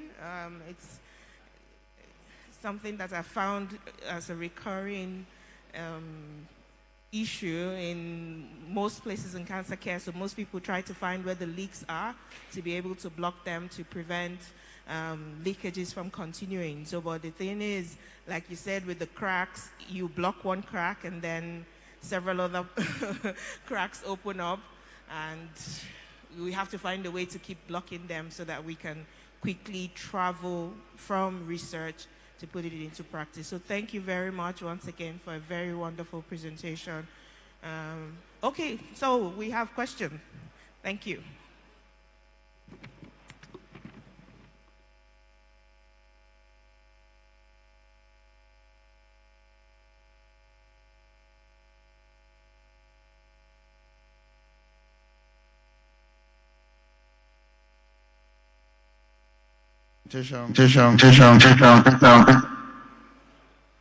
My question is, like Dr. Adela mentioned, we are not very familiar with science, this part of the world really, but I think it's actually coming up and there's more interest. But my question is, how do we get into mention science? I mean, what are the steps? There are criteria, we need to know about it. So that for those of us who actually want to probably do some work in that area of research, so we know what to do, what we have to get, and how to get into mention science. Those are the criteria and the steps to go into mention science. That's my question. Thank you. Okay, thank you. Professor Juliet, did you hear his question? Is she still online?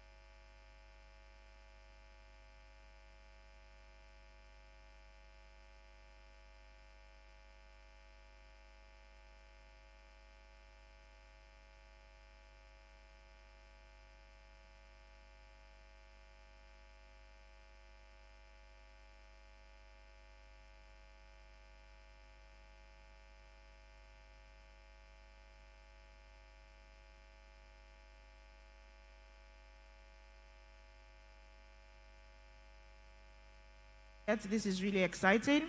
I'm also happy to hear that you are involved in grant writing. We will reach out to you to also assist us for grant writing because we are moving into a lot of research now. The next presenter, Dr. Ejemaye Borime, is unable to join us due to the time conflict. So, oh, we have another question. Okay.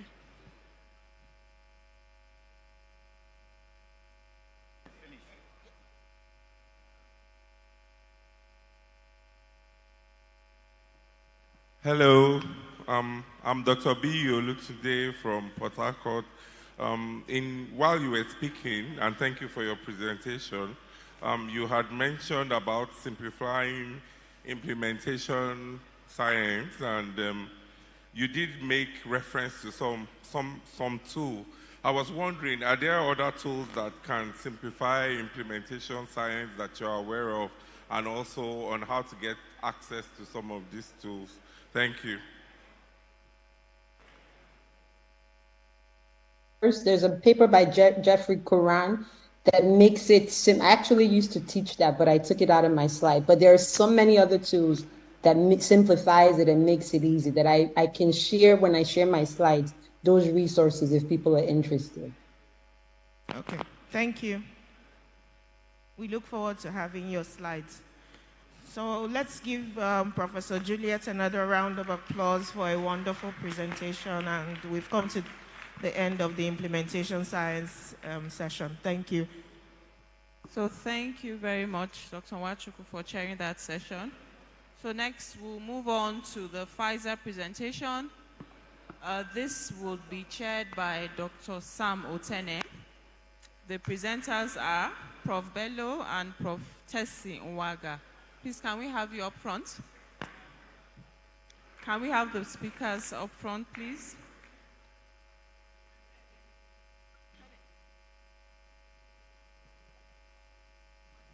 All right, thank you. Thank you very much, Dr. Jimeta Desri. I think it's even a little bit more because there's an addition. I was given an addition.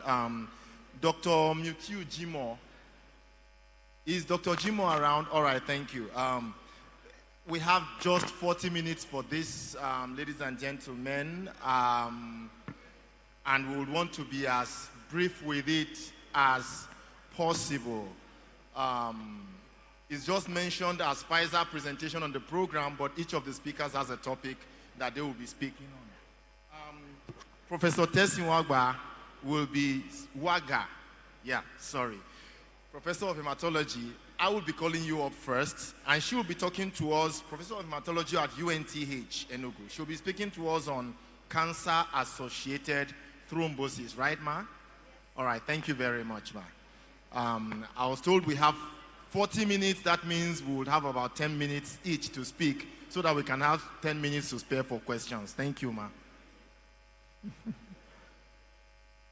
Okay, maybe I'll give you this mic.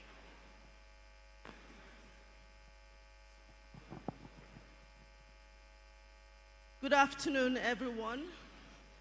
I'm really pleased to be here with you this morning, and I can say that it has been quite an engaging session.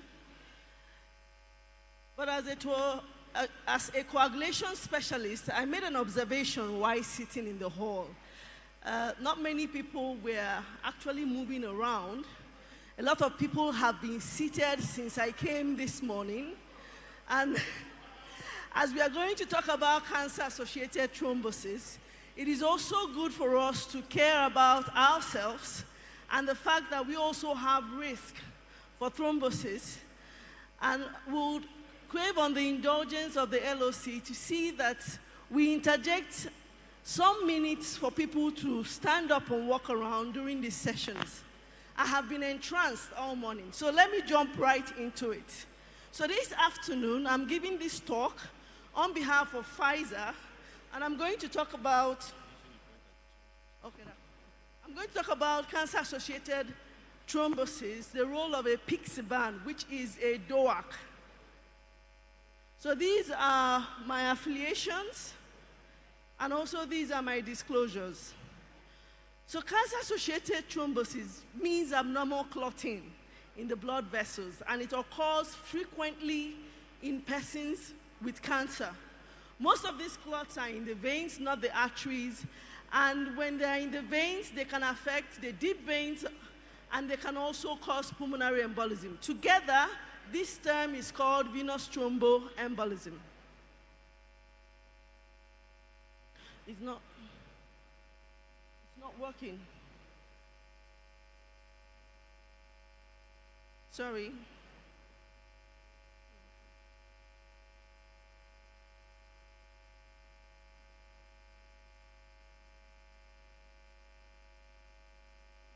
I'll try. So next slide, please.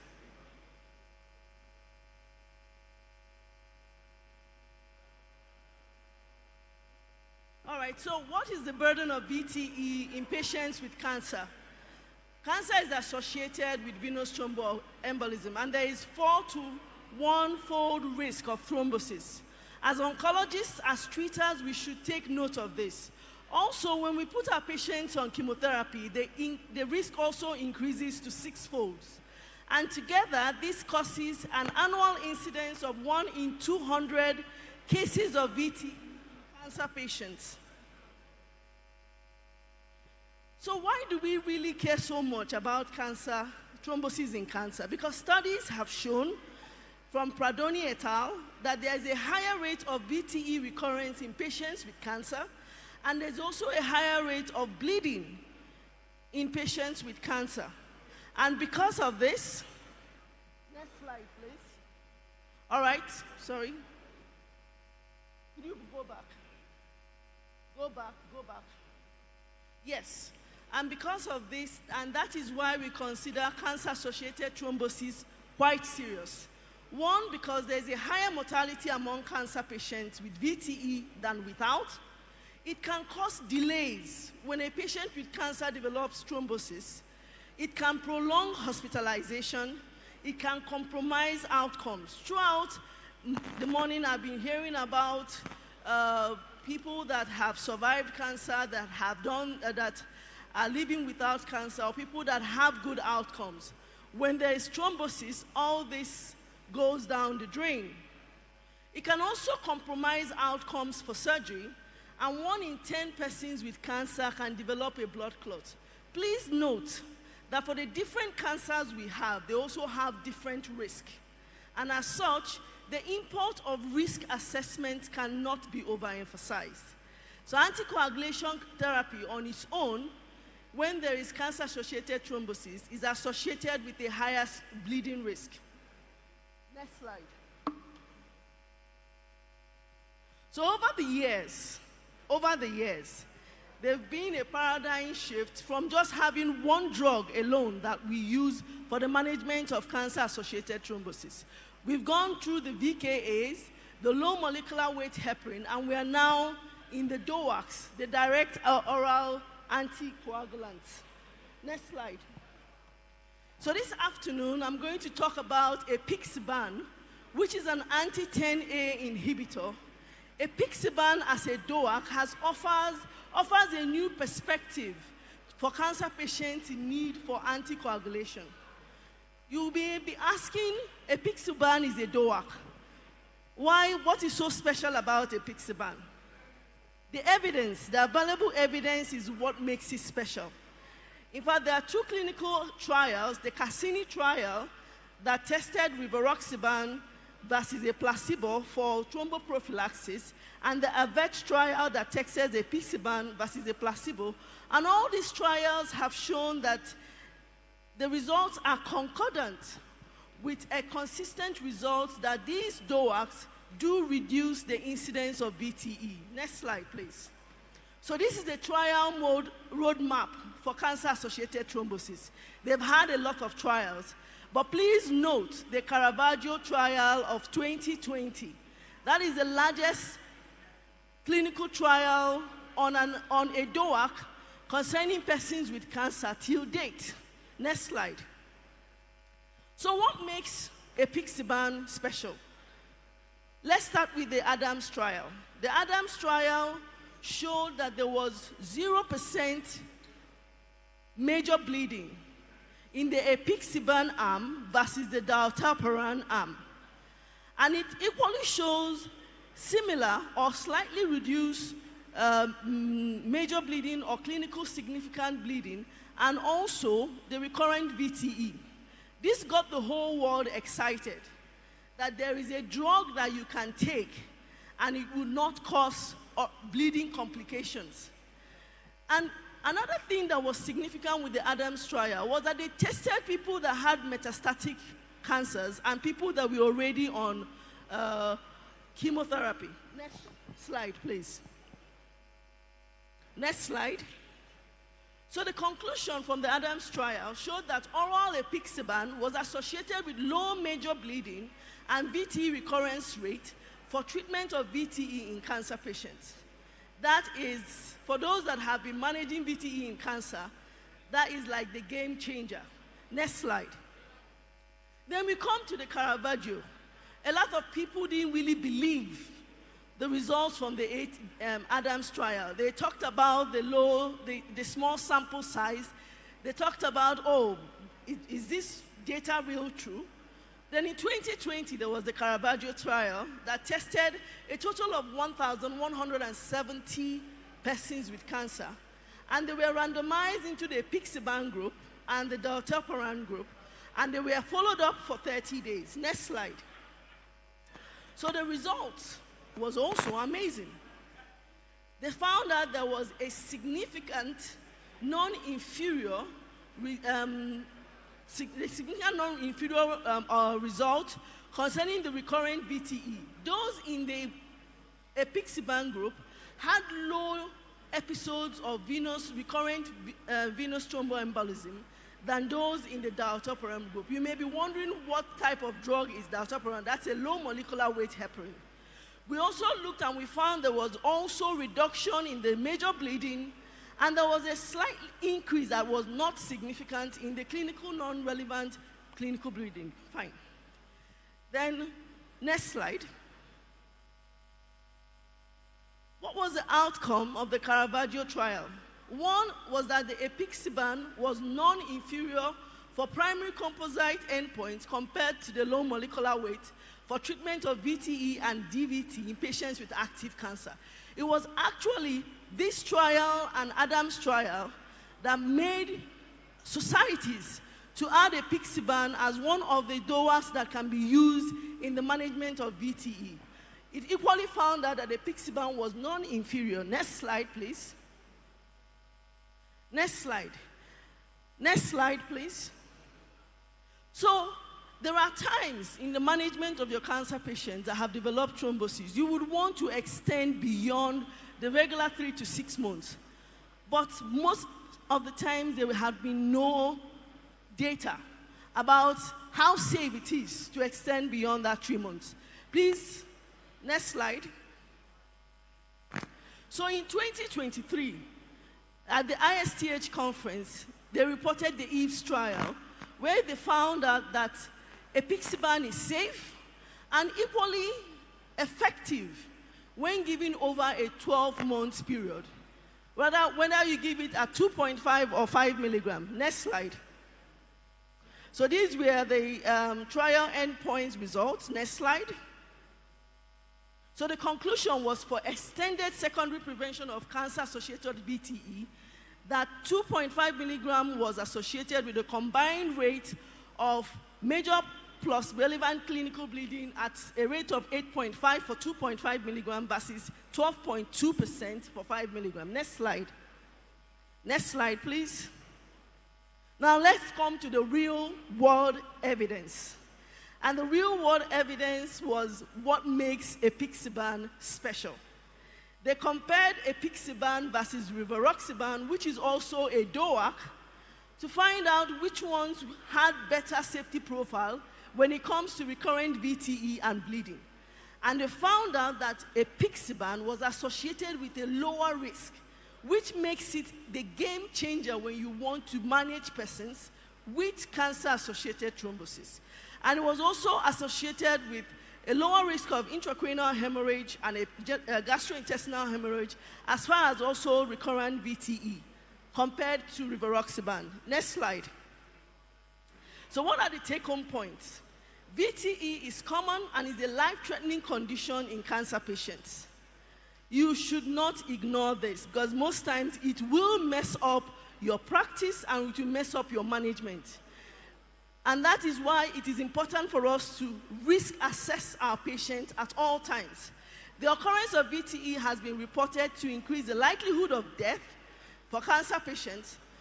And now we have a wide spectrum of anticoagulant agents to use. But efixaban has been found to be efficacious, have a good safety profile, even when compared to its fellow DOACs, and is non-inferior to low molecular weight. So why won't you use efixaban in management of cancer-associated thrombosis? And not to mention that it's orally administered. Next slide, please. I'll have to end by reminding everybody in this hall about October 13th, and that is the birthday of Dr. Rudy Vakau, who is a pioneer for describing thrombosis. So on October 13th this year, we'll be marking the 10th anniversary of World Thrombosis Day.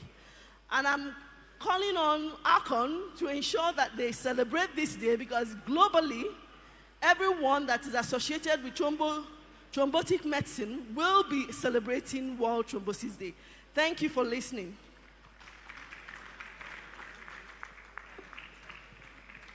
Thank you very much, Rob. You did fantastically well. You hit the time right on the head.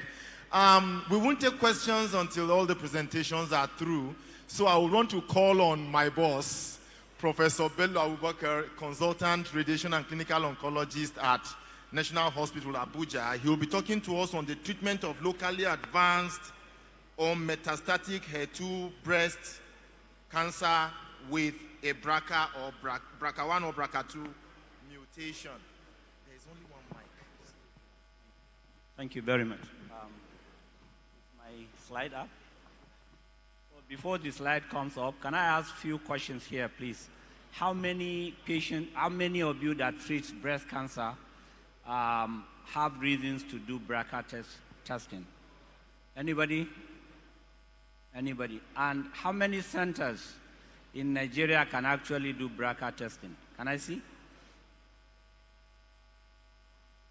Any hospital, government-owned hospital? Not that I know. Okay. So this is very important that when you are treating especially triple-negative breast cancers as well as some hormone receptor-positive breast cancer, that you may want to do a germline BRCA mutation testing. So I'm checking, this is more like the Best of San Antonio Breast Cancer Symposium that was conducted sometimes in 2072, and I'm going to be discussing the mBRCA clinical trial that was presented by Litton et al. Next slide. So mBRCA, I don't have pointer. How do you move it? This is up.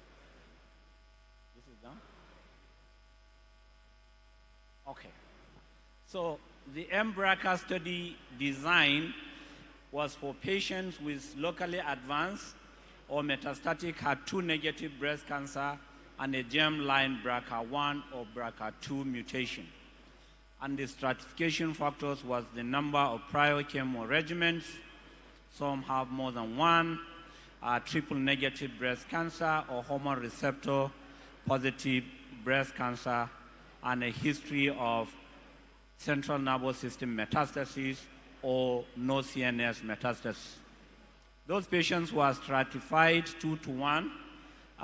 Those that have talazoparib, 1 milligram per ounce daily for a 21-day cycle, which is continued until disease progression or unacceptable toxicity.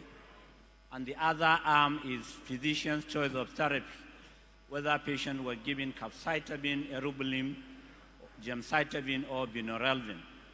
And the primary endpoint was progression-free survival by RECIST by blinded central review. Other key secondary endpoints are overall survival, objective response rate by investigator, as well as safety. And exploratory endpoints were duration of response for objective responders and quality of life. Quality of life was assessed through the quality of life questionnaires through European Organization for Research and Treatment of Cancer, as well as quality of life questionnaire for breast cancer modules, as well as quality of life questionnaire quartet. This was a phase 3 international open-label study randomizing 431 patients in 16 countries in 145 sites. Unfortunately, I don't think Africa was part of the study sites. I haven't seen. So this is something that we want to really complain to Pfizer. Hopefully that going forward, that part of Africa will also be included. What is the basic characteristic or the intent to treat population? Median age is ranging between 27 to 88. Gender is only females, and the ECGO score of 0, 1, or 2%. And measurable disease, you can see it's about 219 in the talazoparib arm, while it's 114 in the physician choice of therapy. Hormone receptors are fundamentally triple negative breast cancers on HER2 positive, and BRCA status are BRCA1 positive or BRCA2 positive. In the talazoparib, the BRCA1 positive is about 133, while BRCA2 were 154. And the disease-free interval was over less than 12 months. So prior therapies for the advanced diseases, those that had prior adjuvant and neoadjuvant therapies in the talazoparib arm were 238, while in the patient's choice of therapy, there were 121. Prior hormonal therapy for the hormone receptor positive patients were 161 in the talazoparib arm, while there were 77 in the patient's choice of therapy. Prior platinum therapy was 46 in the talazoparib arm, while there were 30 in the overall patient choice of therapy. Number of cytotoxics was also considered, more than 3. Okay, more than 3 were 12 in the talazoparib patients, while in the overall patient physician's choice of therapy were 6. So I will go quickly. Patient disposition, whether they have received treatment or not, and we have also looked at primary reason for discontinuation of drugs. Some are adverse events, death, progression of disease, withdrawal by subjects, physician's decision, and so on. This is also, so the study drug exposure, the median duration of treatment for the talazoparib was 6.1 months. For the overall patient's choice of therapy was 3.9 months. And you can see the stratification according to drugs. Capecitabine had 4.1, eribulin 2.9, gemcitabine 5.5, while vinorelbine is 4.2. The median relative dose intensity in percentage, you can see 87.2, 87.9 respectively. So what was the endpoint results? The progression-free survival by blinded central review we can see that in the talazoparib arm, we have 8.6 months as compared to 5.6 months in the patient's choice of treatment. And this actually has continued. Looking at other, this is the progression-free survival subset analysis for patients that have CNS, patients that have had prior platinum therapies, and so on and so forth. I'm running fast because of the time. And then those that have CNS metastasis subgroup also have a median survival of 5.7% months, in the talazoparib arm as compared to 1.6 in the overall patient's choice of therapy. So you can see that there is significant benefit with the use of talazoparib even in patients that have CNS metastasis as compared to the use of chemotherapies. Secondary endpoint, which is overall survival analysis. You can see in the talazoparib arm, you have up to 22.3 months as compared to 19.5% in the physician's choice of therapy. So survival probability at 24 months in the talazoparib arm is about 45% as compared to the chemotherapy arm, which is the physician's choice of therapy, that is 37.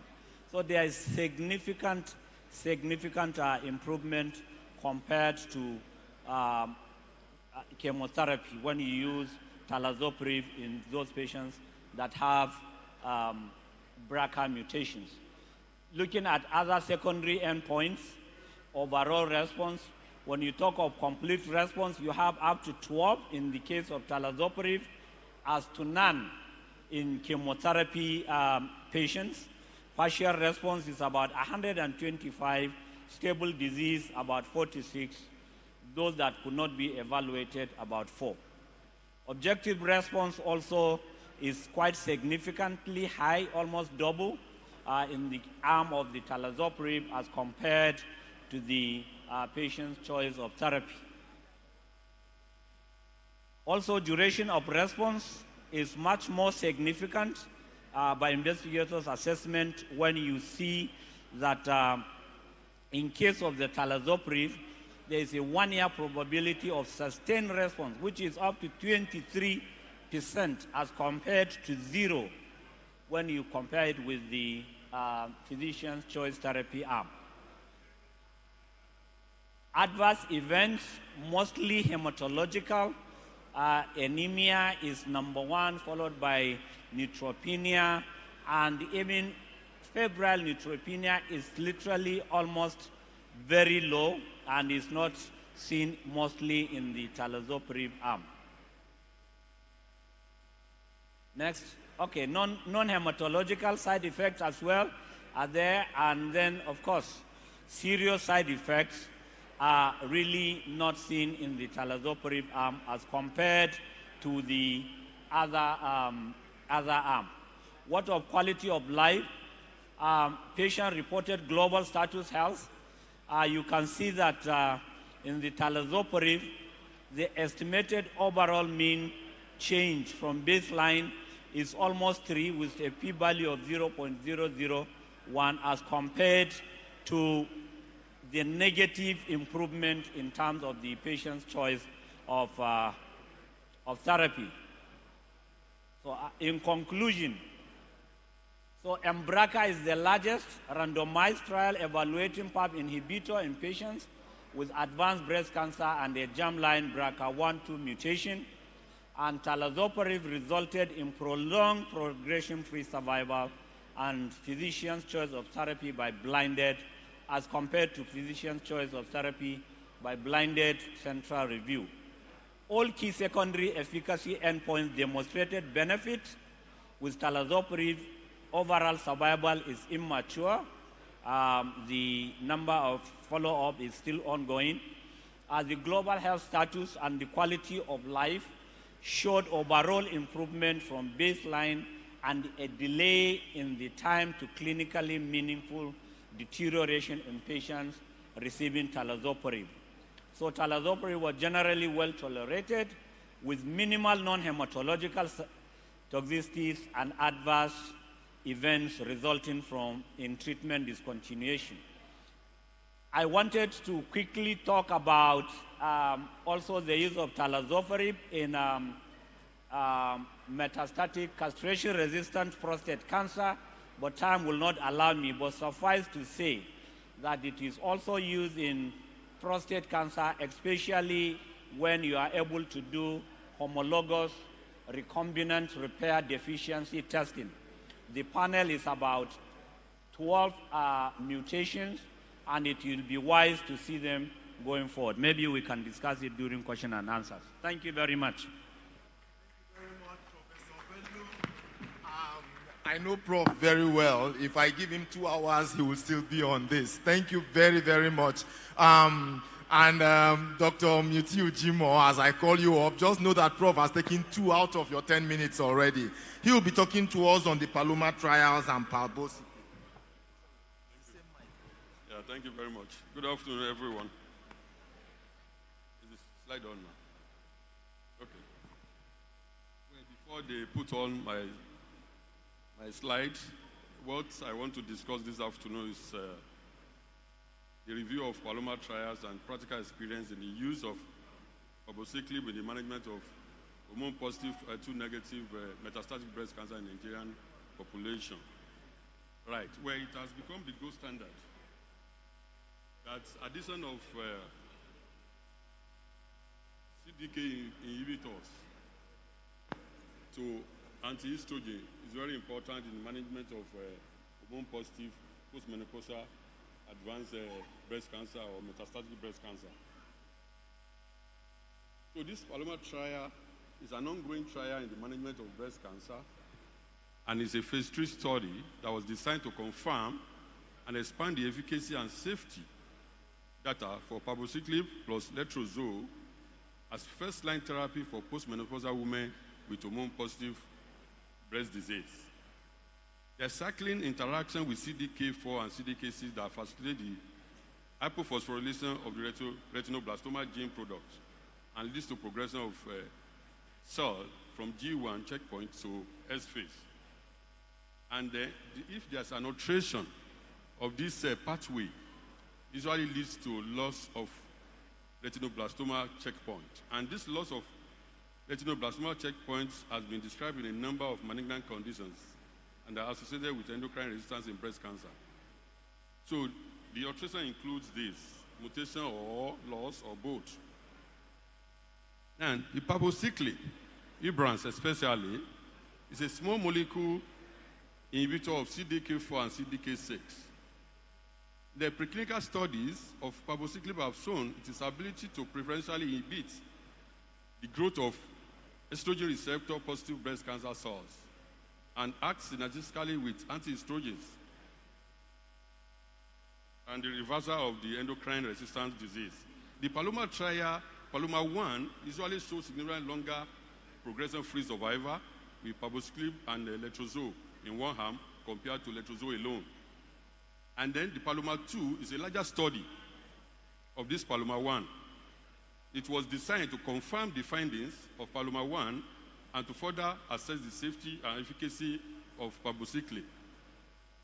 So the study design is a randomized, double-blind, placebo-controlled phase 3 efficacy study to assess the safety and efficacy of Ibrance in combination with letrozole, as well as first-line treatment of postmenopausal women with hormone-positive disease, advanced disease or metastatic disease.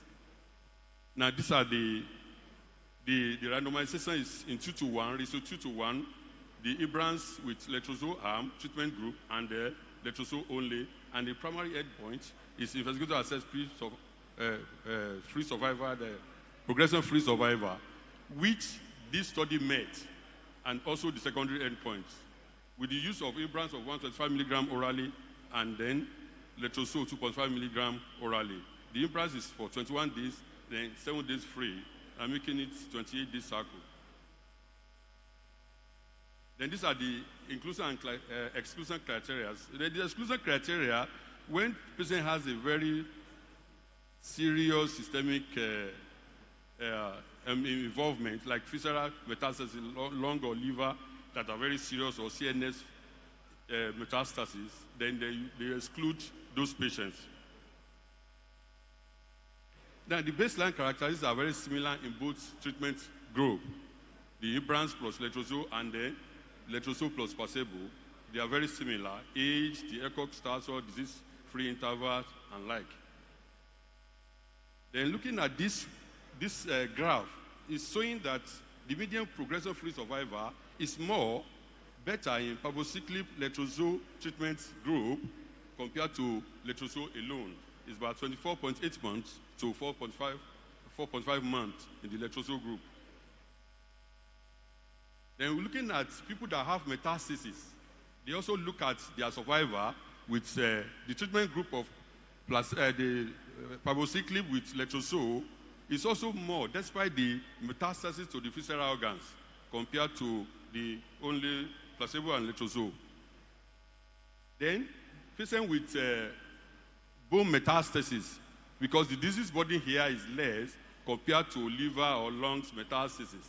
In the patient I want to present, the patient had only bone metastasis. We are going to see. So there's a reduction in the risk of disease progression in this arm. Patient with Ibrans and letrozole compared to letrozole alone. Then looking at the tumor response, the treatment groups is better compared to the only placebo and letrozole. We can see the clinical benefit rate and the objective response rate in both two arms. We also tested in elderly above 65 years, and the adverse effect is consistent with the known AE profile of Ibrans. So there's really nothing to worry about in using it at this age group. Even longer term safety, patient can use it as long. Like patient I want to present now has been on it for more than 3 years and is tolerating it. Then the safety also in patient with visceral metastasis is also according to the trial that is really it doesn't really mean that if patient has visceral metastasis or lung or liver, they cannot use this drug. They can still use the drug. Then the cardiac safety, we don't really monitor this. The only CPC is the only one that we monitor when we are administering this drug. Then looking at adverse effect, the one on the treatment group of Ibrans and letrozole that was observed is the neutropenia. Neutropenia, the anemia, compared to the other group. That's why it's very important for us to do CBC, and then we monitor that when we are treating this patient. So they notice that in that group. The same here. So it's similar. This adverse effect is similar in both treatment group.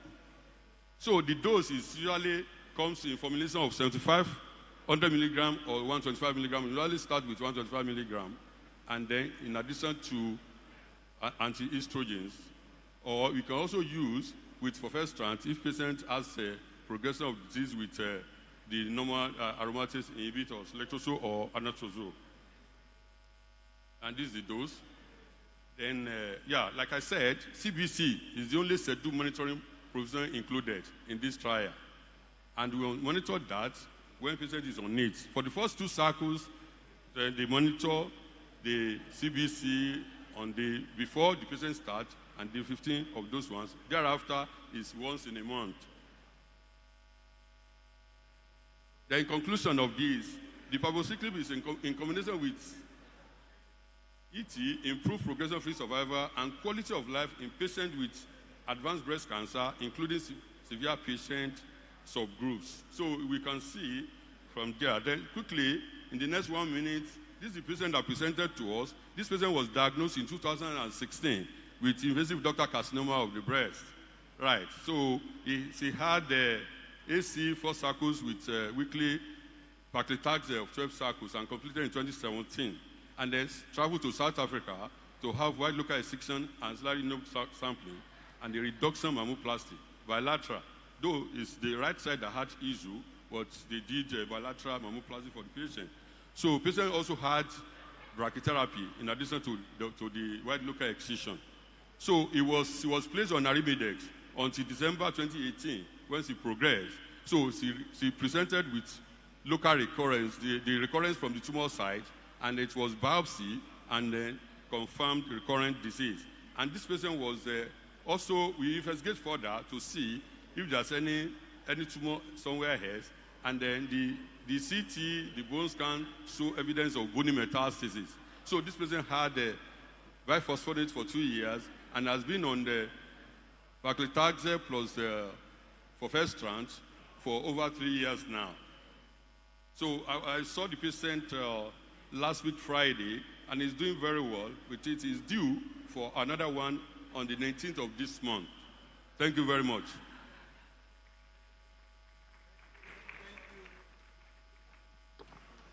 Thank you very much, Dr. Jimo. The first time I heard about Paloma study, I thought they were talking about a Mexican movie or something. We have just about 5-7 minutes to ask questions. I will take just 3 questions. If you are unlucky and you have all the 3 questions directed at you, well, so be it.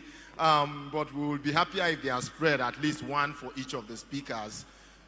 And it's not like we must ask questions. If there's no question, we have saved ourselves 7 minutes so that we can move ahead. So I'm looking for hands for asking of questions. Usually after a lecture, if there's no question, it's either the lecture is so well understood or it's not understood at all. I think we should give the presenters a round of applause and move to the next session. Thank you very much, Professor Bello. Thank you very much, Professor Waga. Thank you very much, Dr. Jimo. Who am I handing the microphone over to? And thank you very much, Pfizer, for the wonderful drugs that you are bringing forth to help improve our practice of clinical oncology. Thank you. So thank you so much, Dr. Sam Otene, for chairing that session. So we'll move very quickly to the next session,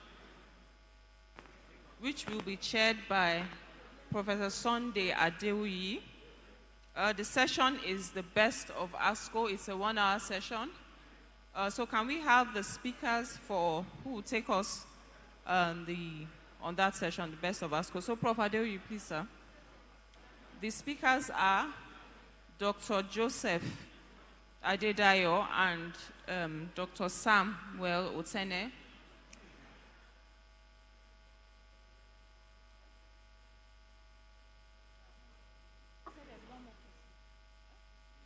Now, immediately after lunch. Now, so is it not after? Oh, so Prof.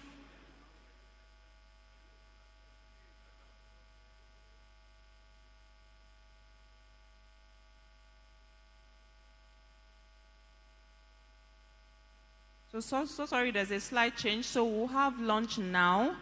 Lunch is ready, and then we'll take the best of ASCO after lunch. So lunch, we'll try to make lunch as quickly as possible, 10-15 minutes. We should be back down. So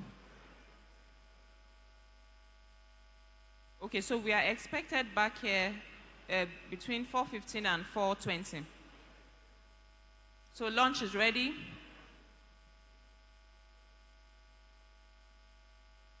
Like we don't need lunch. I think I see everybody's still seated.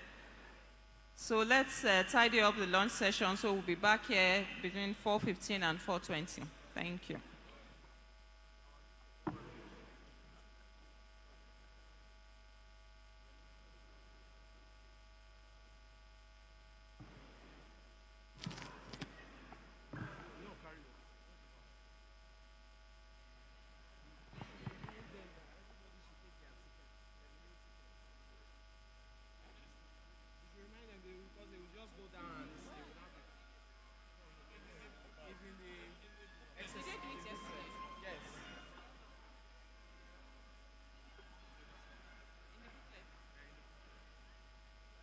Yeah, so we are reminded to go along with our meal tickets. It's in the booklet.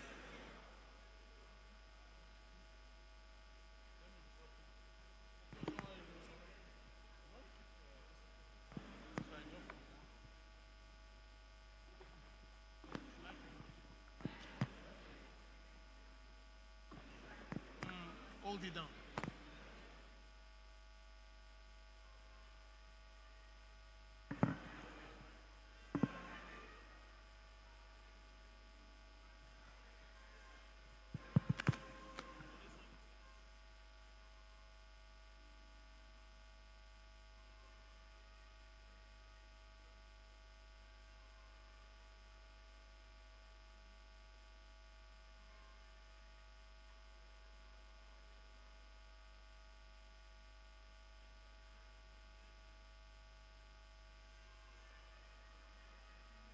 The lunch is downstairs, the same venue as yesterday.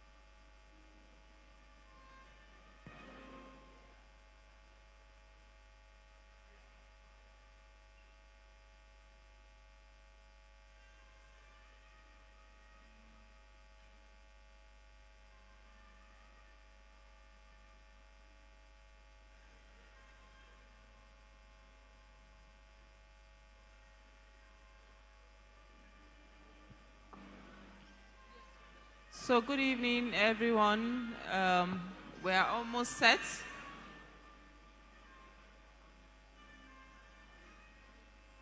So Dr. B, are we good to go? Okay. So welcome back from the lunch break. So we'll move very quickly. We'll call on Professor Sunday Adeoye to chair the next session, which is the best of ASCO. The speakers would be Dr. Joseph Adedayo. We know she has a keen interest in pediatric oncology. The paper she represents in this one.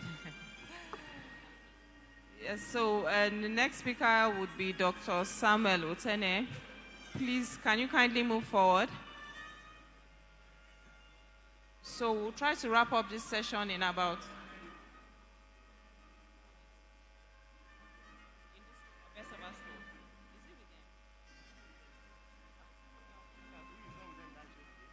so it's 40 minutes. And I'll do my own.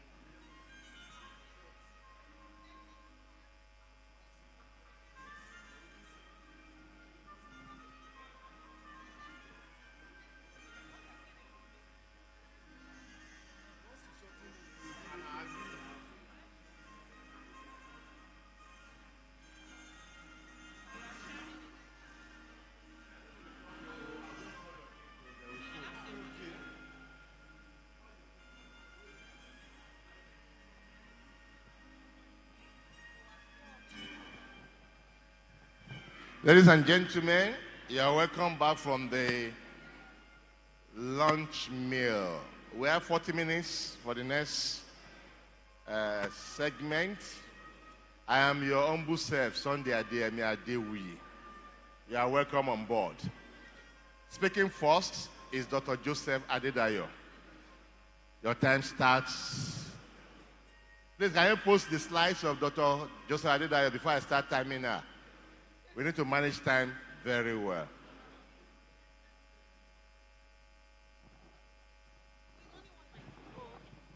Thank you.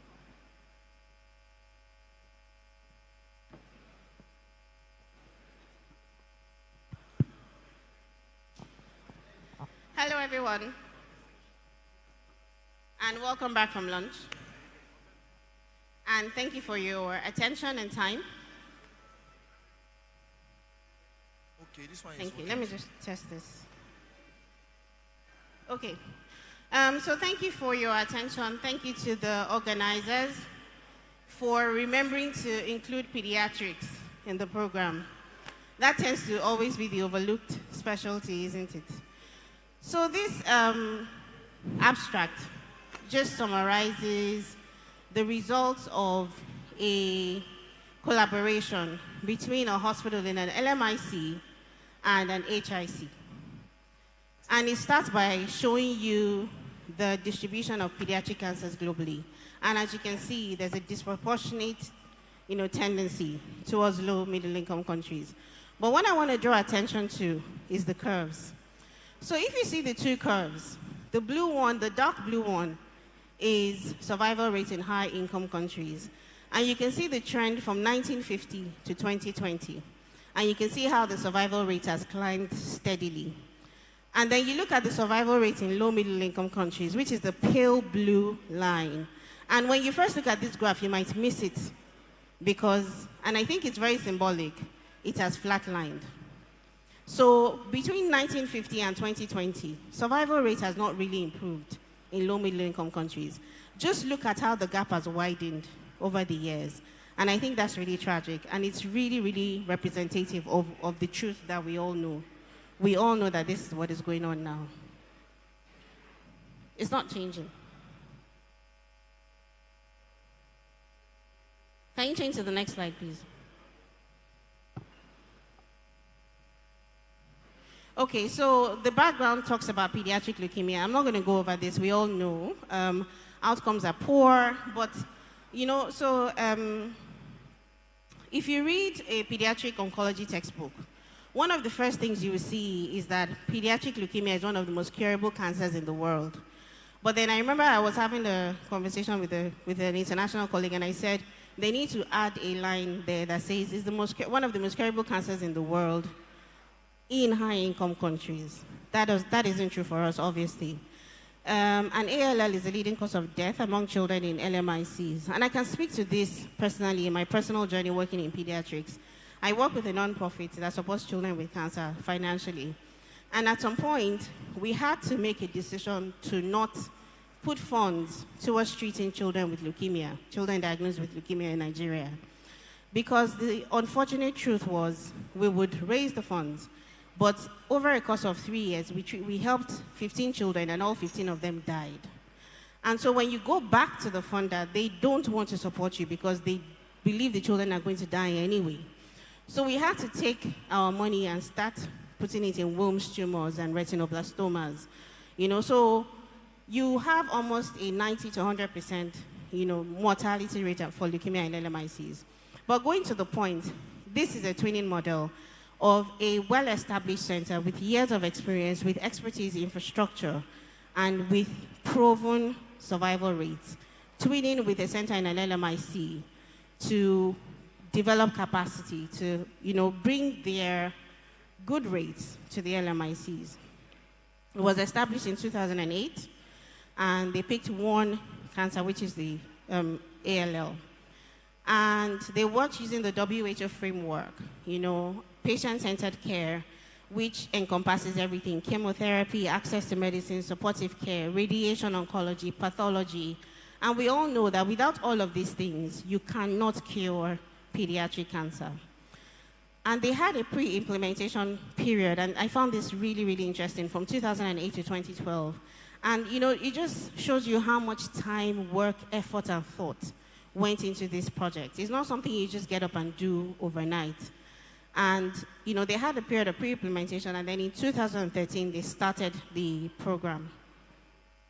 So over that period, 109 children were treated at the hospital in Mexico, in Tijuana. And the average age was 7, sex distribution was even, and 70% of those children had high-risk disease, and we all know the features of high-risk disease. And what were the outcomes of this program? They had a fully staffed leukemia service. Fully staffed meaning that these people have been recruited, they have been trained, they have been empowered, and they know how to do this. The program was sustainable at the end of the day. It was evidence-based and data-driven, and there was support for funding, medications, and all of that.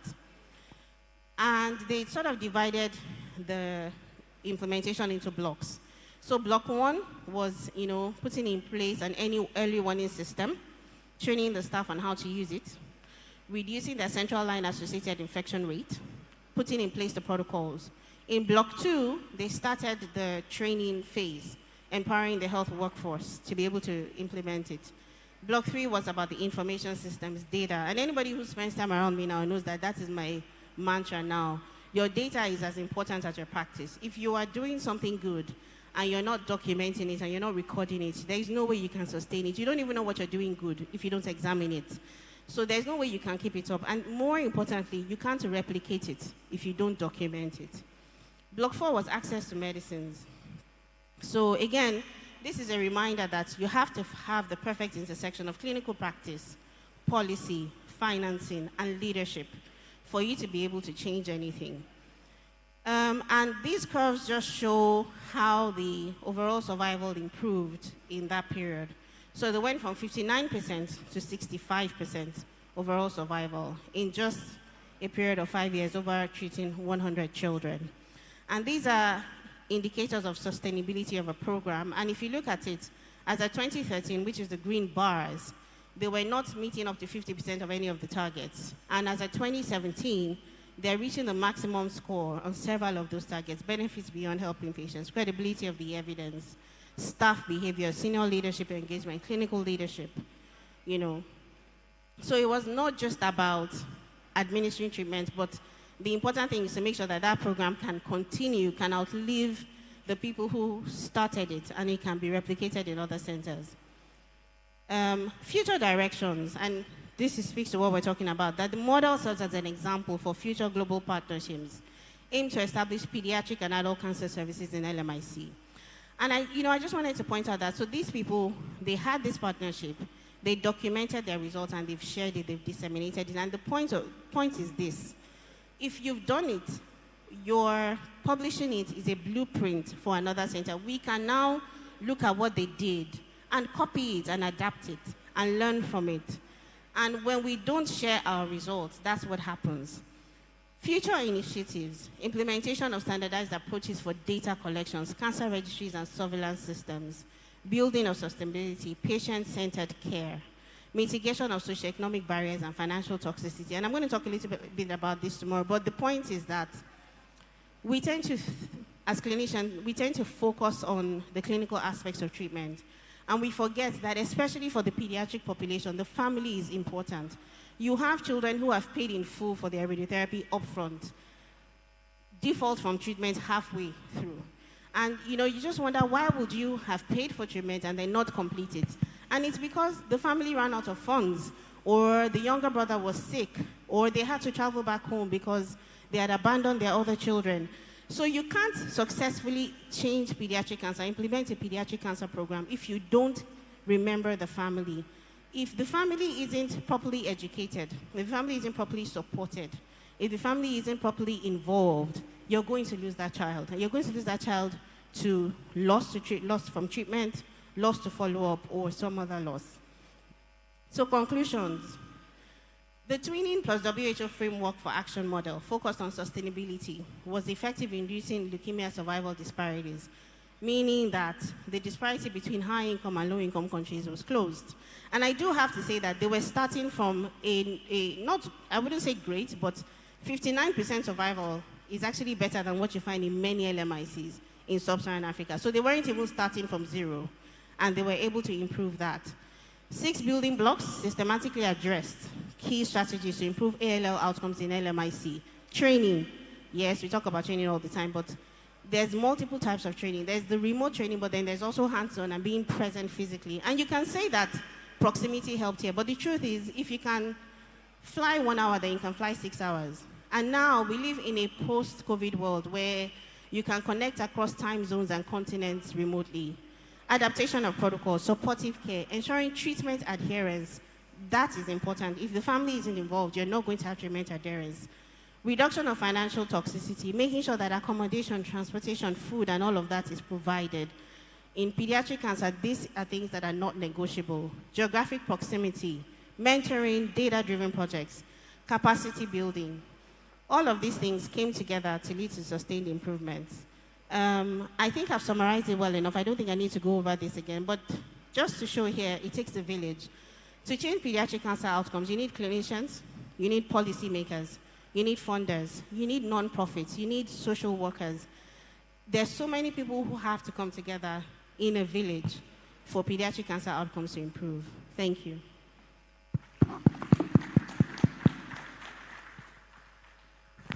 Thank you very much, Dr. Joseph, for keeping to time. Please write down your questions, and then we'll move to the next speaker, Dr. Tene Samuel.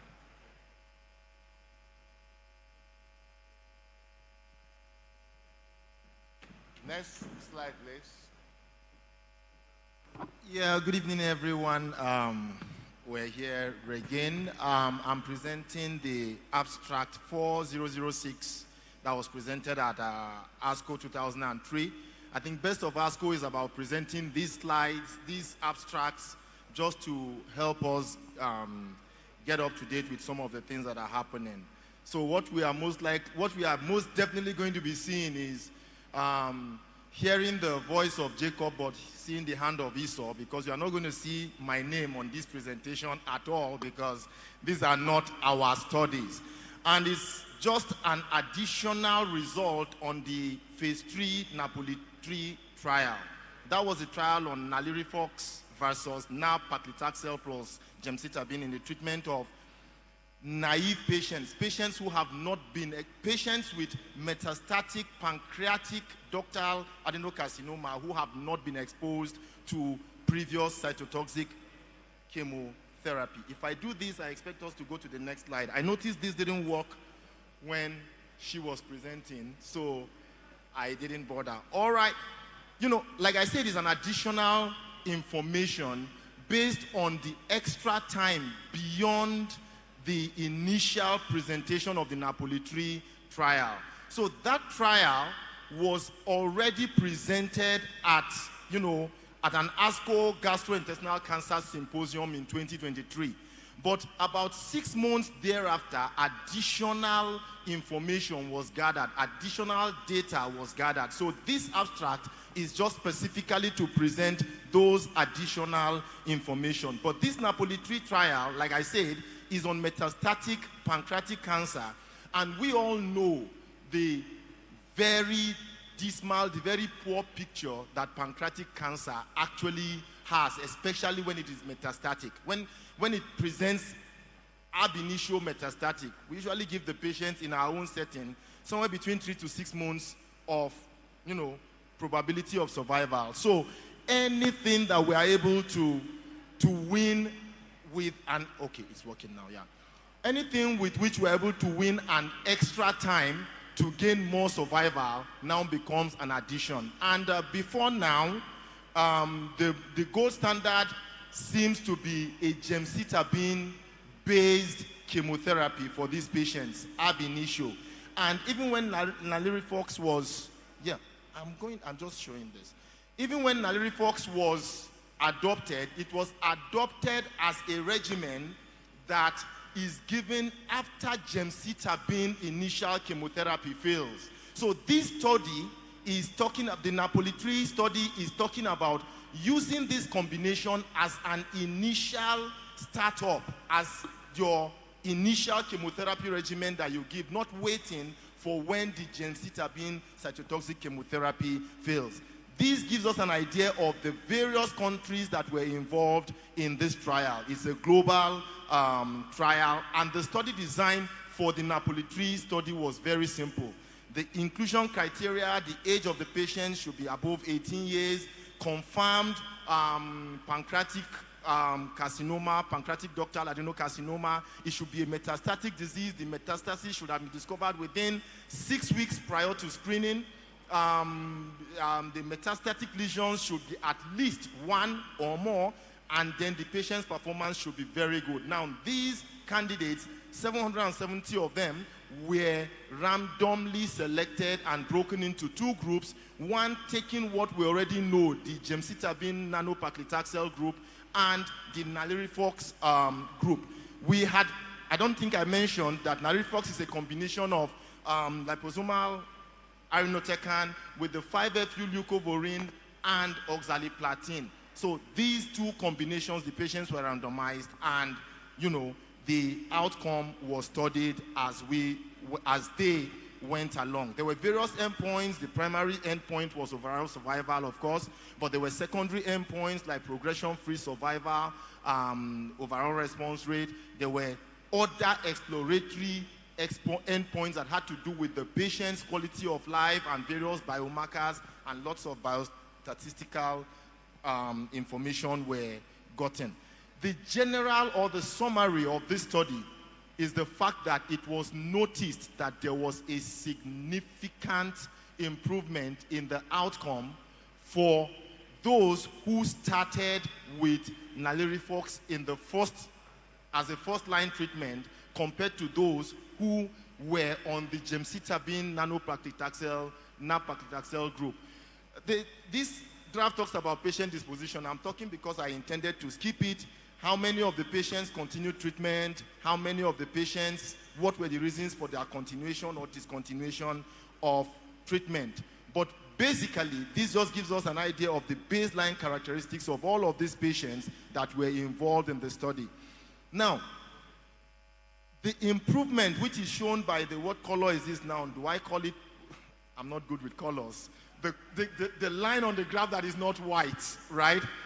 We would notice that marginal increment. I was wishing that there was a pointer that I could use to point, where we would notice that this study actually talks about an extension of the values that were reported earlier at the 12th month of observation, extending it from 12 to 18 months and even all the way a little beyond 24 months. Now, initially, these data had been presented, if you look at 12 months, and we see that there is that clinically significant advantage of 45.6% compared to 39.5%. But this study, this additional data only goes on to show us that even in the extra months that we're adding from 12 months to 16 months to 24 months, we still see some significant benefit in using the irinotecan combination as our first line of cytotoxic combination for these patients compared to the gemcitabine arm of the group. Well, this is a subgroup analysis breaking each of the groups into their differences. But you see, apart from that initial advantage in overall survival, the advantage is still noted also in progression-free survival for these patients. You are talking of at 12 months, 27.4 compared to 13.9. And even beyond, down to 18 months, you still see that the majority, you just had about 3.6% progression-free survival for the patients on the gemcitabine group, while those on the irinotecan group had a much higher progression-free survival. That also goes along with tumor response. Those, if you look at the two studies, the difference might not look so much. But like I said, we are dealing with a tumor that on its own has a very, very bleak prognosis.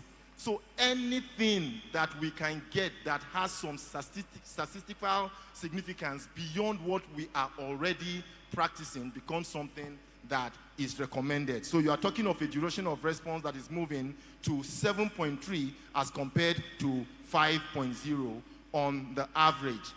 Now, with regards to subsequent anti-cancer therapy, those who needed to have another treatment of the cancer after their initial treatment seemed to have failed, maybe any other chemotherapy combination beyond the NALIRIFOX, you had about 50.5% of these patients needing subsequent surgery. You had just 0.3% of these patients needing subsequent surgery, 0.5% needing subsequent radiotherapy, and just about 50.5% of these patients needing subsequent systemic anti-neoplastic therapy. And for most of those that needed subsequent anti-cytotoxic chemotherapy, they actually had to fall back on the gemcitabine again as an additional therapy that could be given if NALIRIFOX combination fails. We're talking about treatment. We're talking about treatment emergent adverse effects. This gives us some analysis. If you look at it a little bit closely, you realize that there are actually slightly more treatment emergent adverse effects with regards to the NALIRIFOX groups as compared to the gemcitabine nano-paclitaxel group. However, all of these other adverse effects still fall within the range expected for the combination of the various drugs being used in this cytotoxic chemotherapy combination. And they are usually adverse effects that are relatively manageable. So in conclusion, NALIRIFOX as a combination demonstrated statistically significant and clinically meaningful improvements in median overall survival and progression-free survival compared to the gemcitabine nano-paclitaxel group. The 12 and 18-month overall survival and progression-free survival also favored this group over the gemcitabine nano-paclitaxel group.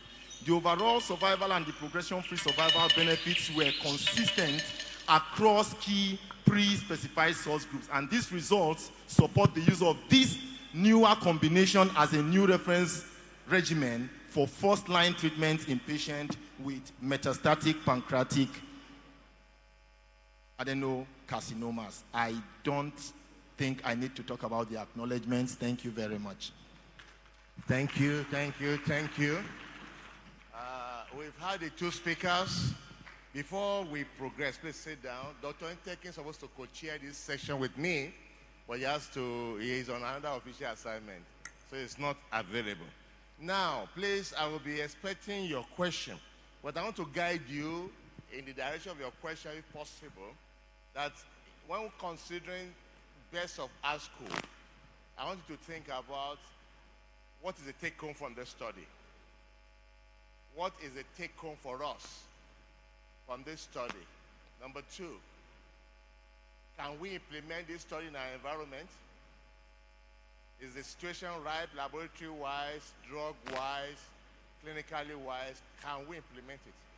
Number three, what are the challenges that this study posed that we identify, and then how do we now navigate around these challenges?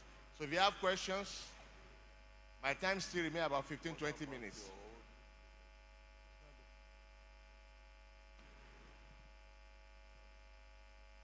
Yes, let me count the hands first. I've seen the big heavyweights are already raising their hands. Any resident that needs to ask question, let's do it in our own systemic way. The Ogas, once they talk, we cannot talk again. So I belong to the residents. Ogas, I will call you last. I will call you last. Residents, any question? Yes, one. Another person? Okay, one, two, and then the Oga is the last. Ask your question. My name is Dr. Njoku from Luth. My question is for the first presenter. So you talked about what's called pediatric leukemias are one of the very curable cancers. And you said that their survival is better in high-income countries than in low-income countries. I didn't quite appreciate the challenges and the reasons why it's that way. I'm using the 15 patients that got funding because the first thing that will come to our minds is, lack of funds. So using the 15 patients that were funded and we lost all 15 of them, I didn't quite appreciate the reasons as to why we had those kind of challenges in our environment. Thank you.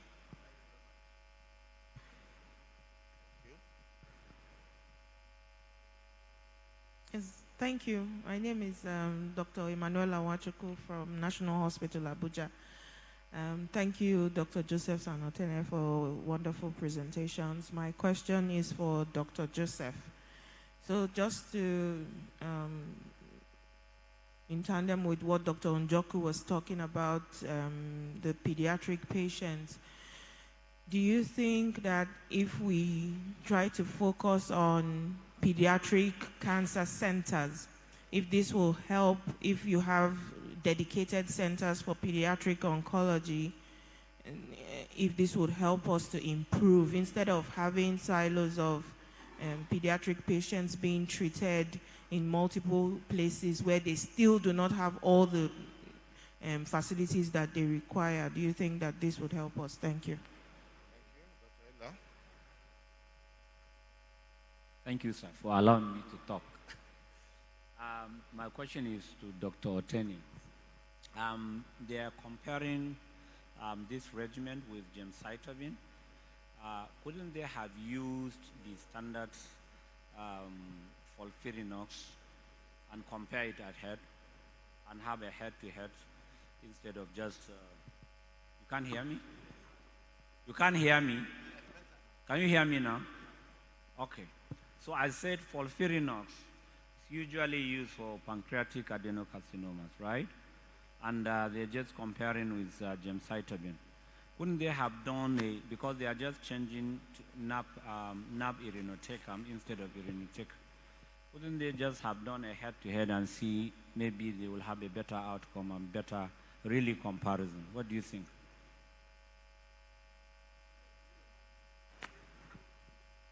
Thank you for the questions. I reserve my comment until the two people have responded. Dr. Joseph, over to you. Thank you, Prof. And thank you, yes, they're excellent questions. So the first thing you were asking is that why is pediatric leukemia survival low in low-income countries? So I started making a list and I ran out of space.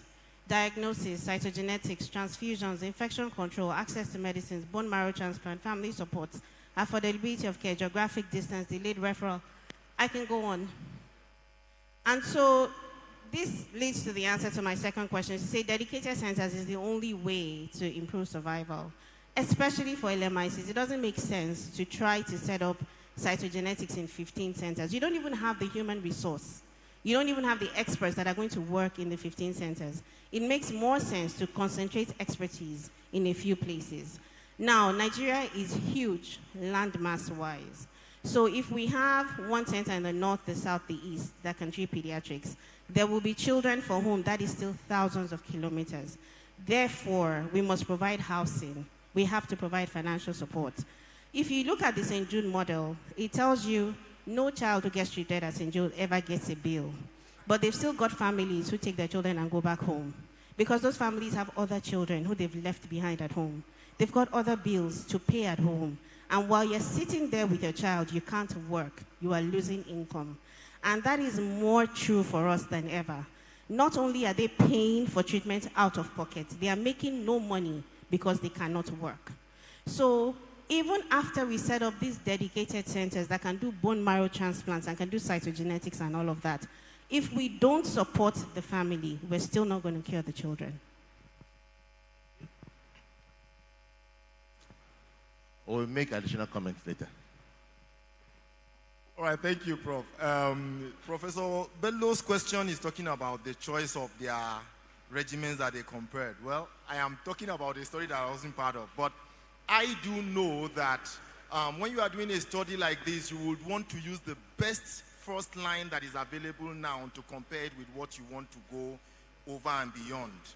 And I was under the impression that the combination of gemcitabine and Abraxane, that's nano-paclitaxel, seems to have surpassed FOLFIRINOX as a regimen for treatment of pancreatic cancer. You are the ones that designed, what do you call it, guidelines, but I was under that impression that before this study, the accepted combination beyond FOLFIRINOX is Abraxane, gemcitabine. So they were trying to go a little bit higher than what is the generally accepted code. But you might enlighten us a little bit better. Thank you. You want to say anything? Okay. Yeah. So, yes. You have a point of the NCN guidelines.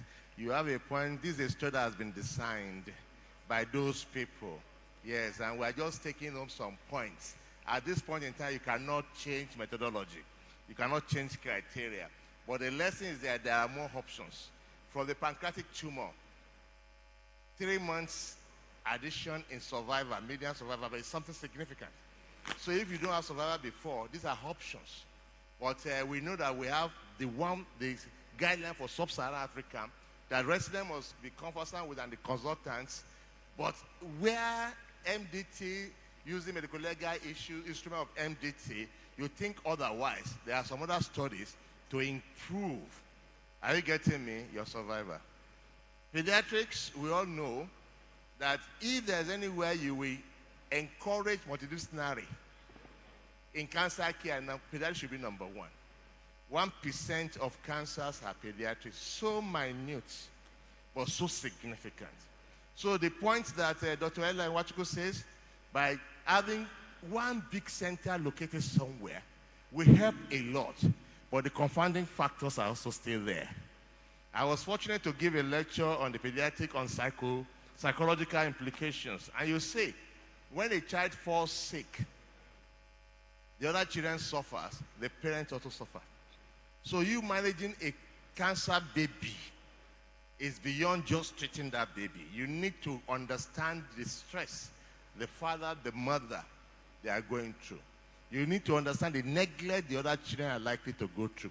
You need to understand the psychological emotions attached to a baby being sick. You need to understand the guilt or even affect the relationship between husband and wife. Because the husband and wife, they don't have time for themselves when the child is sick. All these things are confounding factors. So even in addition to Dr. Ella's proposal, which I agree, maybe we should fight, where is Dr. Uche? Let's think about one comprehensive pediatric cancer center with the surgeons, pediatric cardiologists, pediatric infectious experts, pediatric surgeons, the pharmacists, everybody, and pediatric radiation oncology. Let's think of that. In addition, consider all these confounding factors and see whether we can improve survival. I hope I have done justice to the topic and to the discussion. Thank you very much. Thank you. Any photograph? I saw everybody snapping. I want to show my tummy also. Where is the photographer now? Come, Biko.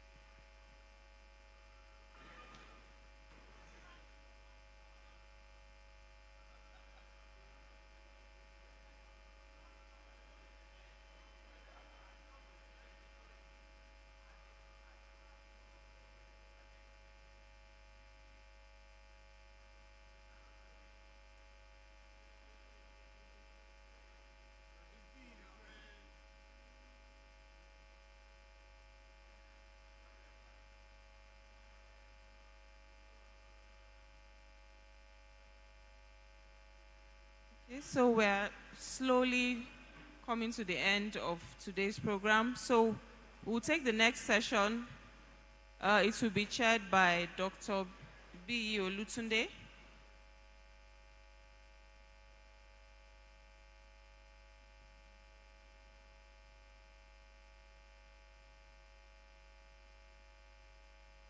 Thank you very much. Good evening, everybody, and thank you for holding on. It's my pleasure to chair this segment that is for the MEC presentation, and to do justice to optimizing treatment in regional and metastatic squamous cell carcinoma of the head and neck, clinical cases with best practice sharing and management of anti-EGFR side effects. We're going to have Dr. Mohammed Suhail Anwar. He's from King Faisal Specialist Hospital Research Center in Riyadh. Please put your hands together. Warm your hands up together for him. He's been waiting for quite a while, and so we have to appreciate him very much. Thank you very much, sir. We're ready to listen to your beautiful lecture.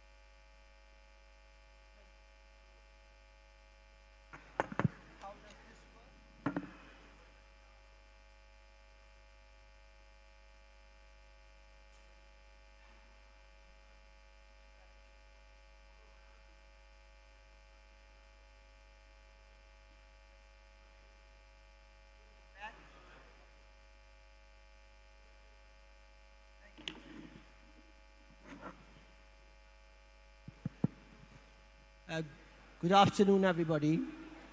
I would like to thank the President and the organizing committee to give me the opportunity to present here today. I would also like to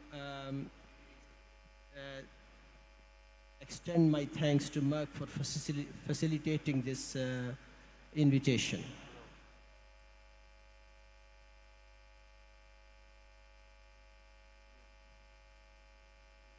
Right, these are my disclosures. So I would like to remind all of you about the abysmal prognosis head and neck cancer has.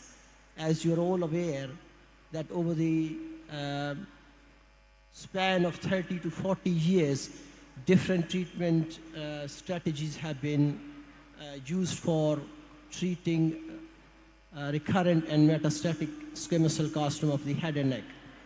And you can see that single drugs, combinations of 2, 3, or 4 drugs did not make much difference in terms of improving median overall survival. And that remained at best at about 8 months or so, until we had the addition of EGFR inhibitor in the form of cetuximab, which pushed the median overall survival for the first time in double figures. You would all remember this trial, EXTREME trial, which was a phase 3 trial on patients with recurrent or metastatic squamous cell carcinoma of the head and neck. Patients were randomized to either chemotherapy with cisplatin and 5-FU or the experimental arm with the addition of cetuximab in addition to chemotherapy until progression.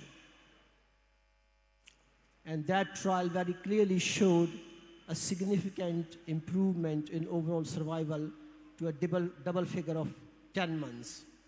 You can see that there was significant improvement in progression-free survival of 2.5 months almost. The next question that came forward was whether we could do without 5-FU. As you're all aware that arranging 5-FU infusions for these patients is a nightmare, and a lot of the time patients are traveling from very distant places. In addition, the toxicity of 5-FU infusions is quite significant. So that gave the idea to replacing 5-FU by taxane. Here in this trial, TIP-EXTREME study, 5-FU was replaced by docetaxel. So patients here were randomized to either 4 cycles of chemotherapy with cisplatin 5-FU, cisplatin 5-FU along with cetuximab, which was the EXTREME study arm, and cisplatin, docetaxel, and cetuximab, which was the experimental arm in this study. Now, this study obviously showed a very significant overall survival for about 14 months, above 14 months. But for some reason, patients in the control arm also did very well. And they achieved an overall survival of around 13.4 months in the median terms. Therefore, the study was considered to be negative. However, one must appreciate the fact that the overall survival was seen to be 14.5 months for the first time in this history of head and neck metastatic cancer. The good thing about TIP-X was that the side effects were significantly fewer compared to EXTREME study. When we look at the other combinations of platinum and cetuximab along with taxane, we see a very similar trend of significant overall survivals ranging from 10 months to almost 18.8 months. Similarly, objective response rates with the addition of cetuximab to platinum and taxane in different small randomized controlled trials also shows a very significant objective response rate, again ranging from 40% to almost 63%. Now, the era of immunotherapy obviously started in about 2013, 2014, and head and neck cancer was one of those to catch up. And therefore, this trial, Keynote-048, was planned, which was to use pembrolizumab as the immune check inhibitor in the first-line treatment of head and neck cancer. Patients were randomized to either pembrolizumab single agent or a combination of pembro with platinum and 5-FU, and the active comparator was used as same as in the extreme study because that had become the standard by that time. And this study was stratified according to the combined positive score of PDL-1, and you can see here that patients who received pembro as single agent versus chemo, and if they had a CPS of equal to or more than 20, they had significant improvement in median overall survival to 14.8 months compared to 10.7 months. Those patients who had a combined positive score of equal to or more than 1, they also benefited from pembro compared to chemotherapy, although the benefit wasn't as significant as seen in the population with CPS of equal to and more than 20. There are other interesting facts about the pembrolizumab monotherapy. As you can see here, that the PFS curves clearly cross. So in the first few months of treatment, more patients were responding to a regime that contains cetuximab compared to immunotherapy. However, after about 7 months, the graphs crossed over, and patients who received immune check inhibitor pembrolizumab, they started to do better. So it seems that as if immunotherapy selects out patients who are going to benefit from this approach. Obviously, other patients would be at disadvantage if they were not going to benefit from immunotherapy. So you have to keep that in mind when selecting patients for different treatments. The other fact was noticed in the Keynote-048 was that the objective response rates with single-agent pembrolizumab were lower, even in the population with CPS of equal to or more than 20. It was only 23% compared to 36% in the extreme arm containing cetuximab. If the CPS was equal to or more than 1, the objective response rate fell to about 19%. And the progressive disease was also seen more commonly with patients receiving pembrolizumab as single agent compared to those who were receiving chemotherapy in combination with cetuximab. Now, why is that important? We are all aware that the burden of symptoms increases with the tumor size. So if you are able to achieve tumor shrinkage very quickly, you may be able to reduce symptoms for the patient and improve their quality of life. Coming back to the KN-048 study, we can see that if pembro was given in combination with chemotherapy, then those patients did better compared to those who received pembro as single agent. Here you can see graphs for patients whose combined positive score was equal to or more than 1. The benefit was there. However, that benefit was more pronounced in the population with CPS of equal to and more than 20, which obviously is not a surprise. Moving on to the second-line treatment, phase 3 checkmate study, CheckMate-141, looked at patients with recurrent and metastatic squamous cell carcinoma of the head and neck who had progressed on previous first-line treatment. And they were randomized to receive either a single-agent nivolumab at 3 milligram per kg IV Q2 weekly. And this group was compared with the patients who received treatment of investigator's choice.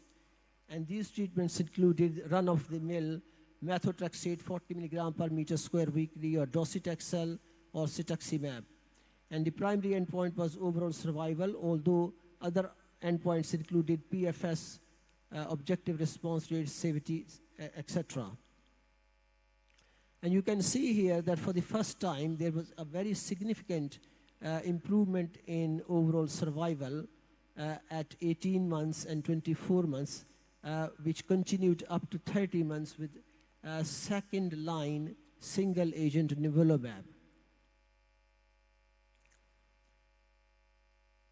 This benefit was seen in patients regardless of expression of PD-L1. So patients who had low expression of PD-L1, even they responded almost as well as those who were expressors of PDL. Another study in the second-line treatment of head and neck squamous cell carcinoma is Keynote 040 study, which looked at the prospects of pembrolizumab as single agent in the second line.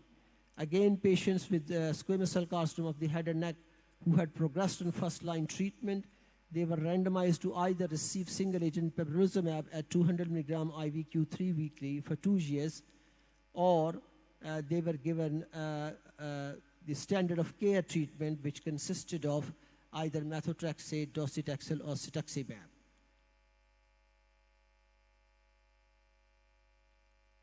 Here again, you can see patients who were CPS equal to or more than 1, or those who had tumor proportion score of equal to or more than 50. They were the ones who benefited. So if you remember when I talked about the checkmate 141 of nivolumab, all patients benefited in the second line, whether they were expressors of PD-L1 or not. But in this study, patients who were CPS equal to or more than 1 and TPS equal to or more than 50% only, they had a significant improvement in their overall survivals.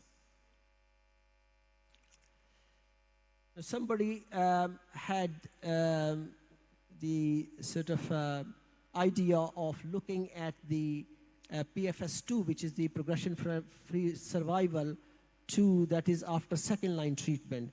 And they looked at the time from randomization to objective tumor progression on next line of therapy or death from any cause.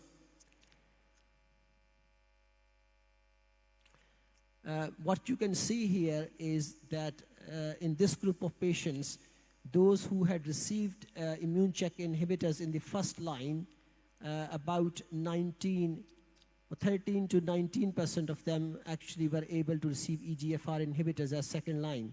Similarly, those patients who had received EGFR receptor in the first line, only about 16% of them received immune check inhibitors in the second line, which is obviously very suboptimal. But in spite of that fact, the PFS2 was actually not very different in the pembrolizumab in the group who received pembrolizumab compared to extreme when they received second-line treatments. The majority of the patients who managed to receive second-line treatment after progression of first-line treatment in TIP extreme, which is very encouraging. That means that patients who receive TIP extreme in the first line, majority of them would be fit enough to have second-line treatment. And what was very interesting was that,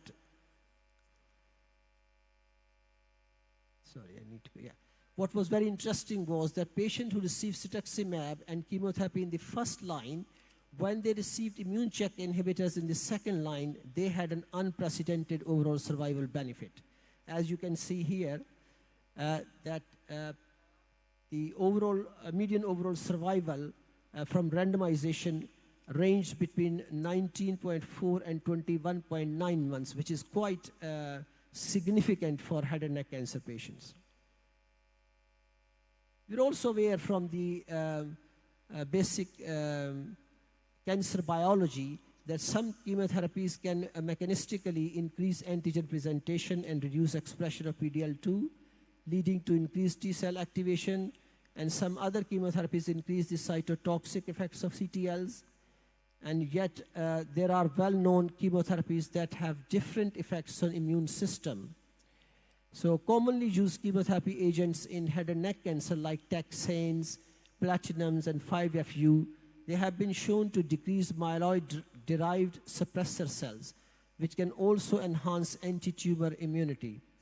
Therefore, it makes sense to consider a combination of chemotherapy and immunotherapy to, on one hand, reduce the tumor burden, but also to manipulate its ability to modulate immune system for better responses. There are some concerns about use of immunotherapy in patients who require antibiotics just before their immunotherapy treatment or around the time they are having immunotherapy treatment. And this is one of those studies in metastatic urothelial carcinoma. However, I think it probably isn't very relevant, as we know that patients, if they are requiring antibiotics, they probably are poor prognosis group, and also they are suffering from infections. So there may be other reasons to account for poor prognosis for these patients on immunotherapy. So what are our treatment options after immune check inhibitors, platinum, and 5-FU? So we can look at the European Head and Neck Society ESMO ASTRO guidelines, which recommend use of extreme-like chemotherapy. Similarly, TIPEX regime can also be considered as a treatment alternative to extreme for patients, especially those who have DPD deficiency. Also, a retrospective analysis from French sites has shown an objective response rate of 30%, median progression-free survival of 3.6 months, and a median overall survival of 7.8 months with salvage chemotherapy for patients who progressed on immune checkpoint inhibitors.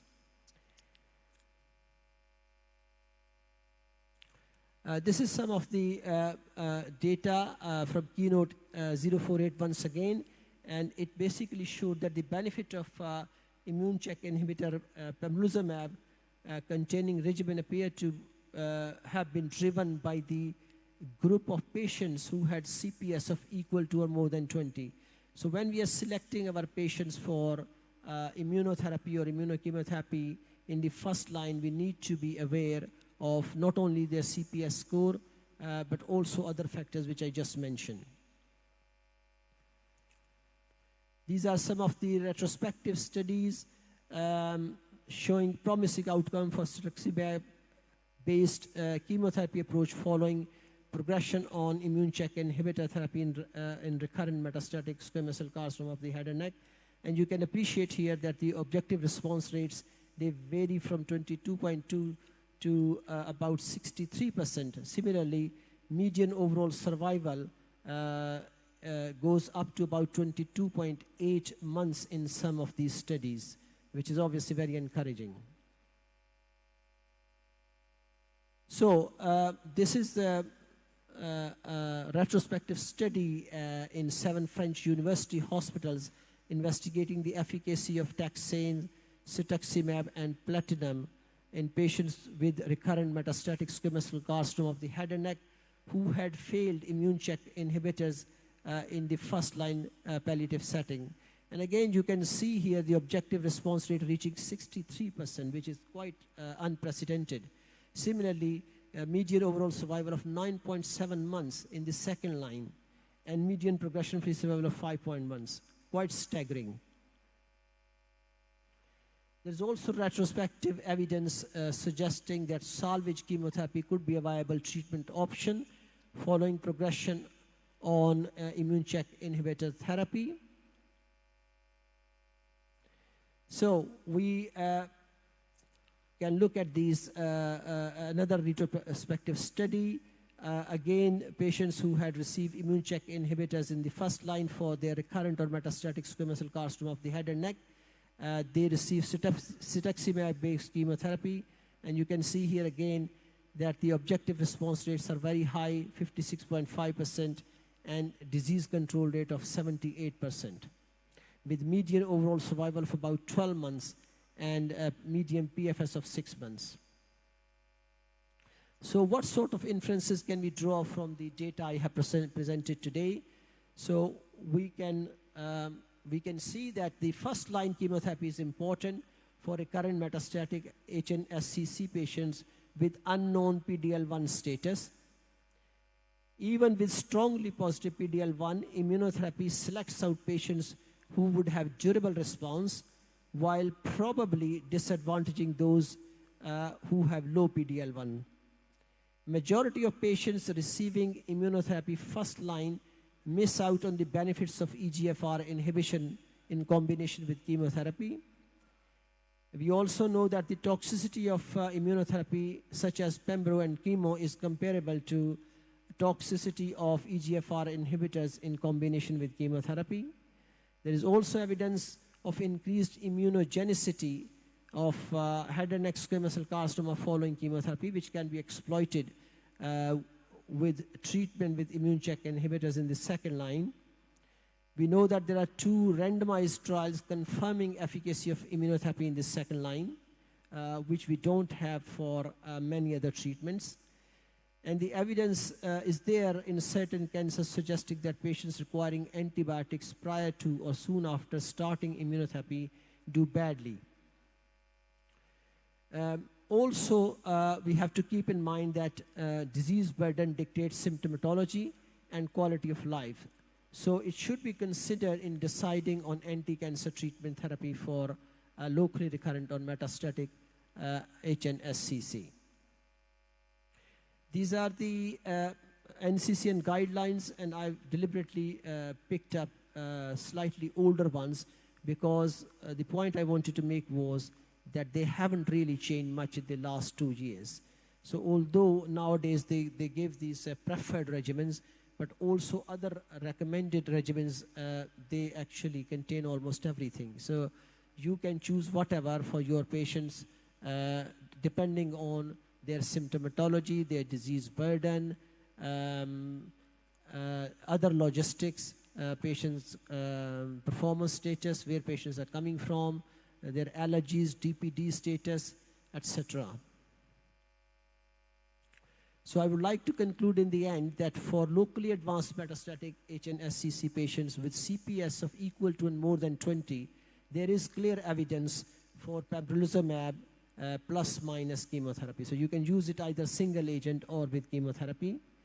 If the combined positive score is equal to or more than 1, there is enough evidence to consider pembrolizumab plus minus chemotherapy again. If CPS is equal to or less than 1, there is enough evidence for pembrolizumab plus chemotherapy. Obviously, you can't use single agent pembro for patients whose combined positive score is equal to or less than 1.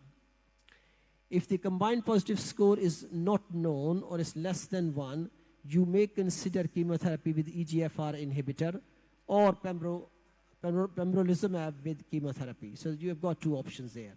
And for second line treatment, consider cetuximab in combination with chemo if patients have received immune check inhibitors in the first line and the vice versa. So obviously if they've received EGFR inhibitors in the first line, you can go with the immune check inhibitors in the second line.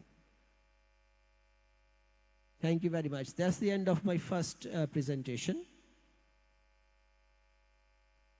I've got another one for you.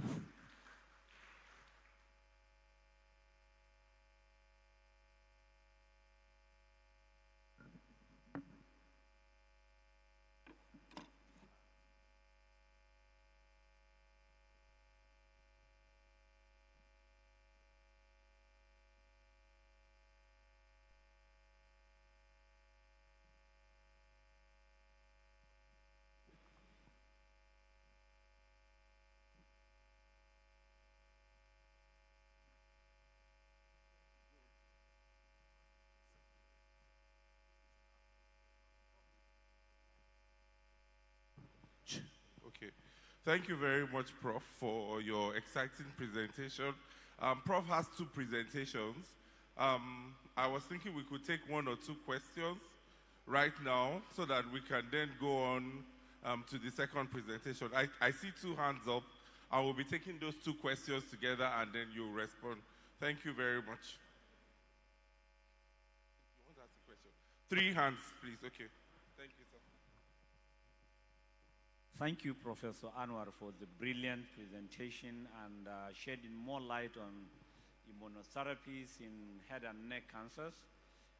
One will want to ask, really in a place like in our environment where the scoring is very difficult and indeed PD-L1 testing. And because of the immunogenicity of the disease, will you agree that empirically one could consider using pembro and chemotherapy in patients that are already pre-treated? Thank you. Sorry, did you say patients who've already been treated? Yes, patients that are metastatic and they are already pre-treated with recurrence and metastasis. Will you consider, empirically using pembro, or we need to do the PDL testing? Yes. That's the question. Okay, no, a very good question, really. I mean, even in bigger centers, sometimes PD-L1 testing can take some time. Although in our center we have managed to get a system where we usually get it within 2 weeks.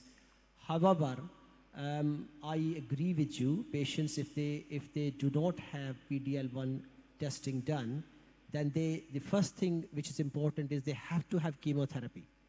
You can't just give them immunotherapy or EGFR inhibitors on their own. So you're right. They will have to have chemotherapy, and then it's up to you. If you want to give them immunotherapy, fine. If you want to give them EGFR inhibitors, that's fine. NCRN guidelines obviously say preferred treatment is immunotherapy, but you can use either depending on, as I said, different factors. Thank you, Prof. Dr. Lolade. Thank you very much for your presentation. I just wanted to initially find out, I saw in one of your slides that if they're pre-treated, you can still have them on the other arm. So in your own practice, which arm comes first from what you see? Is it the pembro arm or the EGFR arm? That's the first question. Then the second question is, I also observed that there's, of the 3 options of the chemotherapy, there's the methotrexate, and there's the taxane, and before you come to the platinum. So I wanted to find out that the outcomes of those 3, are they equivocal, or is one ahead of the other? Because you mentioned that the standard of care was 1, 2, or 3, because of the economics and the financial involvements of those 3 of them. Thank you. So the first question, obviously, if you, because Tipex is off-label. So using docetaxel, cisplatin, and EGFR inhibitor is off-label at the moment, but it is a recommended treatment. However, the first-line treatment should be an immunotherapy such as pembrolizumab with chemotherapy. That is the preferred treatment. But if you have reasons not to give pembrolizumab, for example, if you don't test in this country, then you have the option to use whatever you like. So you can either use pembrolizumab with chemotherapy, or you can use EGFR inhibitor with chemotherapy. Both have their plus and minus points. For example, with pembrolizumab, the issue is that you will have to use cisplatin and 5-FU. So patients will have to have an infuser port, and then they will have to have a continuous chemotherapy for 5 days. So that against Tipex regime, where you're using 1-day chemotherapy, however, they have to come every week for cetuximab. So they both have their plus and minuses. In my practice, I have used both of them, and I don't want to influence you, but to be honest with you, my experience is that cetuximab containing regime there is a higher response rate. So I see more patients responding to that treatment compared to immunotherapy and chemotherapy in the first line. Now coming to your second question, the preferred regime is actually taxane and cetuximab in the second line. If patients have received immune check inhibitors in the first line, it is important to have a taxane with cetuximab plus minus platinum. because most of these patients would have received platinum in the first line anyway. So they're probably to a degree platinum resistant.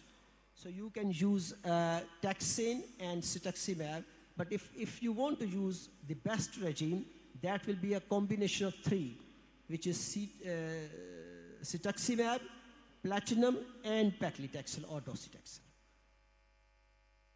I hope it answers your question. Thank you, Prof, for a beautiful presentation. From the presentation, we could see clearly that including pembrolizumab to chemotherapy for the series of studies carried out will, of course, give us a better outcome.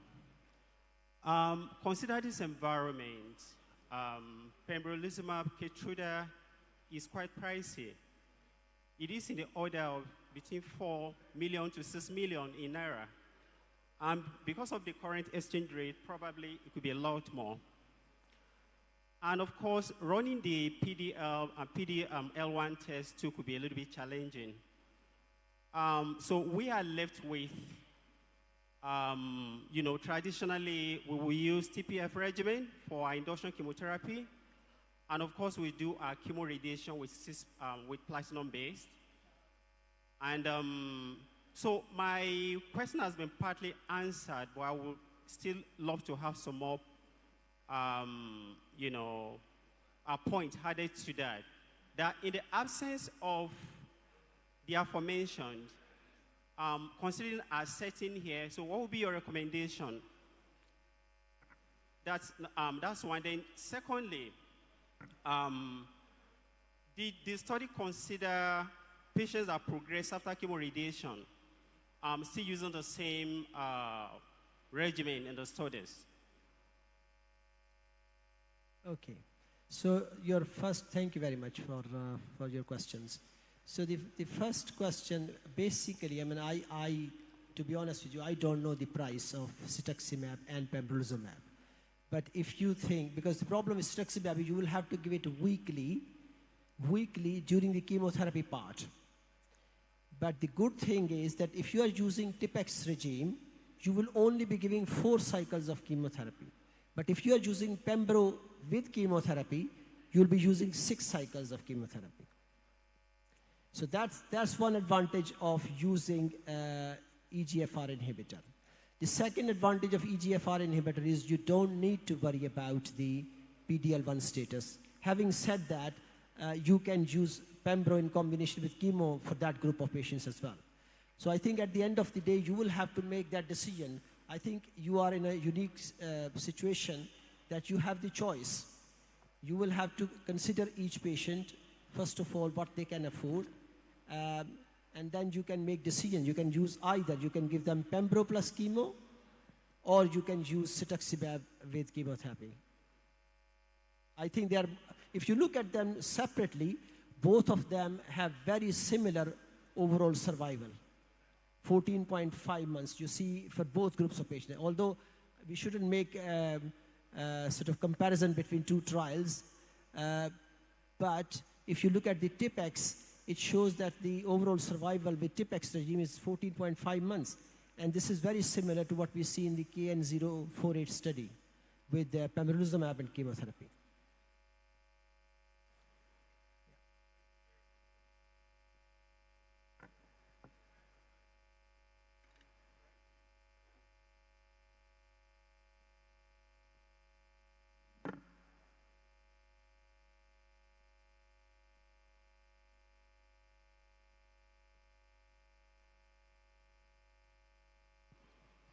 Thank you very much, Prof, for the thought-provoking lecture, giving us insight into clinical practice, and answering quite many questions as to what we should do when we're confronted with this situation. Thank you so much. We'll quickly move on to your second presentation, which I hope will not be too long. We'll be talking about best practice sharing and management of anti-EGFR side effects. Thank you. Thank you. I was going to take my own back with the second presentation because you made me wait so long to present it. So I was going to make it 1 hour long, But anyway, I'll have to... We plead, and we're deeply sorry for the time wasting. No, that's Please okay. go ahead, Prof. Thank you. That's fine. So what I'll do is I'll try to skip through some of the slides, and the others I will whiz through, so hopefully we will manage to finish it. Thank you Again, much. these are my disclosures.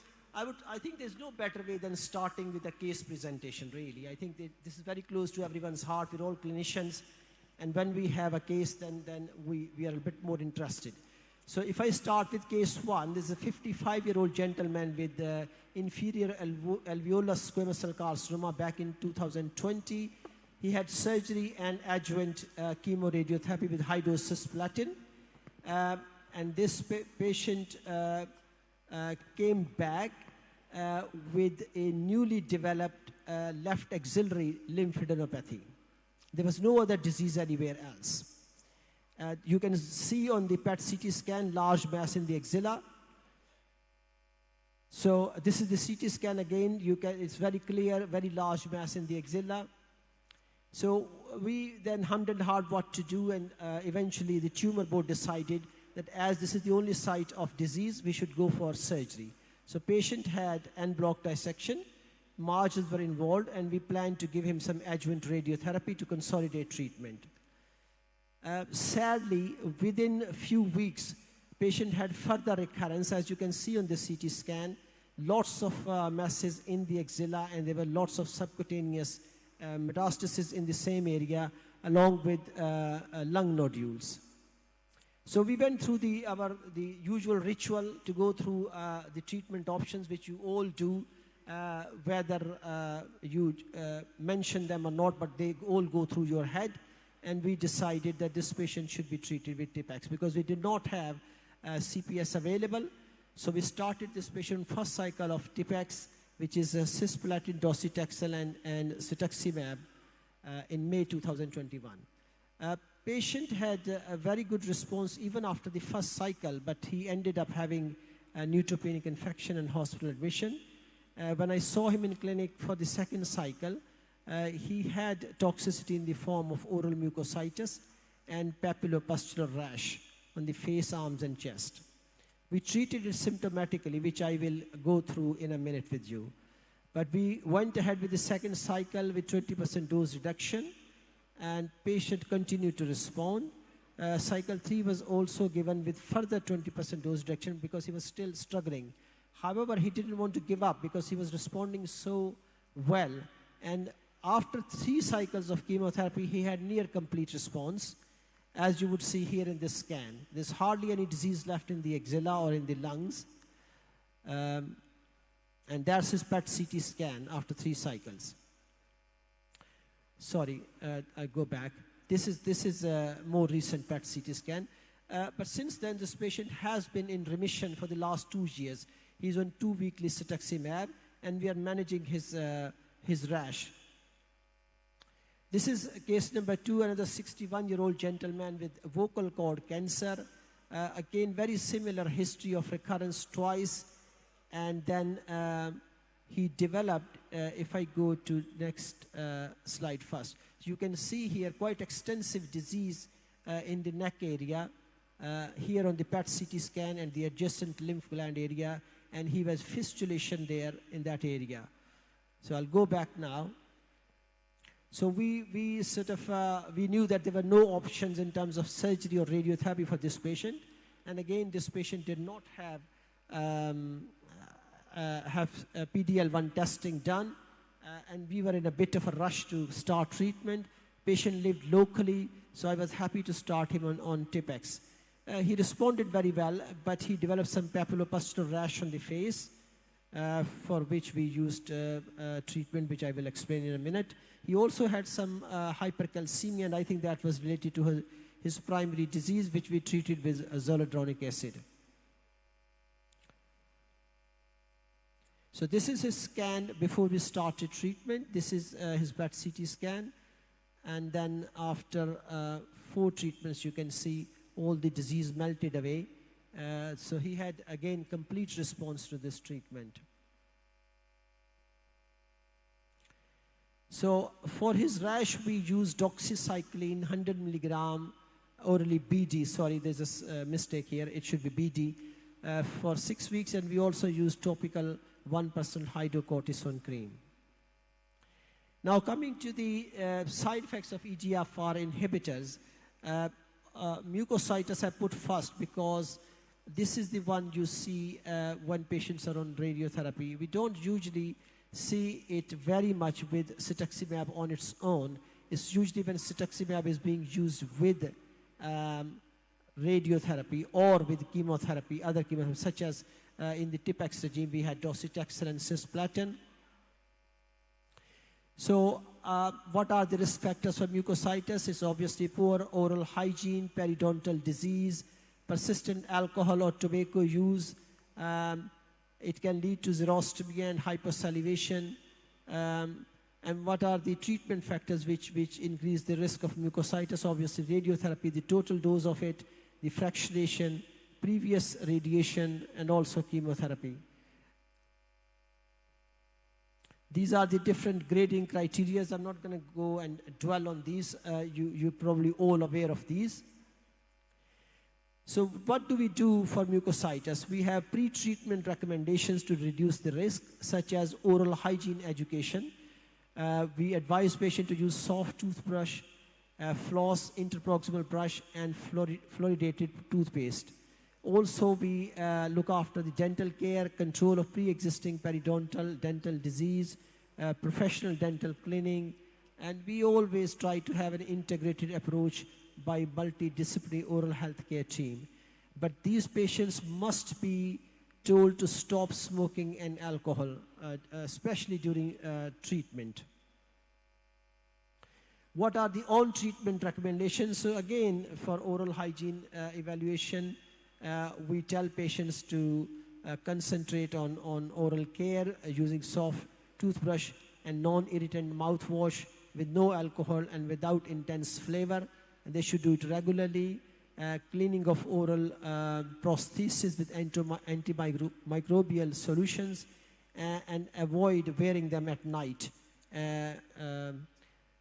The assessment of the mucositis should really be carried out on a weekly basis, and patients should be advised to communicate with the health professionals if symptoms get worse. There are set NCCN recommendations for the management of mucositis. So it all depends on whether mucositis is associated with xerostomia, pain, or infection. So if patients have xerostomia and it's mild degree, then we give them normal saline or soda bicarb. But if it's moderate degree, then silogogues are used. For patients who have pain, we use topical anesthetics in the first place, containing lidocaine, benzocaine, etc. But obviously, if it becomes moderate to severe, then we have to use systemic analgesics, including hydrocodone, morphine, oxycodone, etc. If patients have infection in the mucositis, then we can use antibiotics, antifungal, antiviral.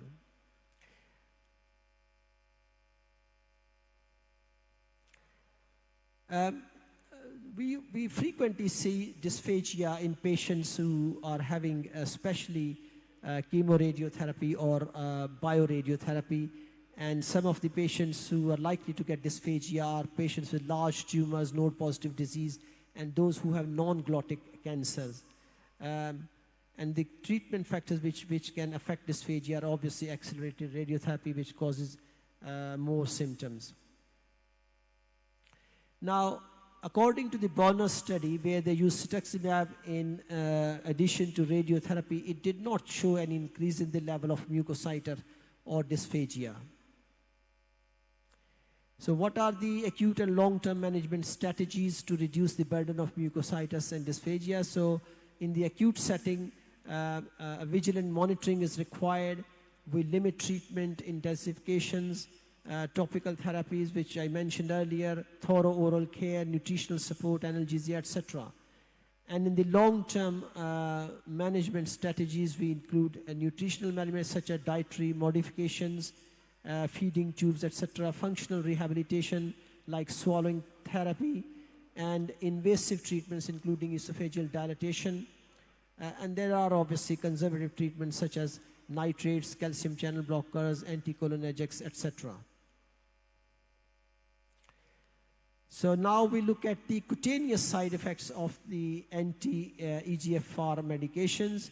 Acne-like rash, which is the papillopustular rash, which I mentioned to you in my 2 patients, is very common. It's seen about 60 to 80% of the patients. And there is some evidence to suggest that the appearance of this rash may actually give you some indication of treatment working. So we are not really too much worried about this rash. Dry skin is seen in up to 1/3 of patients, paronychia and cracks in a small proportion of patients, and rarely we see changes in hair texture. So this is the time course of anti-EGFR related skin reactions. Most of the skin reaction is seen within the first 3 weeks of treatment, and they usually resolve without sequel following cessation of treatment if the recommended adjustments in dose regimen are carried out. So what are the preventative measures?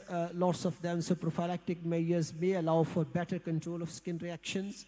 And prophylactic use of oral tetracyclines up to 6 to 8 weeks course with topical application of 1% hydrocortisone is very, very effective. And I use it a lot. Sometimes I use minocycline at 100 milligram once a day. Sometimes I use doxycycline 100 milligram twice a day. It all depends what pharmacy has. Because when you write minocycline, they don't have minocycline. When you prescribe doxycycline, they run out of doxycycline. So you need to be aware of alternatives.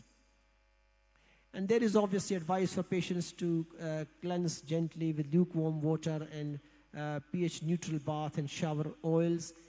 They should use perfume and alcohol-free moisturizing creams and lotions, and they should avoid tight shoes, use sunscreens, and minimize shaving where possible.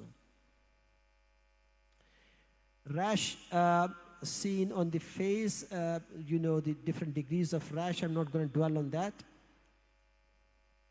But how do you manage it? Treatment options include impact on use of Erbitux. And there are clinical practice guidelines to guide you all. If the rash is grade 1 or 2, you can use topical corticosteroids, or you can use topical clindamycin. But if it is very moderate to severe, then you usually have to resort to systemic treatment with doxycycline 100 milligram BD or minocycline 100 milligram daily, as I mentioned earlier. In very few and rare cases, you have to resort to isoretinoin at low doses like 20 to 30 milligram per day. Dryness of the skin, again, it is seen mostly in elderly subjects, and there are different degrees depending on the involvement of the body. Treatment options, again, we tell them to use fragrance-free occlusive emollient creams containing urea or colloidal oatmeal or petroleum-based creams. You can use topical corticosteroids for severe xerosis. You can use exfoliants containing ammonium lactate, for example, or lactic acid creams for scaly areas. But usually we don't use retinoic acid because they themselves can cause dryness of the skin. Cracks and fissures can be painful, and they typically affect fingertips, knuckles, and toes. Again, we tell patients to use protective footwear and also cover fingertips by applying hydrocolloid dressings, which reduces the friction and aids in healing. You can use propylene glycol 50% solution and thick moisturizers. You can also use liquid cyanoacrylate glue, which can seal cracks and prevent worsening or infection, along with 10% salicylic acid ointment. Paronychia, we usually advise patients to wear comfortable shoes and trim their nails and wear gloves while cleaning to minimize trauma. Topical corticosteroids and anti-inflammatory medicines can be used, and tetracycline may decrease perifungal inflammation. Antiseptic soaks such as diluted bleach or vinegar is also used to prevent superinfection, and rarely we have to resort to electrocautery or silver nitrate. Pruritus is uncommon, but obviously usually you use either, if it's a small area that is affected, you can use topical steroids or topical menthol, bromoxine or doxypen, and in severe cases you have to resort to gabapentin or pregabalin. So what do you do in terms of the doses of treatment, both radiation treatment and cetuximab treatment if someone develops these skin reactions? So this is just a chart to tell you that if patients have cutaneous reaction which is less than or equal to grade 2, usually you do just continue with the treatment with both radiation and with cetuximab. If patient is only on cetuximab, you just continue and you just monitor and do all those things which I just explained earlier. If they have severe cutaneous reactions of grade 3 and more, you interrupt treatment and adapt care. After the first episode, once there is an improvement to grade 2 or less, you restart treatment at the normal dose.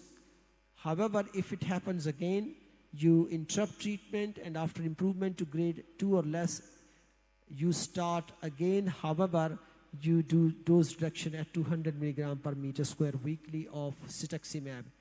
And after the third episode, you reduce the dose to 150 milligram per meter square weekly, cumulative. But if it happens fourth time, then you discontinue Erbitux treatment, really. Digestive toxicity, I haven't seen much, really. I mean, nausea, vomiting, you all know how to manage, so I think I'll skip this one. Infusional reactions are seen with Erbitux. They can be mild to moderate in the form of fever, chills, dizziness, but they can be quite severe, requiring immediate and permanent discontinuation of Erbitux and may necessitate emergency treatment. They can be in the form of severe breathing difficulties, hives, fainting, and chest pain.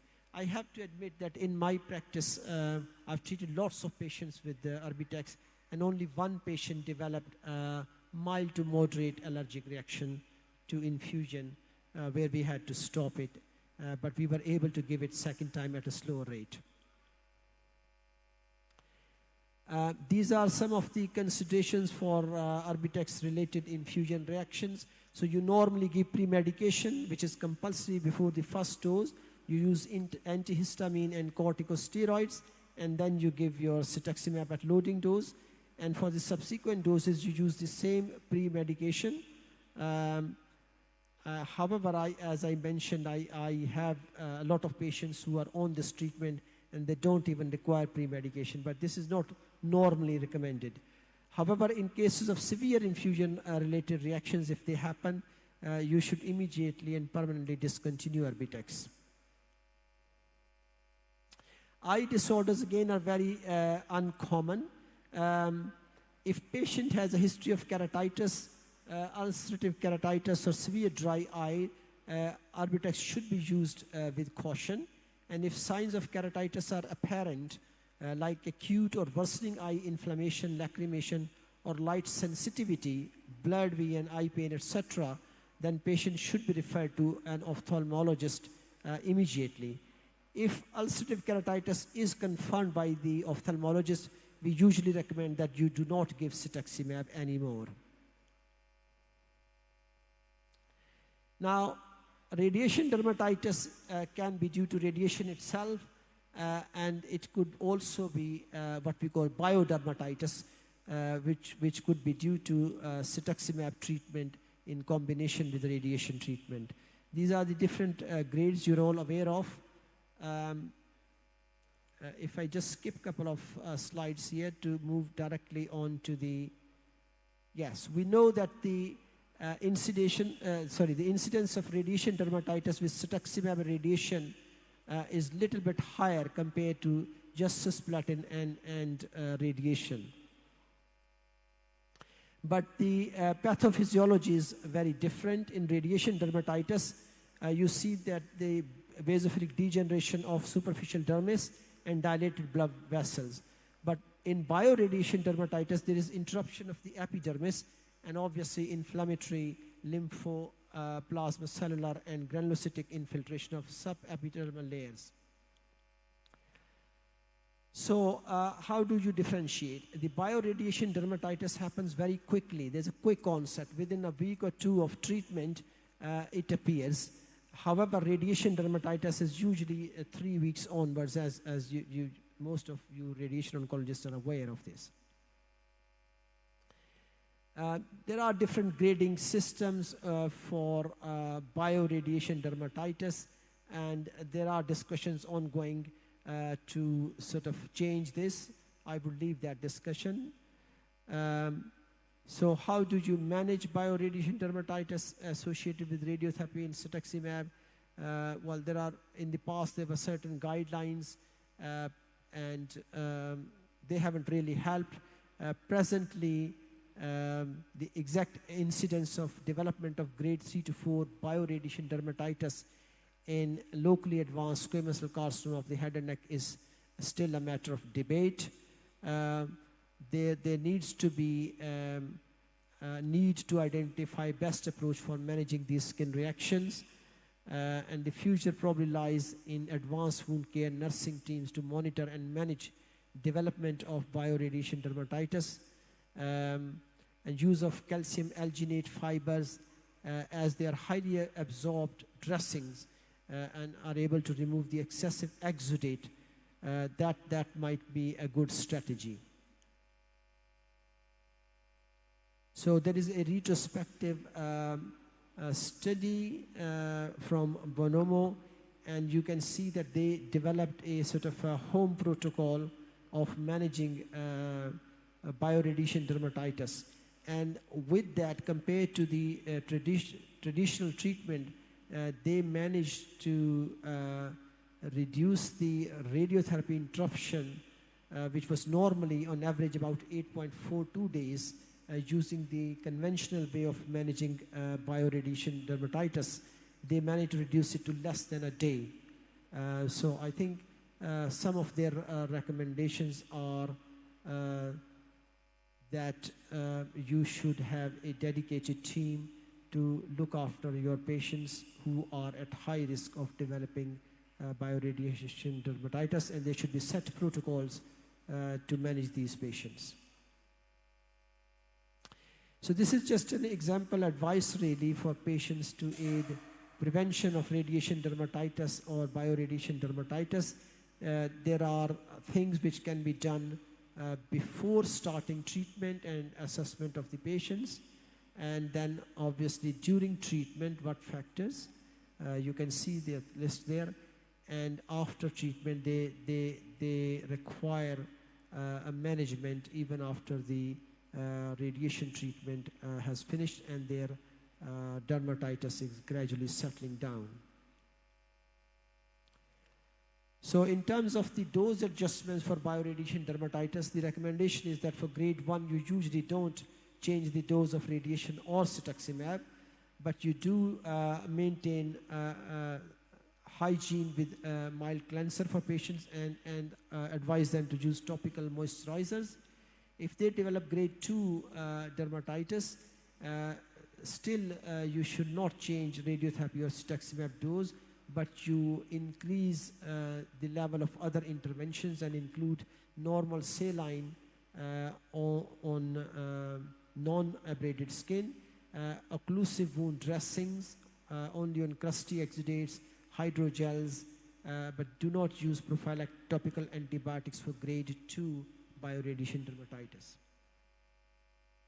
For grade 3, again, radiotherapy dose should not be changed, but cetuximab dosage should be reduced until regression to grade 2 toxicity. And the other interventions are exactly the same as for grade 2 bioradiation dermatitis. For grade 4 radiation dermatitis, you discontinue radiotherapy and verify dose and distribution, and then restart as and when appropriate. Cetuximab you should really discontinue if somebody develops grade 4 dermatitis. And you should also discuss these patients in your MDT or tumor boards to have input from the other specialist teams. I think this I have covered. I will probably skip this one. All right. Okay. So in concluding, I would say EGFR inhibitor is an important and effective treatment in the management of head and neck squamous cell carcinoma. What I have shown you is a manageable toxicity. Yes, it has some toxicity, but it is very well known, recognized, and manageable, especially in bigger centers. In smaller centers, if you have issues, you can always look at the guidelines. You should follow published consensus guidelines and Merck guidance for managing toxicity of cetuximab. Thank you very much for your patience.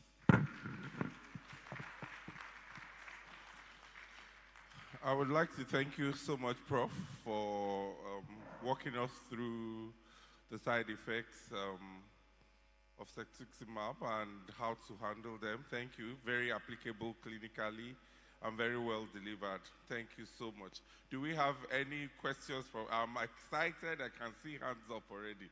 Let me see your hand up. It was really engaging. Thank you. And this is why we're having questions. Any more hands?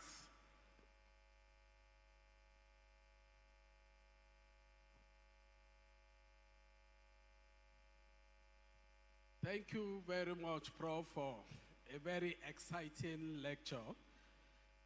I would have preferred that this lecture was given earlier in the morning so that we'll be able to assimilate it better.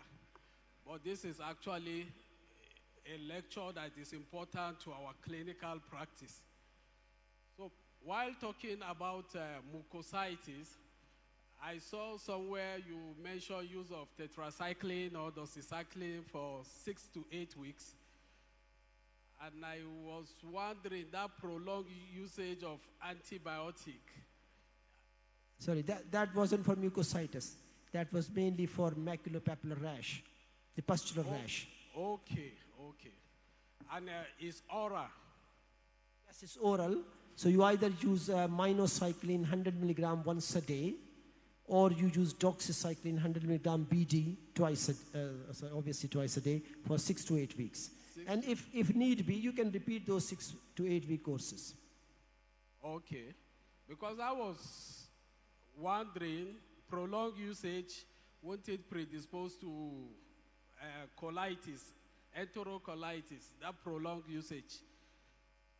So the 6 to 8 weeks is a recommended time period. And if you give patients rest after that, and few weeks later, if they require it again, you can repeat the course. But obviously, you won't keep them on it forever.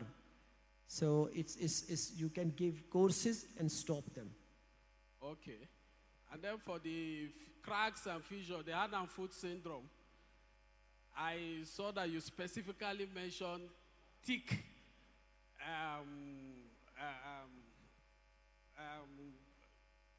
topical cream, moisturizer, sorry, a thick moisturizer. What we have in the country commonly is we just, personally, I ask patients to get moisturizing cream because we don't have just pure moisturizer that may not have other components in it. That's fine. You just have to do your best. So whatever is available, but the most important thing is that you have to tell patients to look after their hands and feet. Obviously, they need to wash with lukewarm water, but not excessive washing. Washing maybe twice a day, and they trim their nails, and they wear gloves when they are doing rubbing or any other jobs. So those other interventions also play a part. Thank you very much. Once again, thank you, Prof. For lack of time, I'm not going to ask too many questions, even though I have quite a number. Considering so many side effects of Erbitux, at some point I was wondering if the potential risk, so to say, does not outweigh the benefit. Well, but my question is, in your own practice, in your own setting, what would be the most encountered side effects? Thank you. Thank you very much. You can ask me more questions later on if you want to. That's not a problem. So in my personal practice, I've noticed that the most common one is this papulopustular rash. The others are actually not very common. Mucositis we see sometimes if you are giving chemotherapy, which is very intense, or patients who are having radiation therapy. Apart from that, the other side effects are not very common actually. So I don't see them as much. I mean, I've been treating patients for the last 4 years with cetuximab, and I've got lots of patients on treatment. The other issue is that once they are on the treatment and they respond so well, they don't want to stop it. Even if you tell them, oh, stop it for 2 weeks or so, they don't want to because they've seen those big lumps shrinking down to almost nothing. So it is a bit of a challenge to try to convince patients to stop treatment sometimes. But yeah, most of the toxicity is manageable. And although I went through a lot of side effects and toxicity, but actually not everybody is going to get that toxicity. The most common, as I showed you, 70 to 80% will get some sort of rash, especially on the face. All right, do we have any more questions? Oh, yes, sir. Dr. Igbinoba has a question. Thank you very much, Prof, for a beautiful lecture, well delivered. The experience I have with cetuximab is that when I keep patients on this drug, compliance is very poor. Patients just take the first few and say, doctor, sorry, I can't continue, as it's financially beyond them. I don't know how you manage in your center to deliver this drug to the end. That is in terms of giving it all through and the patient is compliant. Is it your government sponsored or how do you manage that? Thank you. Thank you very much. That's a good question. So, I mean, I'm very fortunate that where I am working, finance is not a problem. So the government has, or our hospital has made it available for patients free of cost. So we don't have that issue as such. But I understand the other point you made, and that is having to come for treatment again and again. Because some of my patients come from very far off areas, and so we give, for maintenance, I use 2 weekly. I don't use weekly. Even 2 weekly, sometimes they want treatment breaks. So that's how I manage it. So instead of stopping it all together, I advise them, okay, let's have a break of 1 month or 2 months and see how things are, and then we can restart.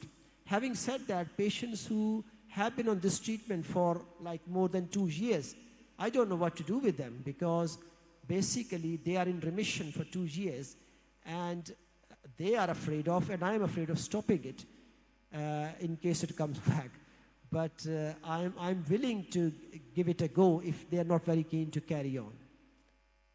Yeah, but I mean the issue of 2 weekly treatment, it can be expensive. That is an issue, and it can be quite demanding for patients to having to come, especially if they're coming from a long distance. Thank you very much. I believe we're done with questions. Let's put our hands together again for Dr. Anwar from the King Fazai Specialist Hospital. We want to thank you.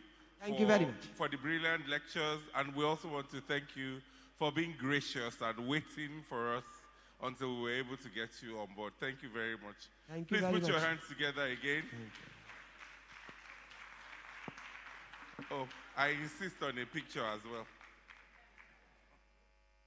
While the pictures are being taken, We want to really appreciate everyone that stayed till the end of today's session. There's some of us that we know that our session still remains one, or that's a side meeting. And for those of us that we're continuing tomorrow, tomorrow is our final day, day 3. It will be a very exciting day. Tomorrow we have abstracts to be presented. Tomorrow we have the Young Oncologists Forum. Tomorrow also the members of Arcon know that we have the annual general meeting. And tomorrow is also the annual dinner. I mean, so, so tomorrow is a full day, and it's going to be a day that is loaded with a lot of excitement. Please, let's make sure that we go to the headshots place. I've had mine done. Make sure you have those headshots. Those pictures are going to be very useful for you as you go on in your career. I mean, when they will be asking you to send pictures, either for profile picture for your department or for profile picture for a website and all that. That camera is digital camera. It's about 5,000 for about 4 pictures. So make it a point of duty to have it. It's very important. It pays, sir? Is on that side, in that exhibition stand. And it pays attention to a lot of details. It's very good. It's high definition camera in that headshots place. Let's make sure, let's not waste the opportunity, because you know how it is. If you go and have this done outside, it will take you a whole lot of, but they are capitalizing on number that we have. And most of us that were well dressed, and you know, if you want to be in your native and all that, if you want to have it done tomorrow morning, or how much? It's 5,000 naira for each individual. Do you understand? I mean, so please, I paid mine. Do you understand? For that headshot, it's very important. If the cameraman takes many views of your face so that and it's high definition, it will be very important for you. Thank you very much. Have a wonderful evening. Enjoy Enugu. Enugu is a very interesting place. Thank you.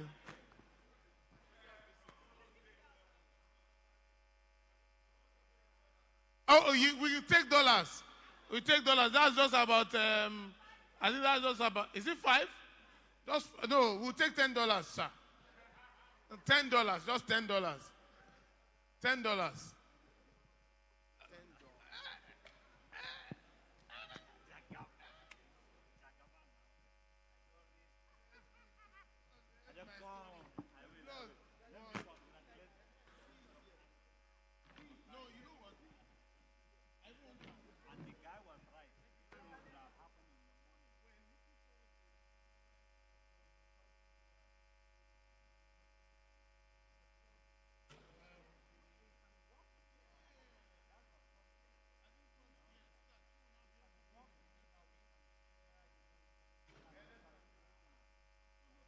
Yes.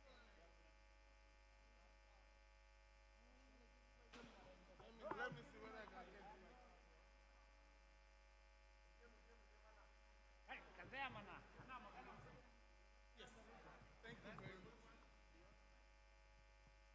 Let me announce again. Please, we are still looking for one mic. If there's one mic mistakenly in your bag, please don't go home with it. Thank you.